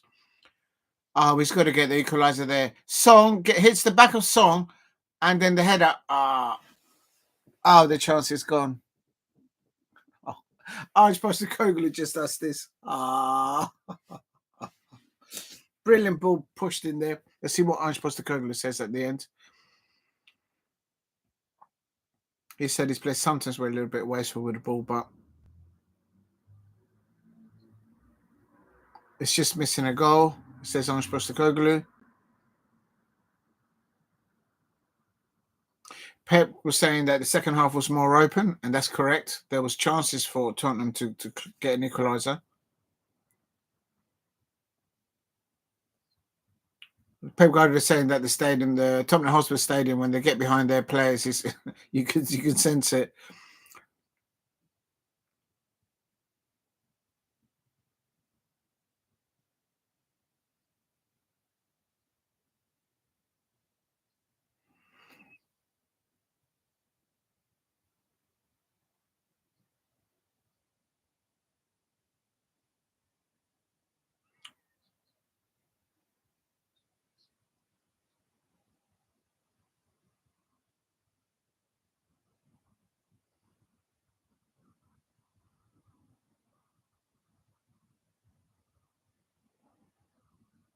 Erling Haaland talking at the end of that match that he feels the referee made a mistake and we're all human. Yes, we are. He's right in saying that. They won, so they got 3 points. There's a bit of redemption there for City fans, I suppose, because earlier in the season in November, Tottenham Hotspur went to the Etihad and they won 4-0. 4-0. But it is what it is. Please keep hitting the likes. Help me get to 10 likes if you can in the chat. And we'll go from there.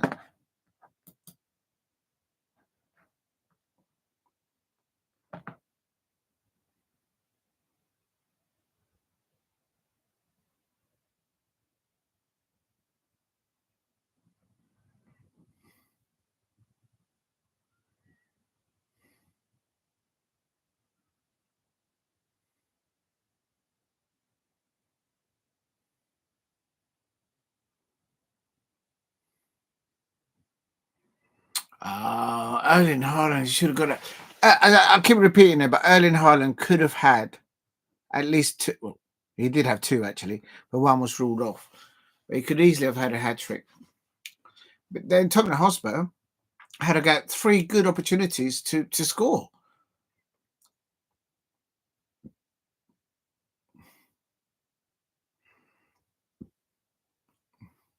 Dorgu, Jeremy Dorgu down that left-hand side. It's just completely. It's like he's doing what Alexander Garnacho is doing for Manchester United down that left-hand side.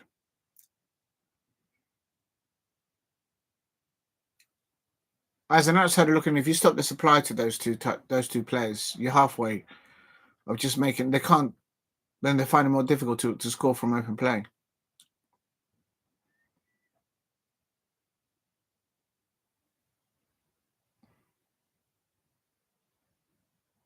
Erling Haaland missing from 6 yards. Oh my days. I think the positives for Manchester City will be there that they won with a clean sheet away from home. Erling Haaland had a full 90 minutes and he hasn't pulled up with a reoccurring injury. Jeremy Doku's keep going with his stride of good football down that left-hand side for Manchester City. Sevilla could have had 2 goals easily. And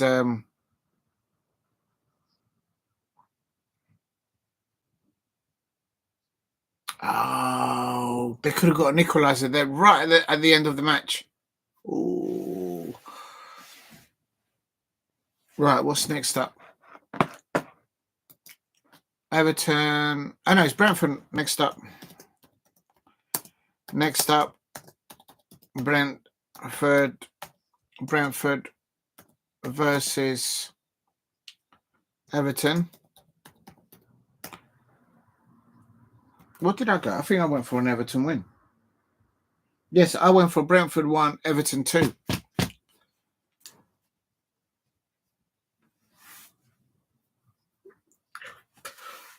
Oh, please keep hitting the likes. Help me get to 10 likes if you can in the chat.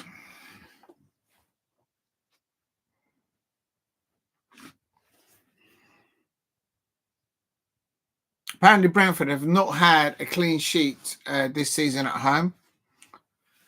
And so they've always conceded at home, apparently.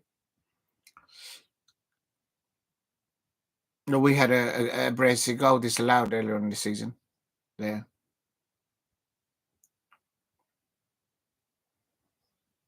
Lewis Potter, they're having a shot on the Everton Pickford. They're diving. It was well beaten. But the ball was always going wide. And Mbumo, good feet, quick feet, and then crosses the ball in. And Everton clear their lines towards the touchline. Braithwaite. Sade now taking a corner in for Brentford. Long throw, deep. Everton don't clear the lines. Goes back to the Sade. Crosses it into the back post.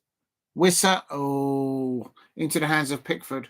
But there was 2 Brentford players lining up at the back post and no one with them. Oh, Mbumo, Tamalok. Oh, an Everton player's gone down injured. And there's a slip there by the Brentford player. Oh, you got to score, son. You got to score. Do you know what? Bet.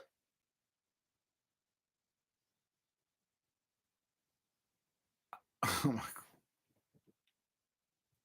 Their main striker completely messing that up 1-on-1 with the goalkeeper. Pickford. Beto again 1-on-1 with the keeper. Oh, he's missed. Oh, he's missed again. In the space of 5 minutes, he could have scored twice. And David Moyes is going, how is Beto just missed those 2 opportunities? 1-on-1 on the keeper. Good goalkeeping there by the Brentford goalkeeper. David Moyes is like, come on. Wissa. Oh, and it's over. Still 0-0 here at the moment. So good opportunities for Beto. Had 2 opportunities. Wissa had 1 at the back post. And now he's just had another one. Pickford, both hands pushing the ball away. Please keep hitting the likes. Help me get to 10 likes. Sade. Oh, Wissa then jumping in there. Was there a foul leading up to that goal?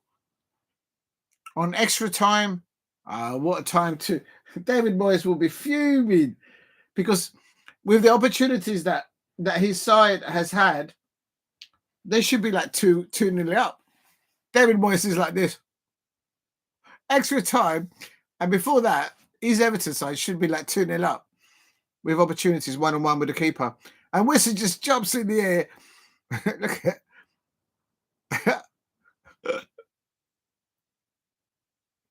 that was funny.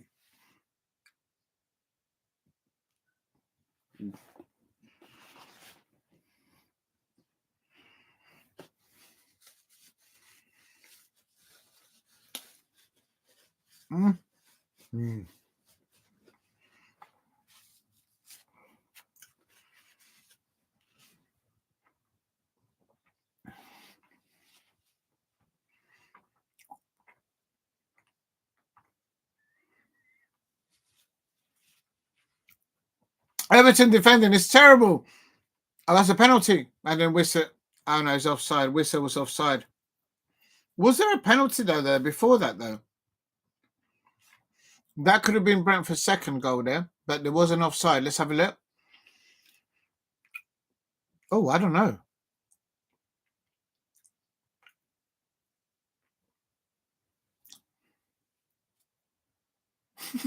Thomas, the Brentford manager, is like losing it. How did Everton? I can't remember. Nikolenko ball by the back post. Oh, you can't do that. Nikolenko there with a free header there. David Moyes is like, oh, is this what we have to do in the end? O'Brien, they're getting the equaliser there for Everton. Tilitenko, nice, good ball into the back post. Solid header. No one with him. He had a free header. Brentford 1, Everton 1. Both managers will probably feel that they could have won this before either of them had scored. And it's Beto. Beto still got... Oh, so he had free 1-on-1. Beto had free 1-on-1 with the Brentford goalkeeper. 3 of them. He could have had a hat-trick on 1-on-1s with the goalkeeper. He couldn't get past him. Thomas Tuchel and David Moyes will be like, how do they not?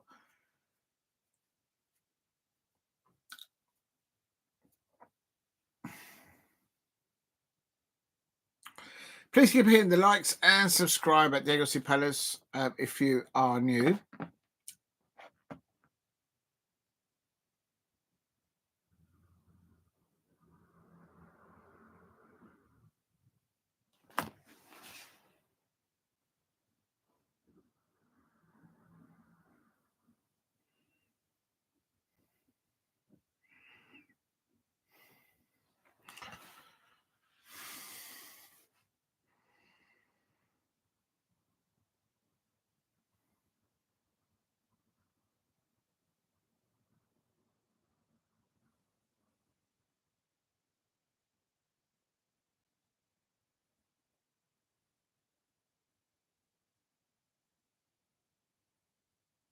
Oh, they're going to talk about the Crystal Palace one next.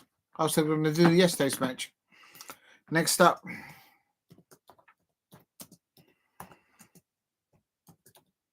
Crystal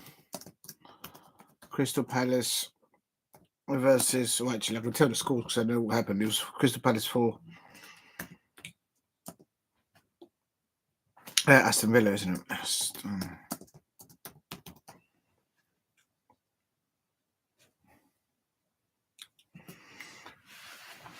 Please keep hitting the likes. Help me get to 10 likes if you can in the chat.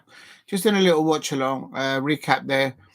And Beto there for Everton against Brentford. He had 3 1-on-1 against the Brentford goalkeeper.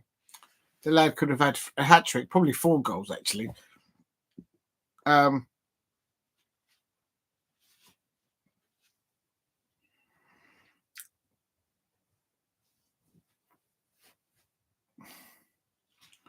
Numbers going forward for Everton.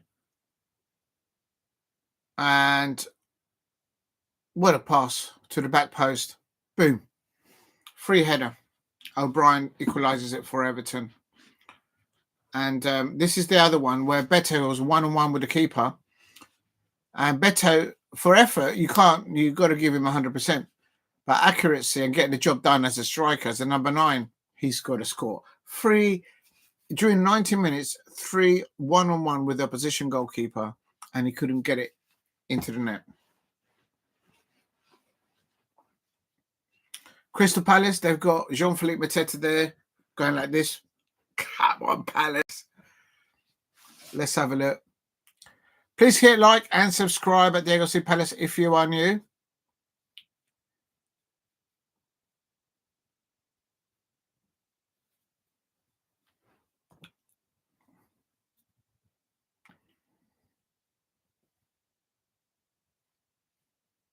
Remember, we drew at Villa earlier on in the season, and Sarr did score up there. And last night it was Issam Sarr birthday, and I had a selfie with Issam Sarr yesterday at the match.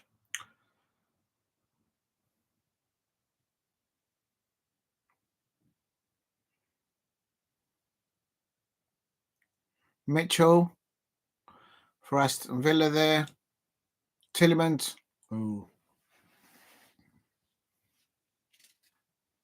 Oh yeah, early doors. Tielemans nearly got a goal there. And then Ebrieze at the other end.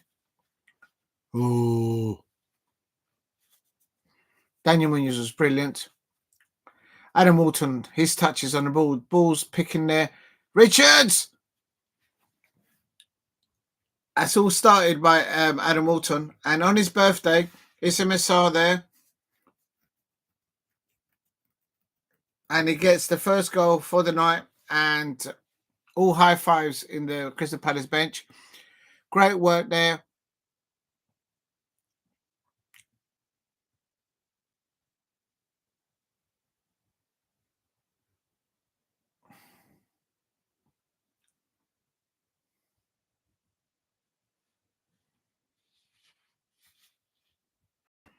That's brilliant. That's brilliant football there by Palace. Adam Walton in the behind there. And this is now Aston Villa here. Ollie Watkins crosses it back. Morgan Rogers gets the equaliser.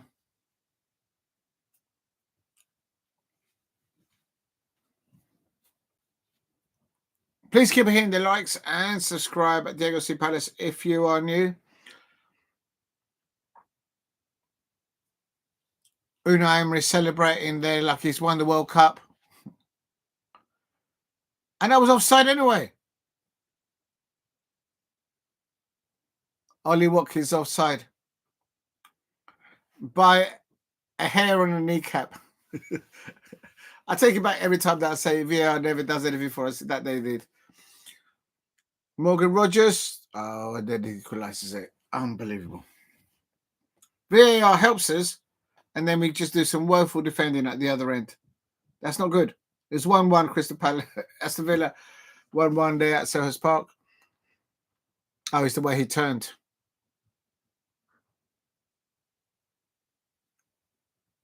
Yeah, Richard was already going to the left. Hughes is taken off, and Jefferson Lerma comes on at 1-1. Walton to Ebrieze. That's a foul. It's a penalty.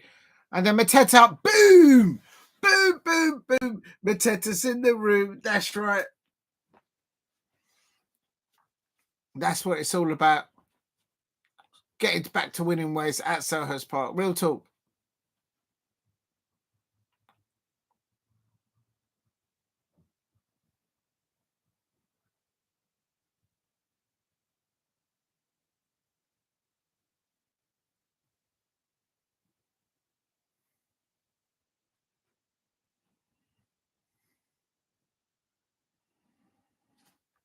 Munoz, that's it. Sarr gets his second. Very well done, lad.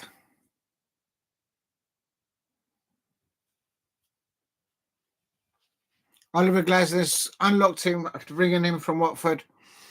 Lovely keyed ball there by Daniel Munoz. That right foot of Daniel Munoz whipping the ball in.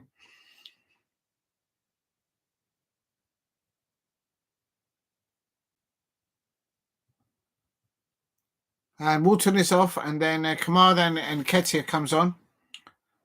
And then Eze with a little flick. Daichi Kamada, Mitchell, and then Eddie Nketiah. Eddie Nketiah's going like this. Don't listen to them, Eddie. Just keep doing what you're doing. You know what? The flagpole is actually high. It's just up to his... when he stood next to the flagpole, the top of the flagpole actually reaches his forehead up here. That's how short it is. But very well done, Eddie Nketiah. Lovely ball in by Tyrick Mitchell. Well done, Eddie. Just going in. I knew he'd score. Oliver Glasner saying at the post-match that it was just about the performance.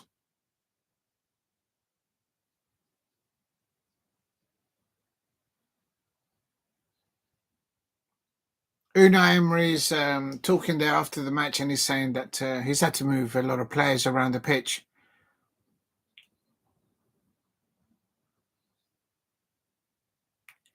He's trying to move on and keep positive with things, and of course the Champions League, and to get the balance in the Premier League.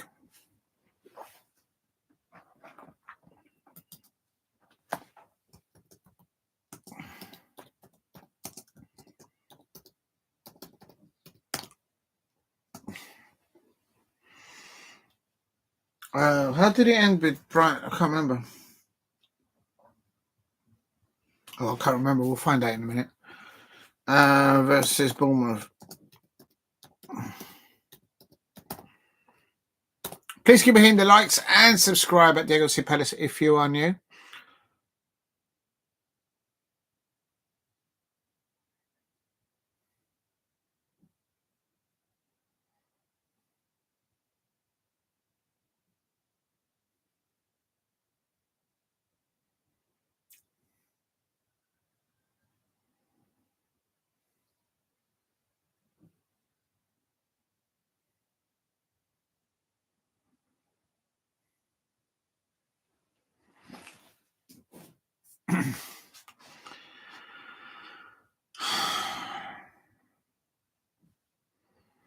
Good distribution there by Adam Walton.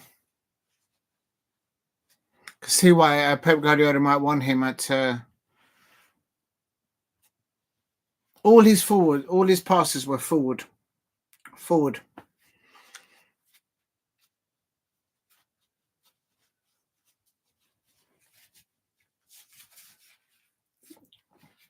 Yeah, Villa changed their tactics because they normally play forward at the back. They didn't start Asensio. Please help me get to 10 likes if you can in the chat. And they didn't start with Asensio, and they didn't mention once Marcus Rashford. Not once. Brighton versus Bournemouth. You know what? I can't even remember how it finished there.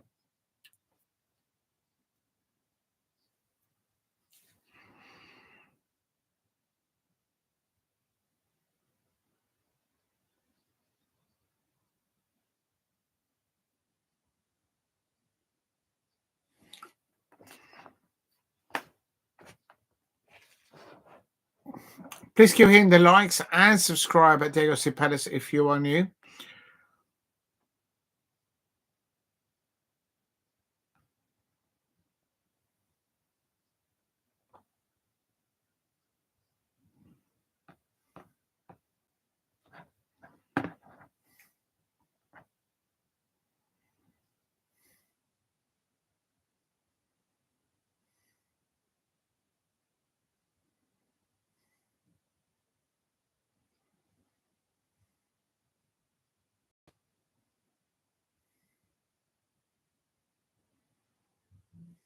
Bournemouth crossing there. So why didn't they take the lead? They started the brightest, Bournemouth, in that first half. Midfield areas battles that went lost by Bournemouth, and then Brighton started.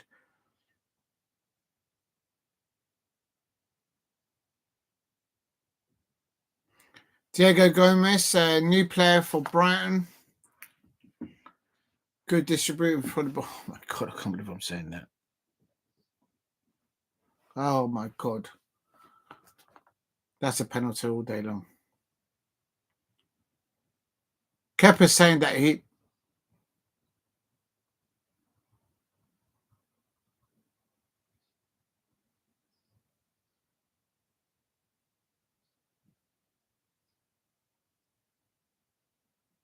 Did he win the ball? I don't think it was a penalty. I think Kepa got the ball.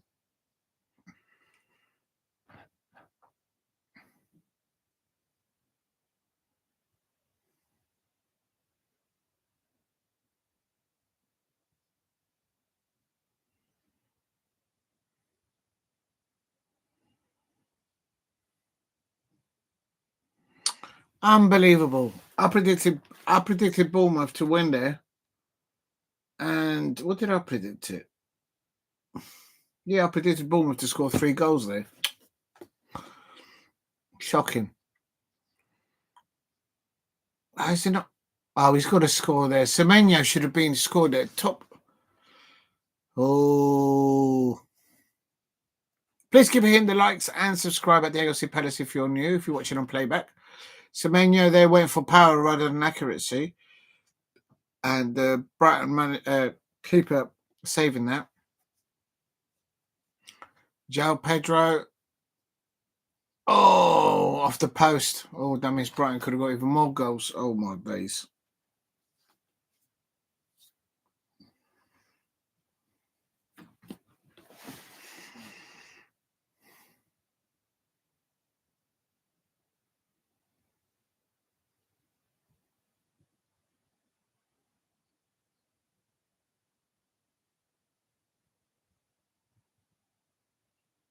Oh, what an equaliser by Kluivert. So how did they lose this? That deserves to win the match. That would have matched. What a ball there. Look at that goal for Kluivert. Boom. Oh, the way he cut in top right hand corner. If that had been scored by Messi or someone like that, it'd be like all over the social media, but no one's talking about this goal. Of course, I'm talking about it because it's against Brighton, but how did they not win this match? Bournemouth. Oh, they're going to win it. Oh, my God, 2 of them, and it's just had the goalkeeper to beat. Oh, one of them took the ball away off the other. Oh, that's madness. How close can you get?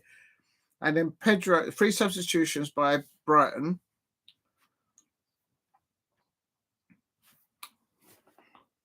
How did Bournemouth not win this? Oh, Danny Welbeck. Bambi legs. Oh, come on, man. How can you let Brighton do that to you?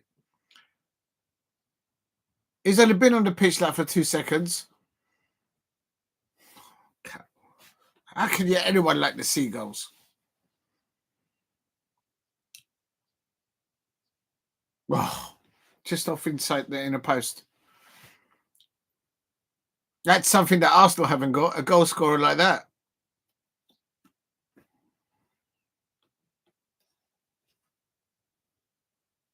Fabian Hüsler. So they won 2-1. Oh.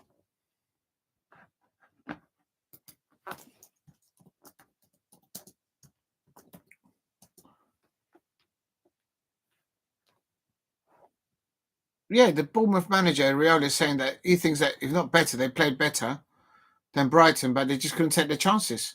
You've got to take your chances. They had more crosses, more shots, but they couldn't get the ball in the net.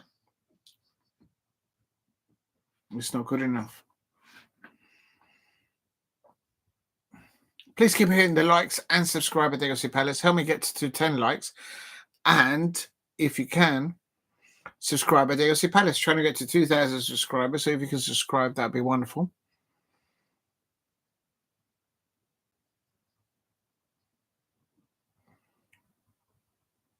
João Pedro there. Oh, let me have a look at that. Was that really a penalty? Oh, they're not even going into it. They don't do it properly. Back in the day, Match of the Day would look at these sort of situations and they would do the slow replay.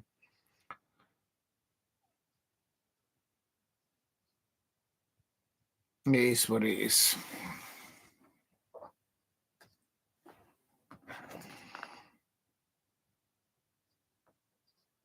I thought Bournemouth were going to win this, and they had an early opportunity, but they couldn't make it. And Iriola said after the match that they had the better opportunities on goal, more shots on goal, and they just couldn't get it into the net. But Brighton came away with three goals. Well, no, 2 goals.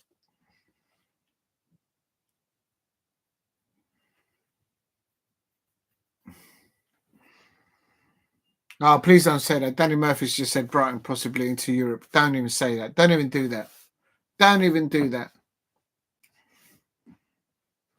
Get out of there. No way. Next one is Chelsea versus Southampton.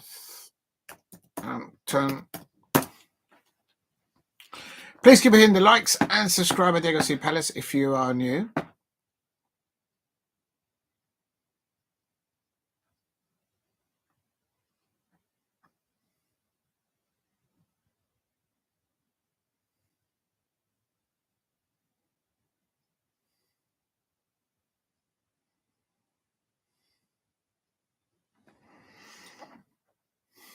If I see this match and if Southampton had loads of opportunities on goal and they didn't take them, I mean, they're going down anyway.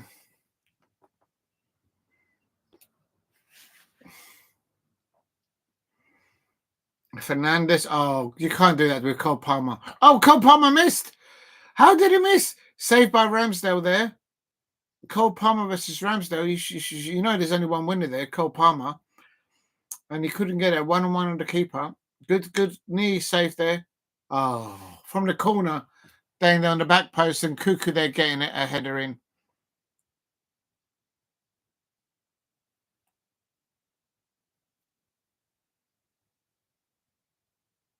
Oh, come on.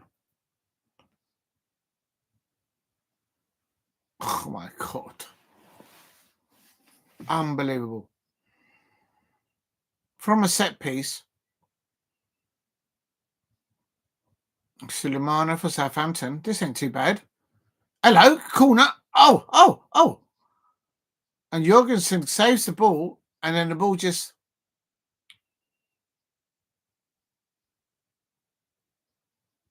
He's only 22. He gets the ball up there. Please hit like and subscribe at Diego C. Palace if you are new.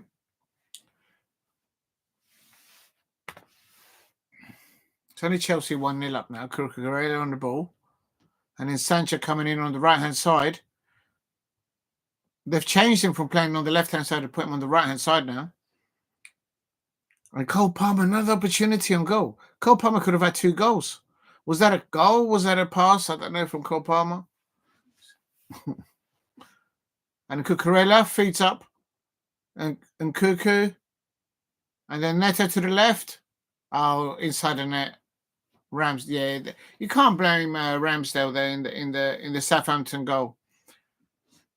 He was literally given no protection whatsoever by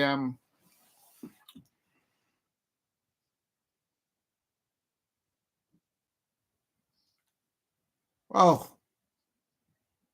beat him on an inside post, but he blasted that. You can't stop that unless you're already behind it. Chelsea 2-0 up.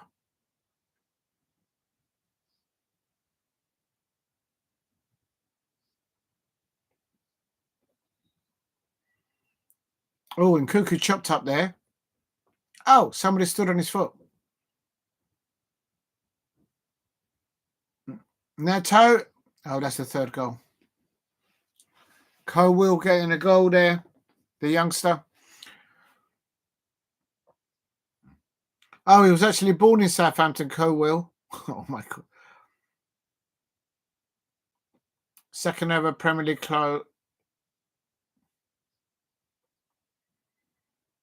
second half is 3-0 to Chelsea. Oh, deflection there, Cucurella creating that. Please keep hitting the likes and subscribe at DLC Palace. You can see the travelling Southampton away fans. They're hardcore. To be able to do this season, that's going to be a tough one. I've been there. And now, oh my days. Gusto down the right-hand side. George on the ball. Overstep. Cuts back. Cucurella. Oh, he's not going to miss that. Oh, he's so annoying. I don't like him.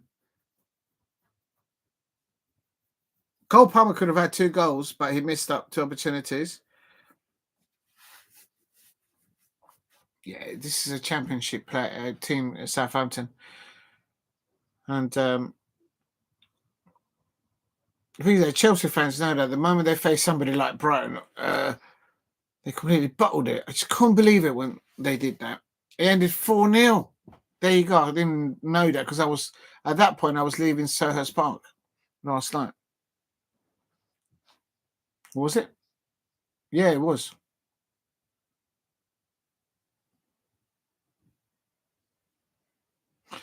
Please keep hitting the likes and subscribe at DLC Palace if you're new. Help me get to 10 likes if you can. If you're watching on playback, help me get to 10 likes. That would be amazing.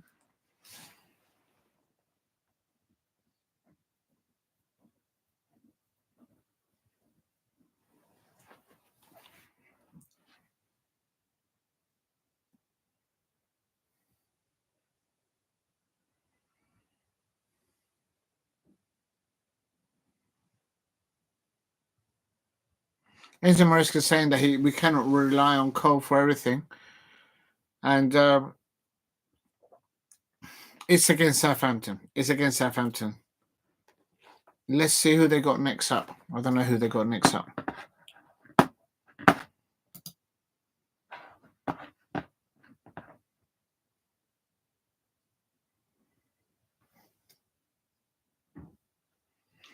Please keep hitting the likes and subscribe at DLC Palace.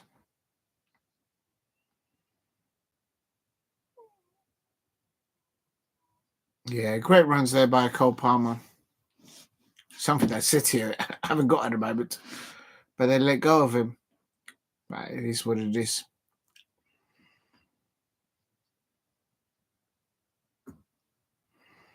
Yeah, that could have been a penalty.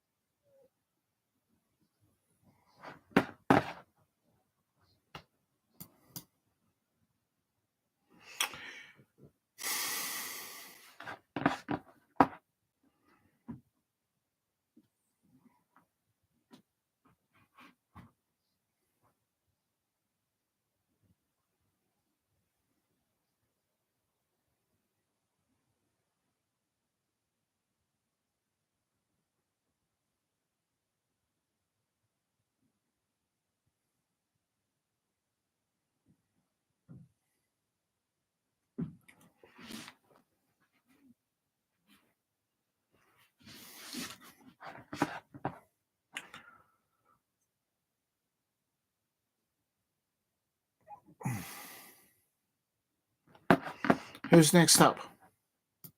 Oh, yeah.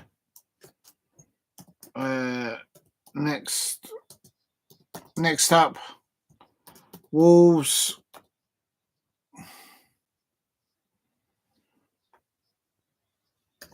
Wolves versus Fulham. I think Fulham won this, didn't they? Because I went for I went for a Wolves win on this one, but I think actually Fulham pulled it off. So yeah, what happened there? Joachim Anderson, he had a mare against them at Crystal Palace, his former club. He's a brilliant defender, but he just completely lost the plot against us. That's so funny. The way Jean-Philippe Mateta wound him up.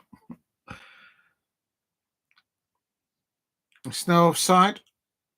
That was a gifted. Terrible by Wolves. From the openings, from all the way, Joachim Anderson started that move and ball in through the lines, and Sessegnon, lovely left foot over the right foot. Oh, he likes scoring against Wolves, apparently, Sessegnon. Marco Silva there. I think that's how it ended. I think it ended Fulham 1. Wolves 0. I can't remember. Wolves should have equalised there. Joao Gomez.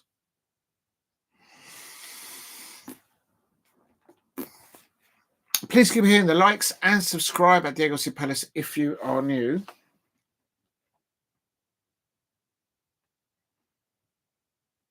And there's Wolves. Oh, there's an equaliser. So there was an equaliser. So who won? I can't remember what happened there. Real talk.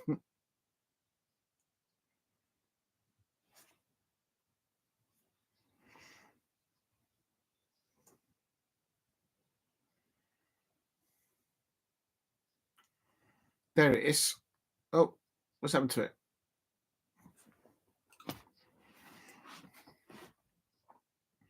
One.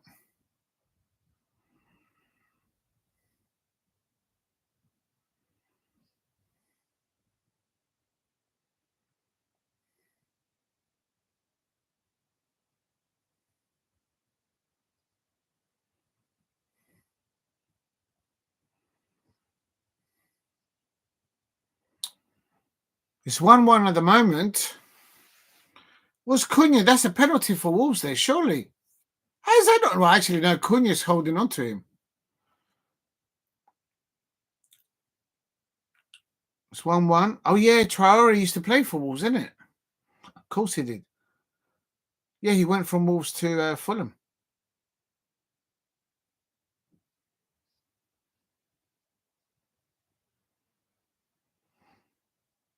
Apparently, the last time Fulham played at Molineux was back when the Fulham won 2-1. I remember. I think Fulham did get the 3 points. They bounced back. Please hit a like and subscribe at Diego C. Palace if you're new.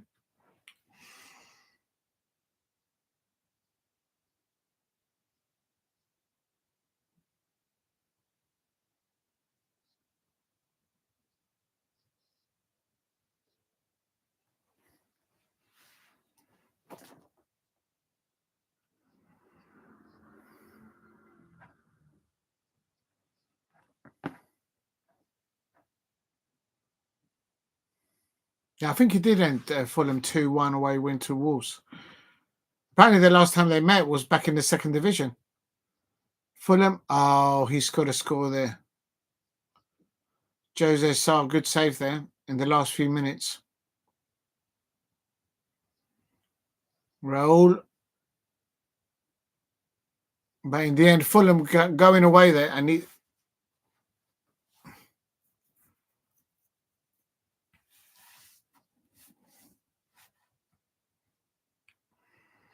Marco Silva, they're happy with that 2-1 away win.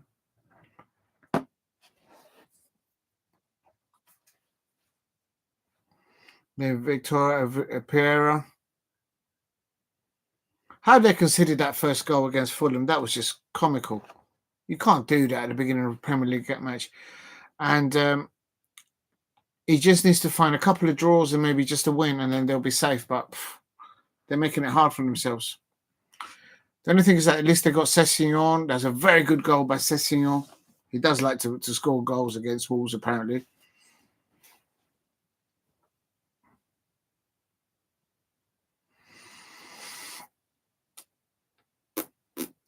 Please give hitting the likes and subscribe at the Eagles Palace. What's up next? Oh my god, how many more have they've got to go through?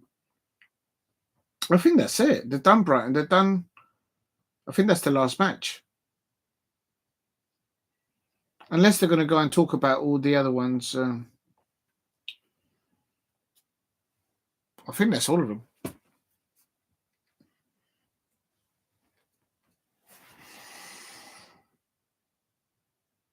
Joe Chimanison, one ball up top.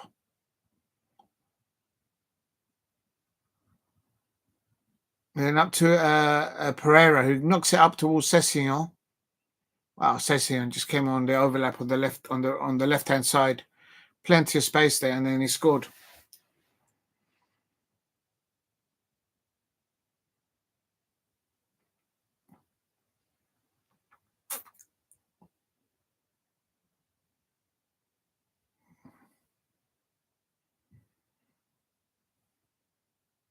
Yeah, Traore was quite centrally there, getting the ball.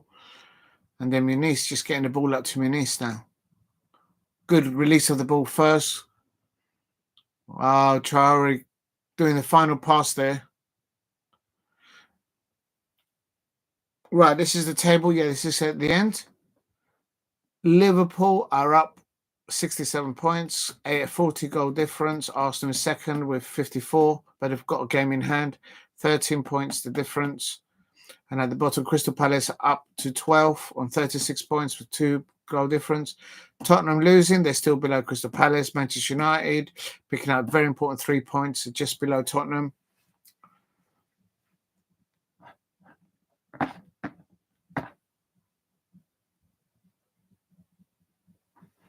Yeah, Newcastle United without Isak, it's not the without Alexander Isak, Newcastle United, it's not the same side. I think people mentioned that in the chat. Big up to everyone in the chat. Thank you very much for how do I do this? Big up to everyone in the chat. Thank you very much for tuning in. And big up to Steve RFC, to Paul Brady. Thank you very much for tuning in there. And Nick Knack and Semic. I hope you all are well. Let's just quickly have a look. How do I stop this? Let's stop this. Let's go back to right news. I think I'm going to wrap it up now. I'll try and do the watch along tomorrow, but I'm not sure.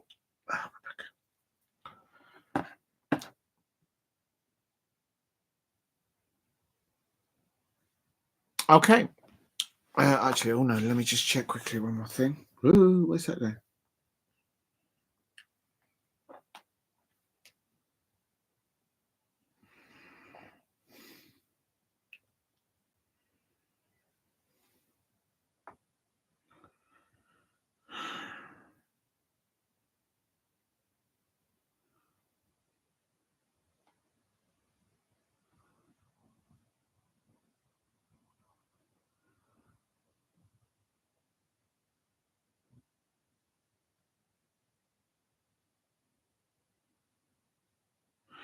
Okay, that's not bad. Let's have a look at that. Ooh. Why is it not coming up? Oh, I've got it over there. Oh, I see. Okay, that's not bad. That's not bad at all. I can live with that. Oh, wow. Thank you very much, people out there subscribing. I really appreciate that, even at this late now. Right, there. So that ends that. Let's have a quick look at the scheduling. So, going there. Football. Oh, yeah, let's find out. Somebody in the chat said that yesterday, in La Liga, where are they? Can't see it.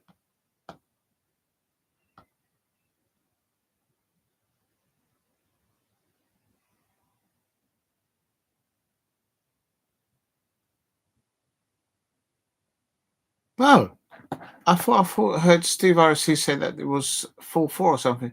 Real Madrid won 1-0 again, but that's in the Copa del Rey.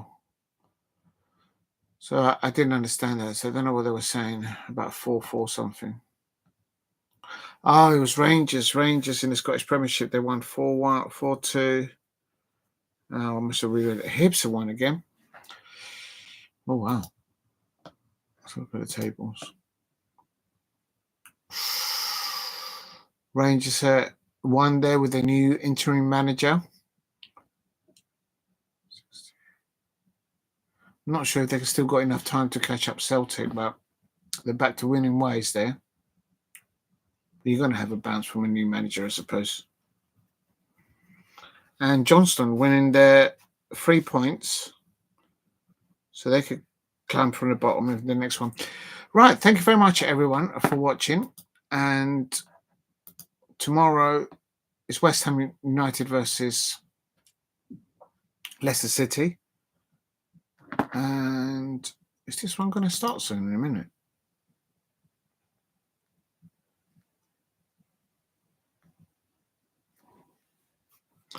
Can I actually get to see this?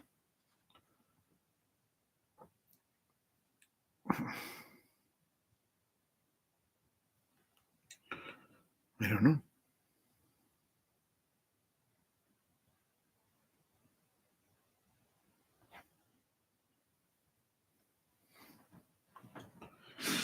Ah, damn.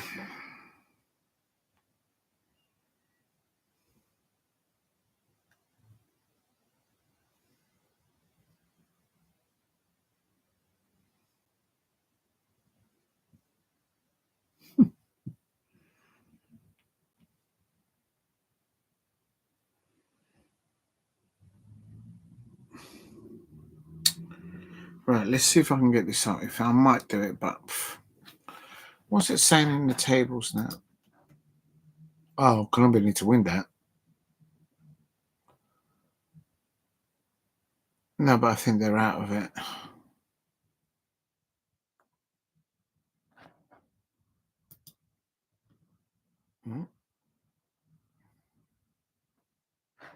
Let's have a look at the fixtures there. So they're playing now.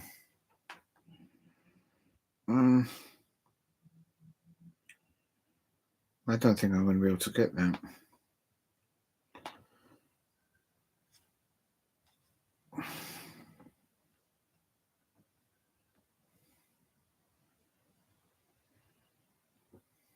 What's it called? Oh, okay, let's just put Australia.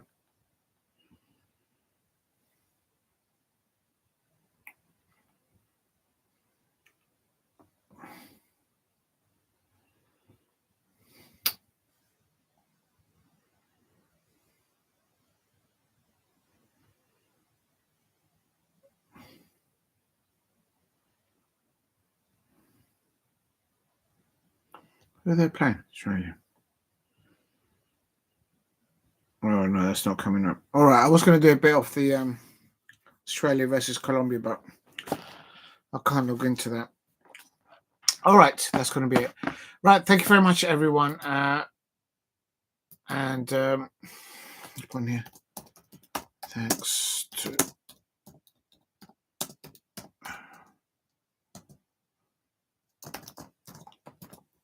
And I'll catch you up on the next one. Please hit like and subscribe at the Eagles Palace and set the notification bell on. If you have any comments, please leave them at the bottom. And I'll try and get back to you. And yeah, happy with how Crystal Palace won yesterday. And back to winning ways at Selhurst Park. So I'm going to leave it on that. And well done, Eddie Nketiah, for scoring that last goal there. And he's that was a very good goal for Eddie Nketiah, getting into good places there and scoring that goal at Selhurst Park. Thanks for watching. Catch you up in the next one. And stay safe. Good night.